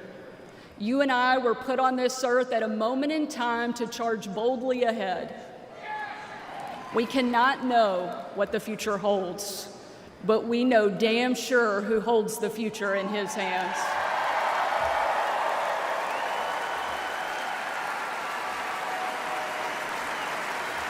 God spared President Trump from that assassin because God is not finished with him yet.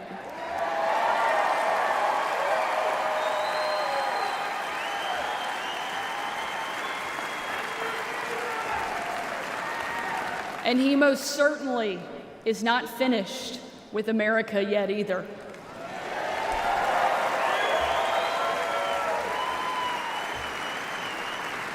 With God as our guide and President Trump back in the White House, we will show the world that America is the place where freedom reigns and liberty will never die.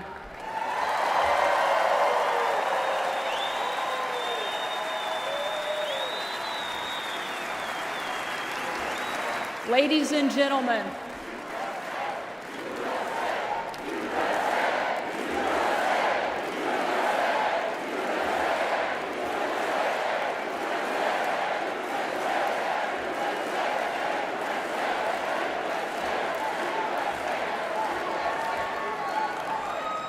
tonight, let us not leave here just excited about a great few days, but let us leave here energized and committed to making sure that we protect our freedom and we have the ability to pass it on to the next generation, because America is the greatest country that the world has ever known, and our kids and our grandkids deserve to enjoy it the way each of us did. And we will with President Trump back in the White House. Thank you so much. God bless the great state of Arkansas and the amazing United States of America. Thank you very much.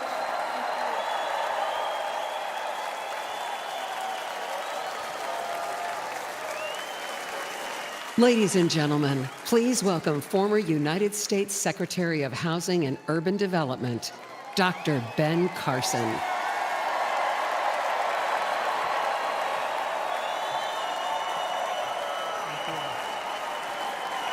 Thank you. Thank you so much. Thank you. You know, Sarah Huckabee always says to me, I hate to follow you, but I think she turned the table on me tonight. I want to thank you all for being here and for being involved. Like many of you last week, I watched with horror as the events unfolded in that Pennsylvania field. I saw President Trump, a dear friend, escape death by mere inches, and my thoughts immediately turned to the book of Isaiah that says, "No weapon formed against you shall prosper."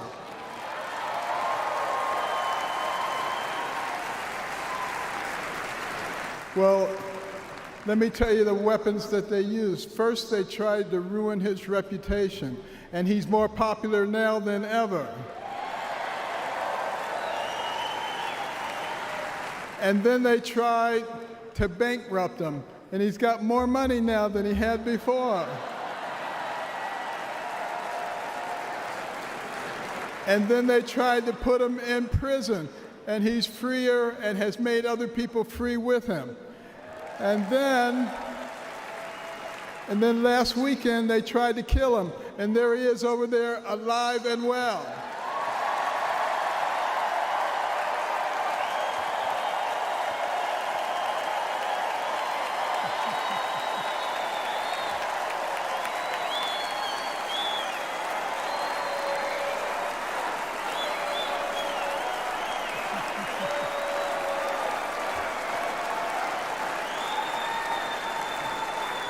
You know, I have no doubt that God lowered a shield of protection over President Trump. And I join millions of Americans in thanksgiving for President Trump's safety. And I encourage you to join me in praying each day for his continued protection. You know, our hearts go out to the victims in the audience. Let's also pray for them and their families. These events have brought unusual clarity to the times we are living in. We have all harbored the nagging feeling that everything we love is slipping away. All you have to do is turn on the television. The free press, a pillar of any free society, has abused the public trust and resorted to lies, deception, and disinformation. They divide us along lines of race, class, and gender, rather than uniting us around our shared bond as Americans. Our government has been no better, shredding our Constitution and upending the rule of law. We have a wide open border, a broken education system, and chaos breaking out around the world. And on top of it all, we have a president who, well, if you can't say anything good, don't say anything at all. But ask anyone around the world, what does it mean to be an American? Most will tell you that it means unlimited opportunity, that where you begin in life doesn't dictate where you will end. That's the America I grew up in. In no other country could a poor inner-city kid raised by a single mom make it to an Ivy League school, then to medical school, become a successful neurosurgeon, run for president, and eventually become a member of the president's cabinet.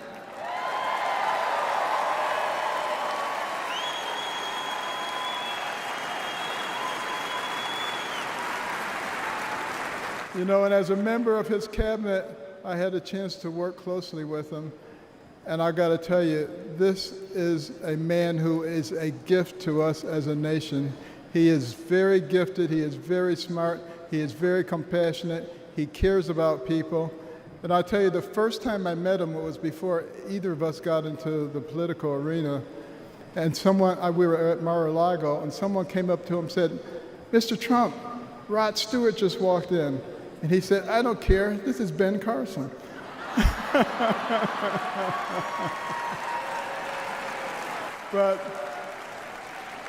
I feel blessed that I've been able to live the American dream. But my story is moving further out of reach in America today. The lessons my mother taught me, like hard work and the value of well-rounded patriotic education and faith in God above all else, are being forced out of the public square. But we're all here today because we know we can bring these things back. By God's grace, we live in a country where the people rule. We have the power to choose the kind of nation we will be and the kind of men and women that will lead us. And today the choice could not be more clear. The most repeated phrase in the Bible is this: do not be afraid, or fear not. It appears 365 times in Scripture, a reminder to live each day with faith, hope, and joy as joyful warriors for Christ.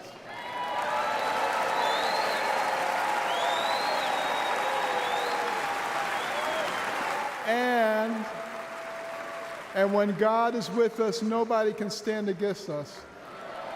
With this assurance from the Almighty, even the face of evil itself cannot shake our resolve.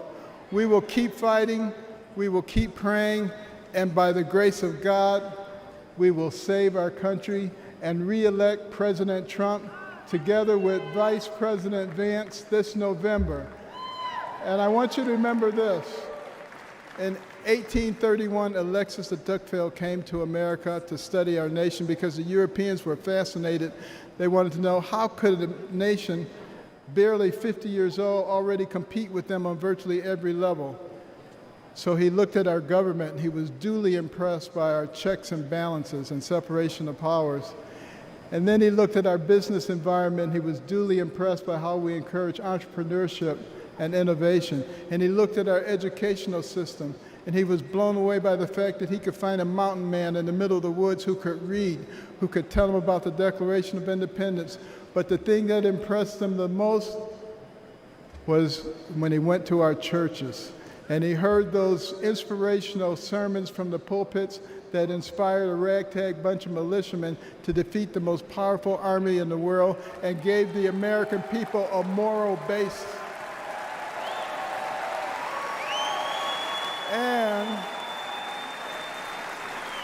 And he concluded his 2-volume set, Democracy in America, with these words. He said, America is great because America is good. And if America ever ceases to be good, she will cease to be great. It is our job to make America good, and let's do this by re-electing President Trump so we can make America great. Thank you very much.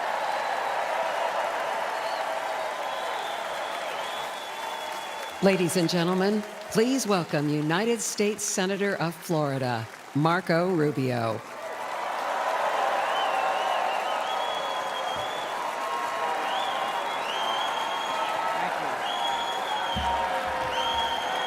Thank you, thank you.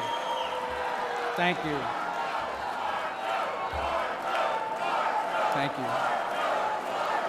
Thank you. Don't say polo. Don't say polo. Thank you, thank you. Thank you. The last few days remind us that the life of every living thing and the breath of all mankind is in the hands of God.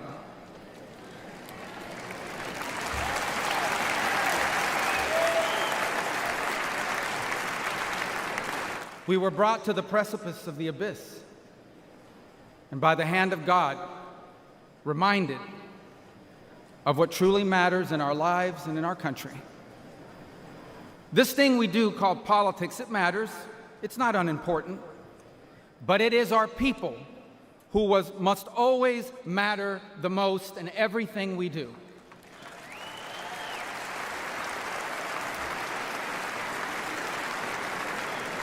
By giving voice to everyday Americans, President Trump has not just transformed our party, he has inspired a movement.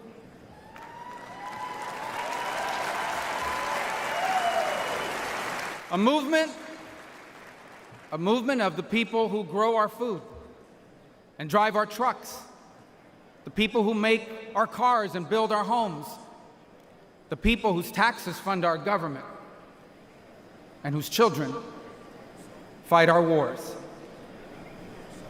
Americans like Corey Comparatori. He was a former fire chief and a loving husband.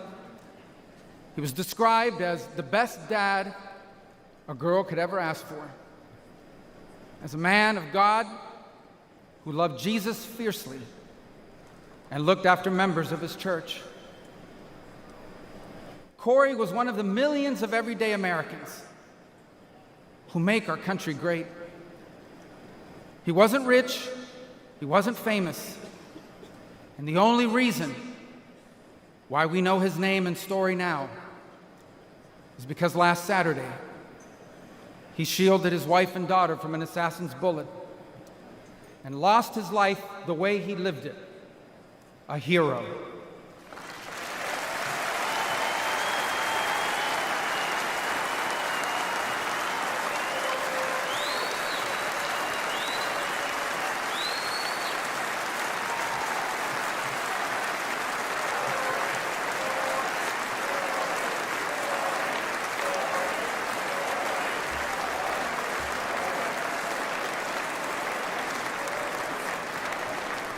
For those still wondering who are in the press and many watching at home, these are the Americans who wear the red hats and wait for hours under a blazing sun to hear Trump speak.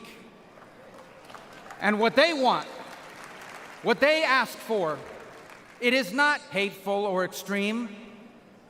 What they want is good jobs and lower prices. They want borders that are secure, and for those who come here to do so legally. They want to be safe from criminals and from terrorists. And they want for our leaders to care more about our problems here at home than about the problems of other countries far away.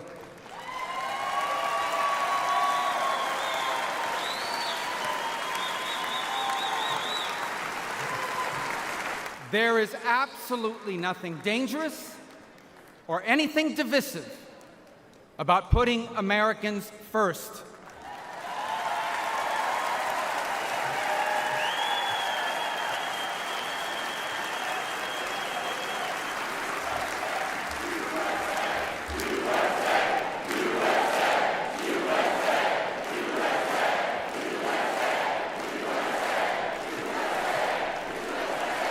Those who are offended, anyone who is offended about putting America first has forgotten what American is and what American means. American isn't the color of our skin or our ethnicity. Americans are people as diverse as humanity itself. But out of many, we are one. Because as the life story of our next Vice President, J.D. Vance, reminds us, we are all descendants of ordinary people who achieved extraordinary things.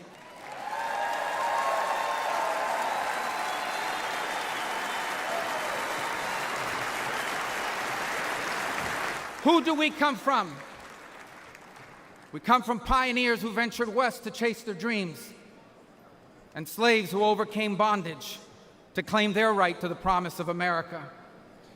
We come from exiles who fled tyranny in search of freedom, and of immigrants who left behind all they had and knew because they could not be or achieve God's purpose for their life in the nation of their birth. That is an American.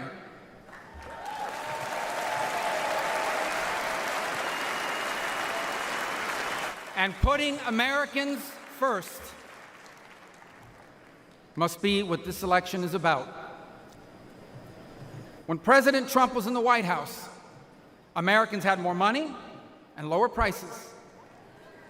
Our borders were secure and our laws were enforced. Iran was broke, the Taliban stopped killing Americans, and Putin didn't invade anyone.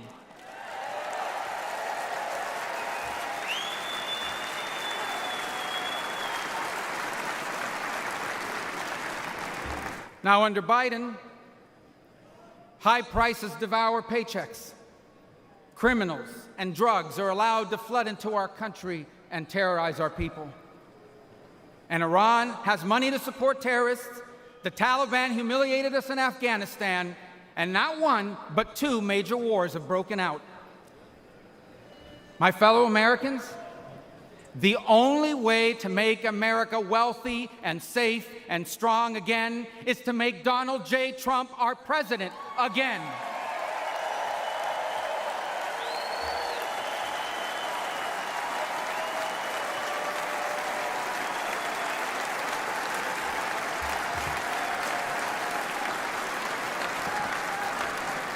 Our country has been injured by the bad decisions of weak leaders. But now, though bloodied by our wounds, we must stand up and we must fight. Fight not with violence or destruction, but with our voices and our votes. Fight not against each other, but for the hopes and dreams we share in common and make us one. And fight for an America where we are safe from those who seek to harm us on our streets and from abroad. And we will not be alone in this fight. For leading us in this fight will be a man who, although wounded and facing danger, he stood up and raised his fist and reminded us that our people and our country are always worth fighting for.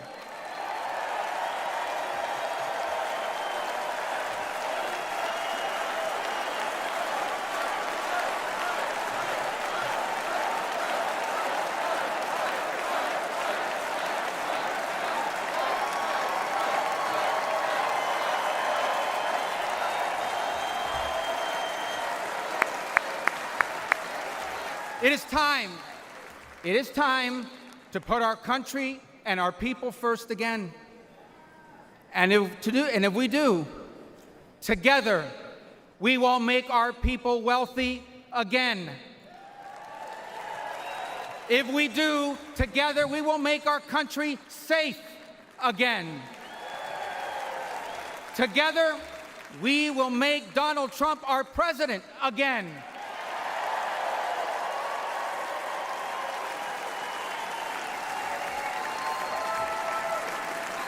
And together, we will not just make America great again. We will make America greater than it has ever been. Thank you. God bless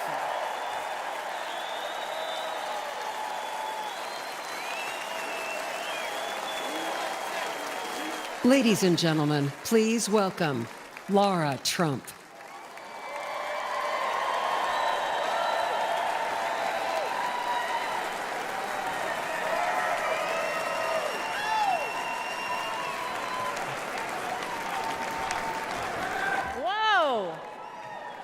I don't feel like I actually have to ask this question, but is anybody in this room ready to send Donald Trump back to 1600 Pennsylvania Avenue?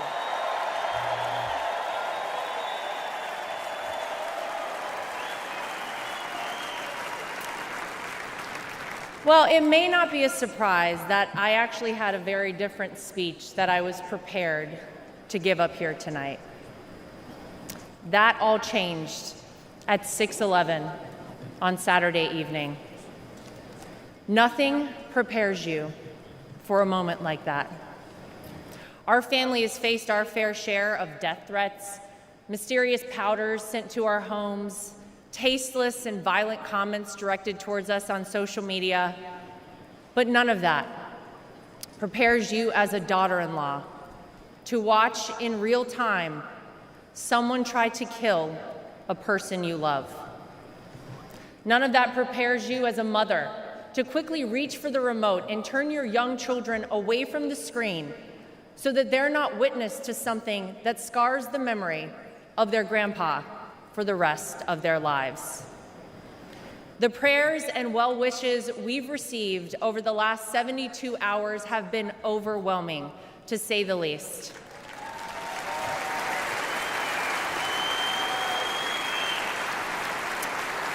And my heart goes out to the family who lost a husband and a father because of this senseless act. All of you here tonight and watching at home mean the world to all of us in the Trump family.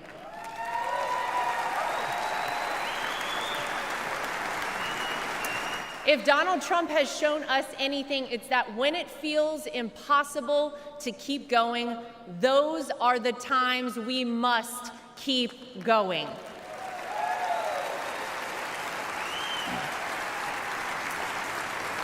I don't know how many people here watching at home have ever been to a Trump rally, but if you've never been, let me tell you about them. Oh, some of you have been. Oh.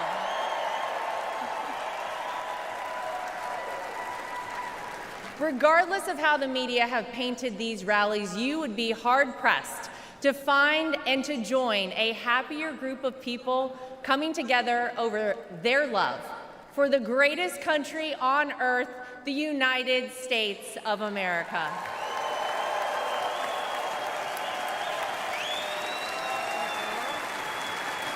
I dare anyone trying to leave a Trump rally without leaving with some new friends. You always make friends at a Trump rally, right? Veterans, teachers, blue-collar workers, white-collar workers, active duty military, police officers, firefighters, small business owners, Latino supporters, Christian supporters, Jewish supporters, black supporters, white supporters, Asian supporters, gay supporters, Republicans, independents, and yes, even Democrats.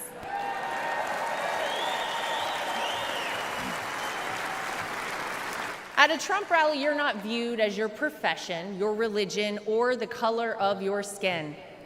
You're viewed as one thing: an American.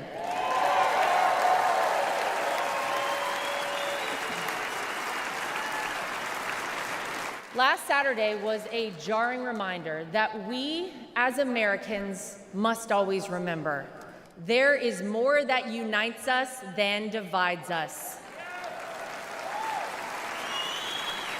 We all want this country to be great, even if we don't always agree on the best way of doing that. And with every bone in my body, I can tell you that all Donald Trump wants to do and has ever wanted to do is make this country great again for all of us.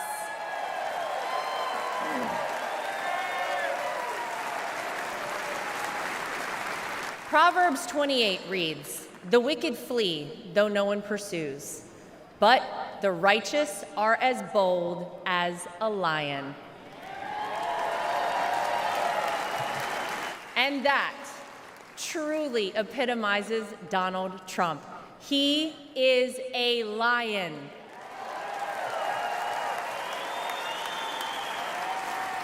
He is bold, he is strong, he is fearless, and he is exactly what this country needs right now.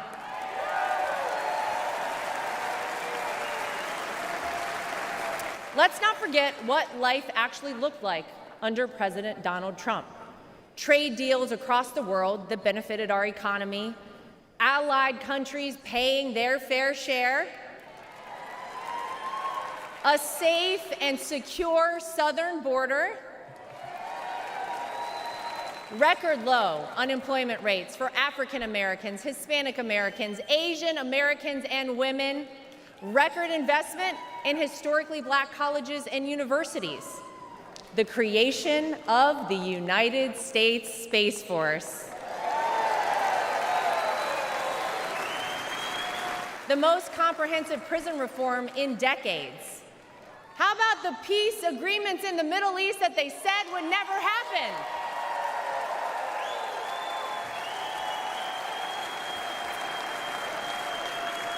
The largest tax cuts in American history, our energy independence,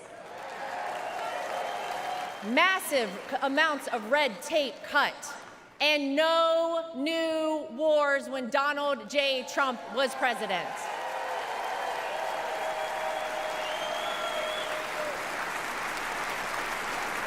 Maybe, most importantly though, you could actually feel it in your everyday life.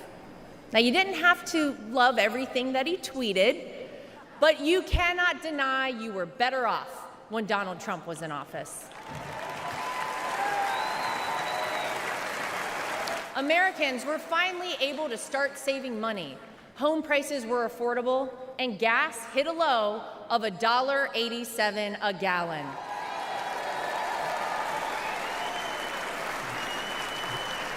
As I speak here tonight, many of our fellow Americans don't know how they'll pay for their next trip to the grocery store, new clothes for their children, or this month's rent. Many of our fellow Americans worry that we are on the verge of a major terror attack here on American soil.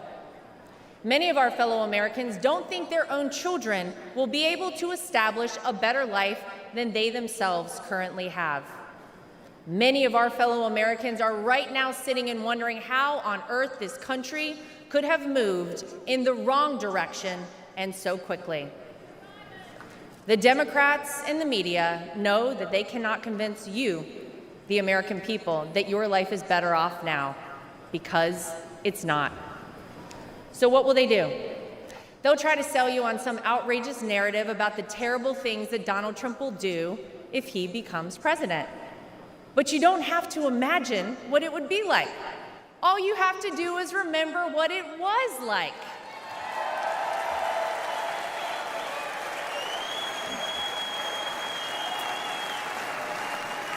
I know. Oh, yeah.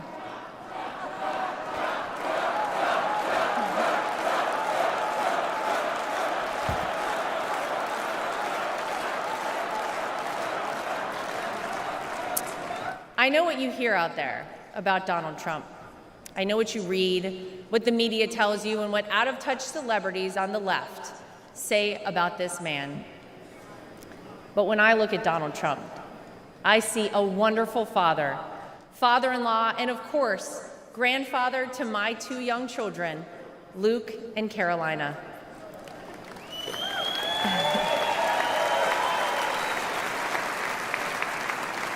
I know that I'm lucky enough to get to call him my father-in-law and see him a little differently than all of you.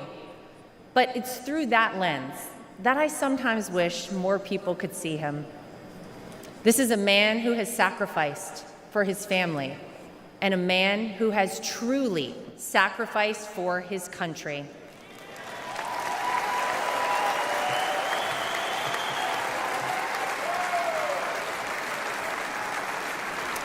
Donald Trump didn't need to run for president for fame or money. Trust me, we all know he already had plenty of that.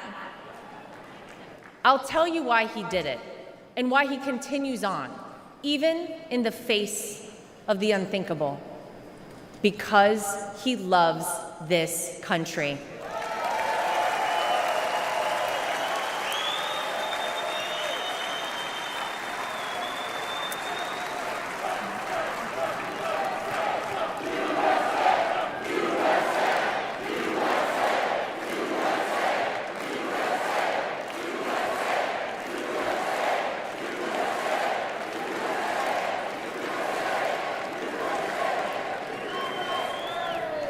He did it for his grandchildren, for your children and grandchildren, and for the generations to come.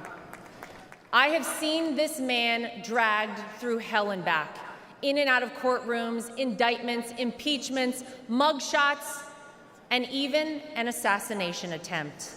And yet, he has never backed down.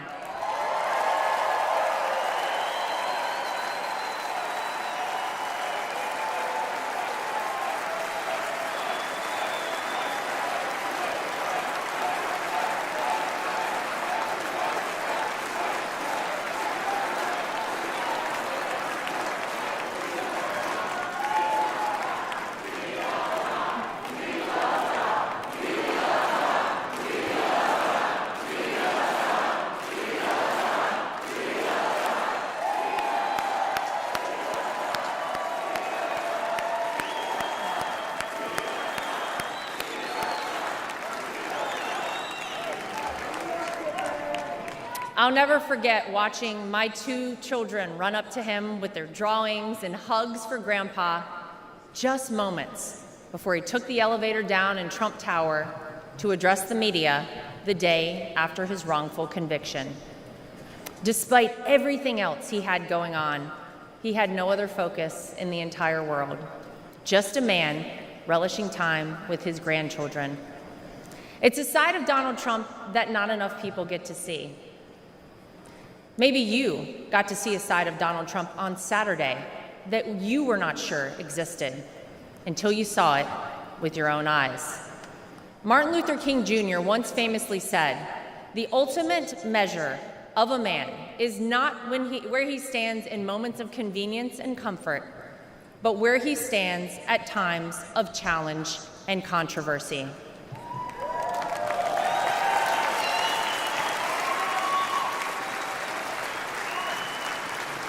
There's no doubt that Saturday was one of the most frightening moments of my father-in-law's life. Millimeters separated him from life and certain death. And yet, it was in the midst of it all, as he was jostled off stage by Secret Service, that he knew how defining that moment would be for our country, and he hoisted his fist in the air.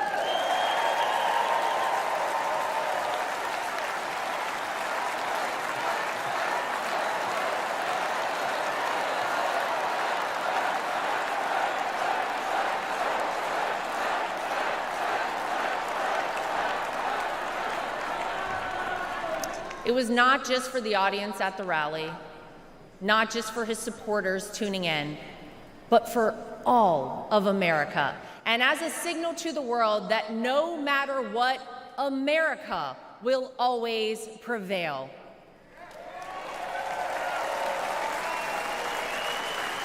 Though it's been strained and attacked, no enemy, no force, not even a bullet is strong enough to break our American grit and our American soul. We are the country whose founders gave their fortunes, freedom, and lives to pursue the dream of a free society. We are the country of Thomas Edison, Susan B. Anthony, Henry Ford, and Harriet Tubman. We are the country who fought and won 2 world wars. And we are the country who always rises to meet the moment, no matter how insurmountable the task. And in that split second, on Saturday, Donald Trump reminded us all of that very history and who we are at our core as a nation. That is the Donald Trump that I know.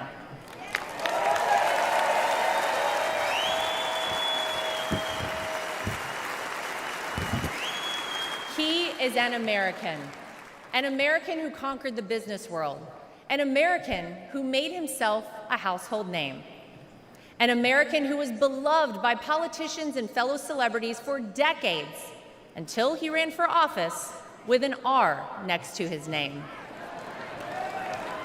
An American whom even Barack Obama admits people consider the American dream. And instead of sailing off into the sunset after an illustrious real estate and television career, he decided to give back.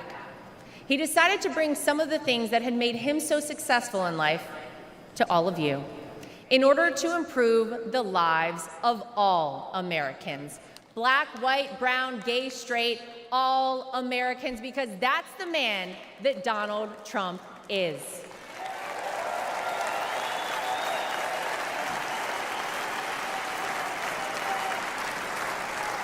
I can tell you that my personal experience with Donald Trump has shown me his heart. There wasn't a second that he made this small-town girl who was way out of her element in New York City feel anything but welcomed and part of the family. And if not for the support and encouragement of my father-in-law, I wouldn't be where I am today. It's been said by many that Donald Trump sees things in people that they don't even recognize in themselves. In 2016, when he asked me to help him win my home state of North Carolina, I'll be honest, I was terrified. I had no idea how I would make it happen, but he knew I would, and I did. When I was given an opportunity to join a television network as a commentator, it was the push and support of my father-in-law that gave me the confidence to take that job. Always the first one to call or text me after a TV hit and tell me, "Great job, keep going." Not bad, right?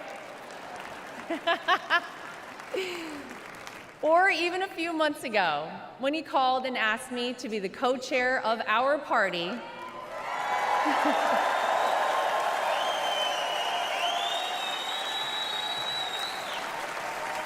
He showed me potential in myself that I couldn't yet see. So tonight, to my father-in-law, I want to say thank you.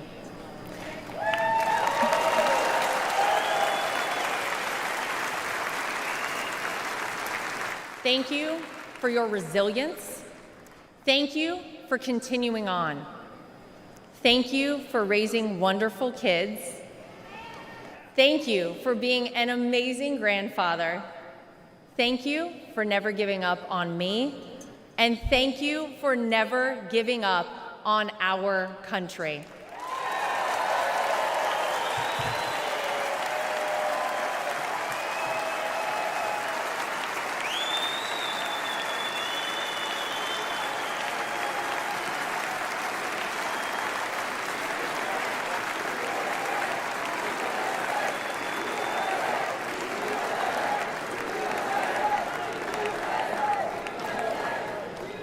Tonight, I come to you, not as the co-chair of the RNC, not as the daughter-in-law of the candidate.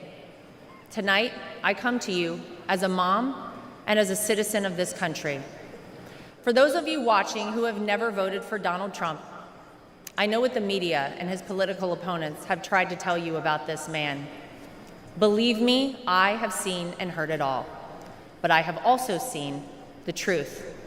I am proud to know Donald Trump, to campaign for him, to vote for him, and to raise his grandchildren.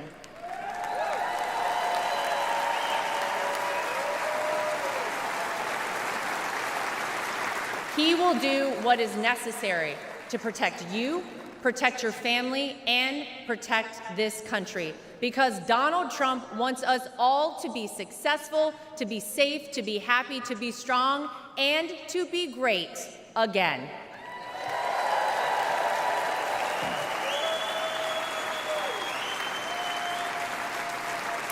Tonight, I'm asking you to vote, not for the Donald Trump you see flashed on your TV every day, splashed across the headlines.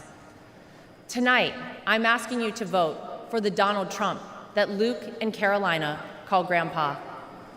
I'm asking you to vote for the Donald Trump that my husband Eric calls Dad. I'm asking you to vote for the Donald Trump that I call my father-in-law. I'm asking you to vote for the Donald Trump who can and will make America great once again for all of us. Thank you. God bless you. God bless the United States of America. We love you. Thank you, guys.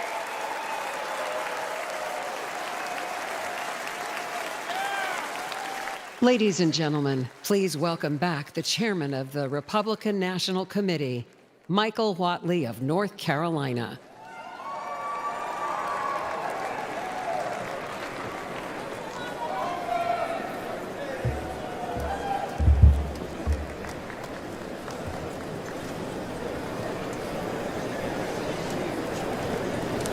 For tonight's benediction, please welcome Pastor Corey Brooks, senior pastor of the New Beginnings Church in Chicago and founder of Project Hood, an organization committed to fighting violence and poverty.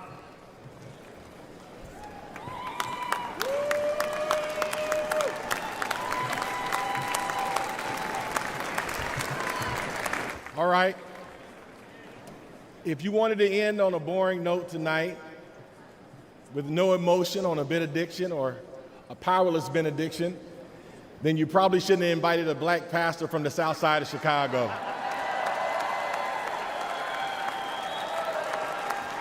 Before I pray, let me say three things real quick. Number one, let me thank President Trump and the Republican National Convention for giving me a platform to lift up the name of Jesus and to pray for our great nation.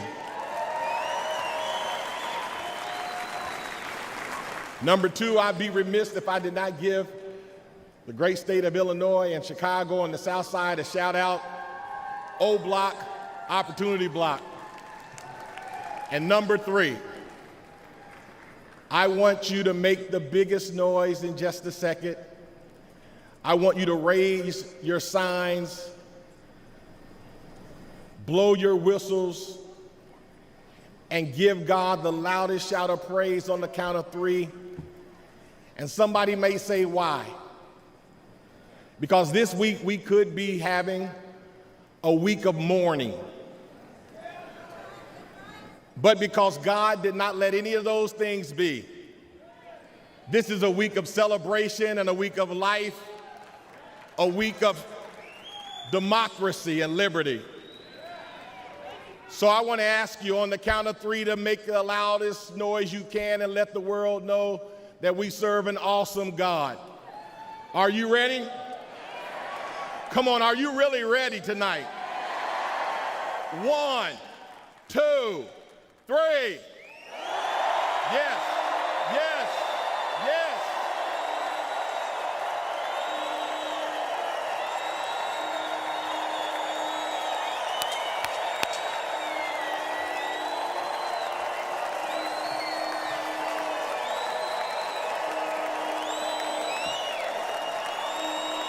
Are you ready to call on God tonight?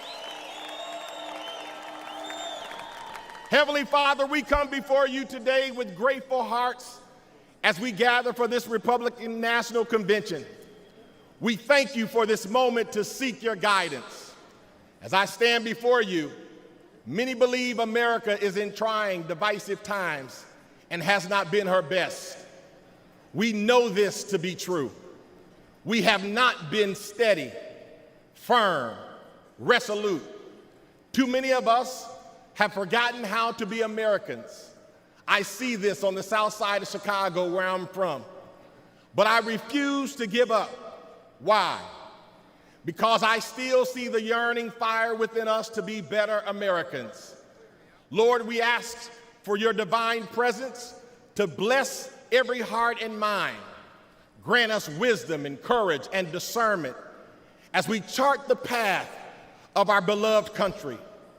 May our deeds reflect your will and bring glory to your name.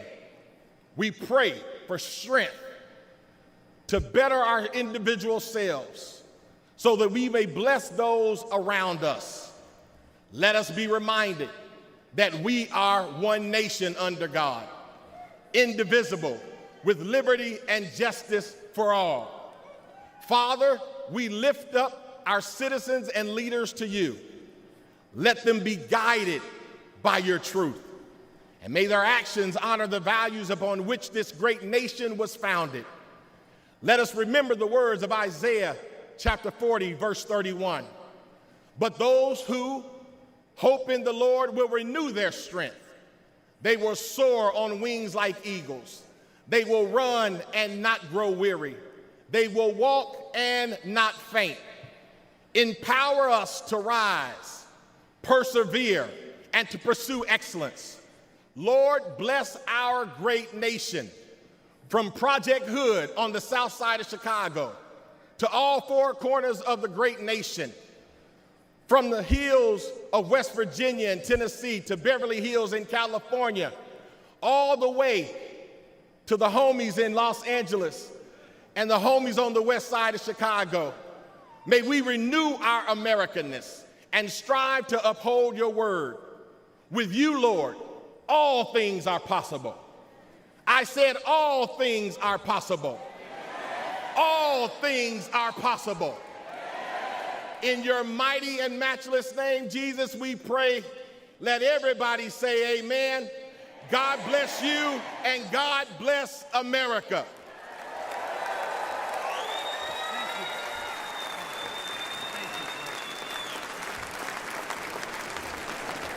Delegates and alternates, ladies and gentlemen, Senator Vance, President Trump, what a night. We have heard from the best of the Republican Party, members of the House, members of the Senate, governors, and candidates. But more importantly, we have heard from real Americans who understand that America needs to do better and will do better when Donald J. Trump is our 47th President of the United States. I would like to ask every single one of you to please raise your voice in thanks to all of those real Americans who spoke tonight about their families and their world and their vision for a better America.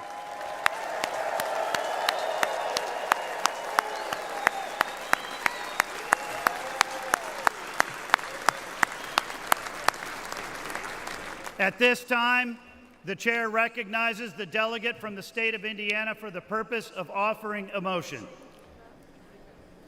Mr. Chairman, my name is Victor Smith from the great state of Indiana. And I make the motion that the convention now adjourns.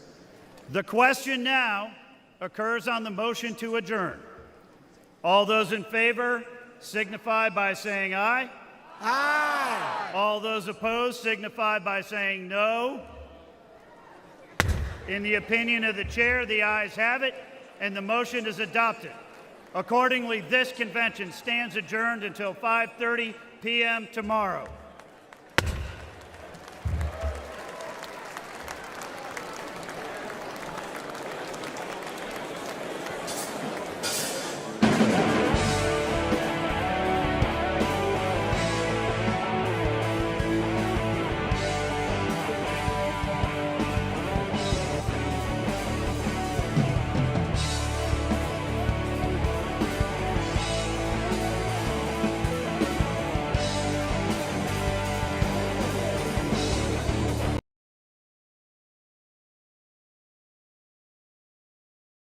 We know what it takes to be reaching the top.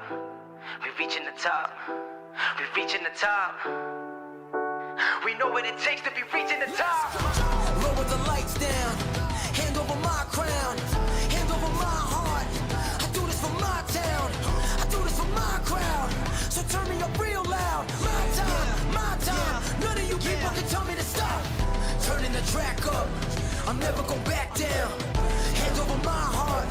I do this for my town. I do this for my crowd. So turn me up real loud. My time, my time. None of you people can tell me to stop.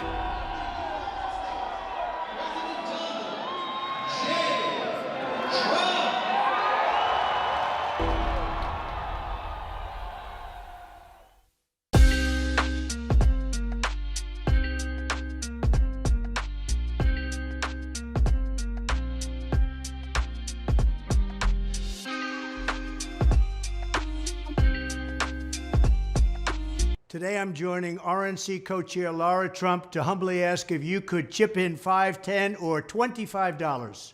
Grassroots supporters like you keep this campaign alive. A gift of just $5 could make the difference between victory and defeat in November. Please chip in any amount. I know with your support right now, we will make America great again.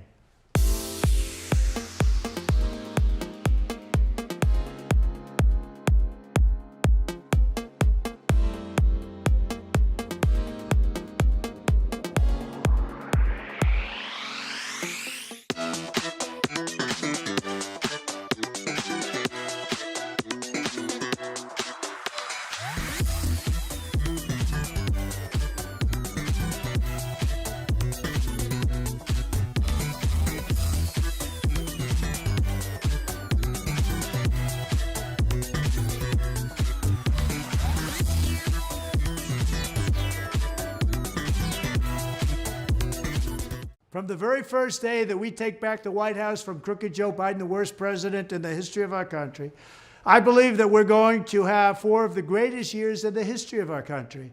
I will once and for all secure our elections. We're going to go to paper ballots. We're going to have same-day voting, voter ID. We're going to do it properly. We're going to have good, secure, beautiful elections. We never want what happened in 2020 to happen again. But until then, Republicans must win. And we must use every appropriate tool available to beat the Democrats. They are destroying our country. Whether you vote early, absentee, by mail, or in person, we are going to protect the vote. That's the most important thing we have to do, is protect the vote. Keep your eyes open, because these people want to cheat, and they do cheat. And frankly, it's the only thing they do well. We will make sure your ballot is secure and your voice is heard. Many Republicans like to vote on Election Day, and we must swamp the radical Democrats with massive turnout on Tuesday, November 5th. The way you win is to swamp them. If we swamp them, they can't cheat. It just doesn't work out. But if you can't make it, you need to make a plan, register, and vote any way possible. We got to get your vote. So with your vote, we will win a victory the likes of which no one has ever seen before. We will evict crooked Joe Biden from the White House, and we will take back our country on November 5th, 2024, the most important day in the history of our country. That's what it's going to go down as. Thank you.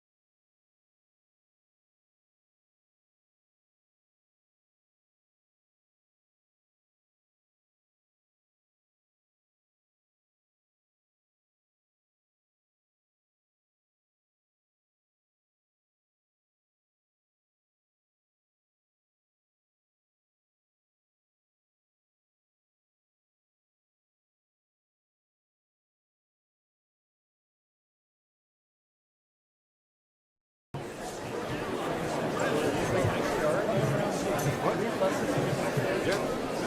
So,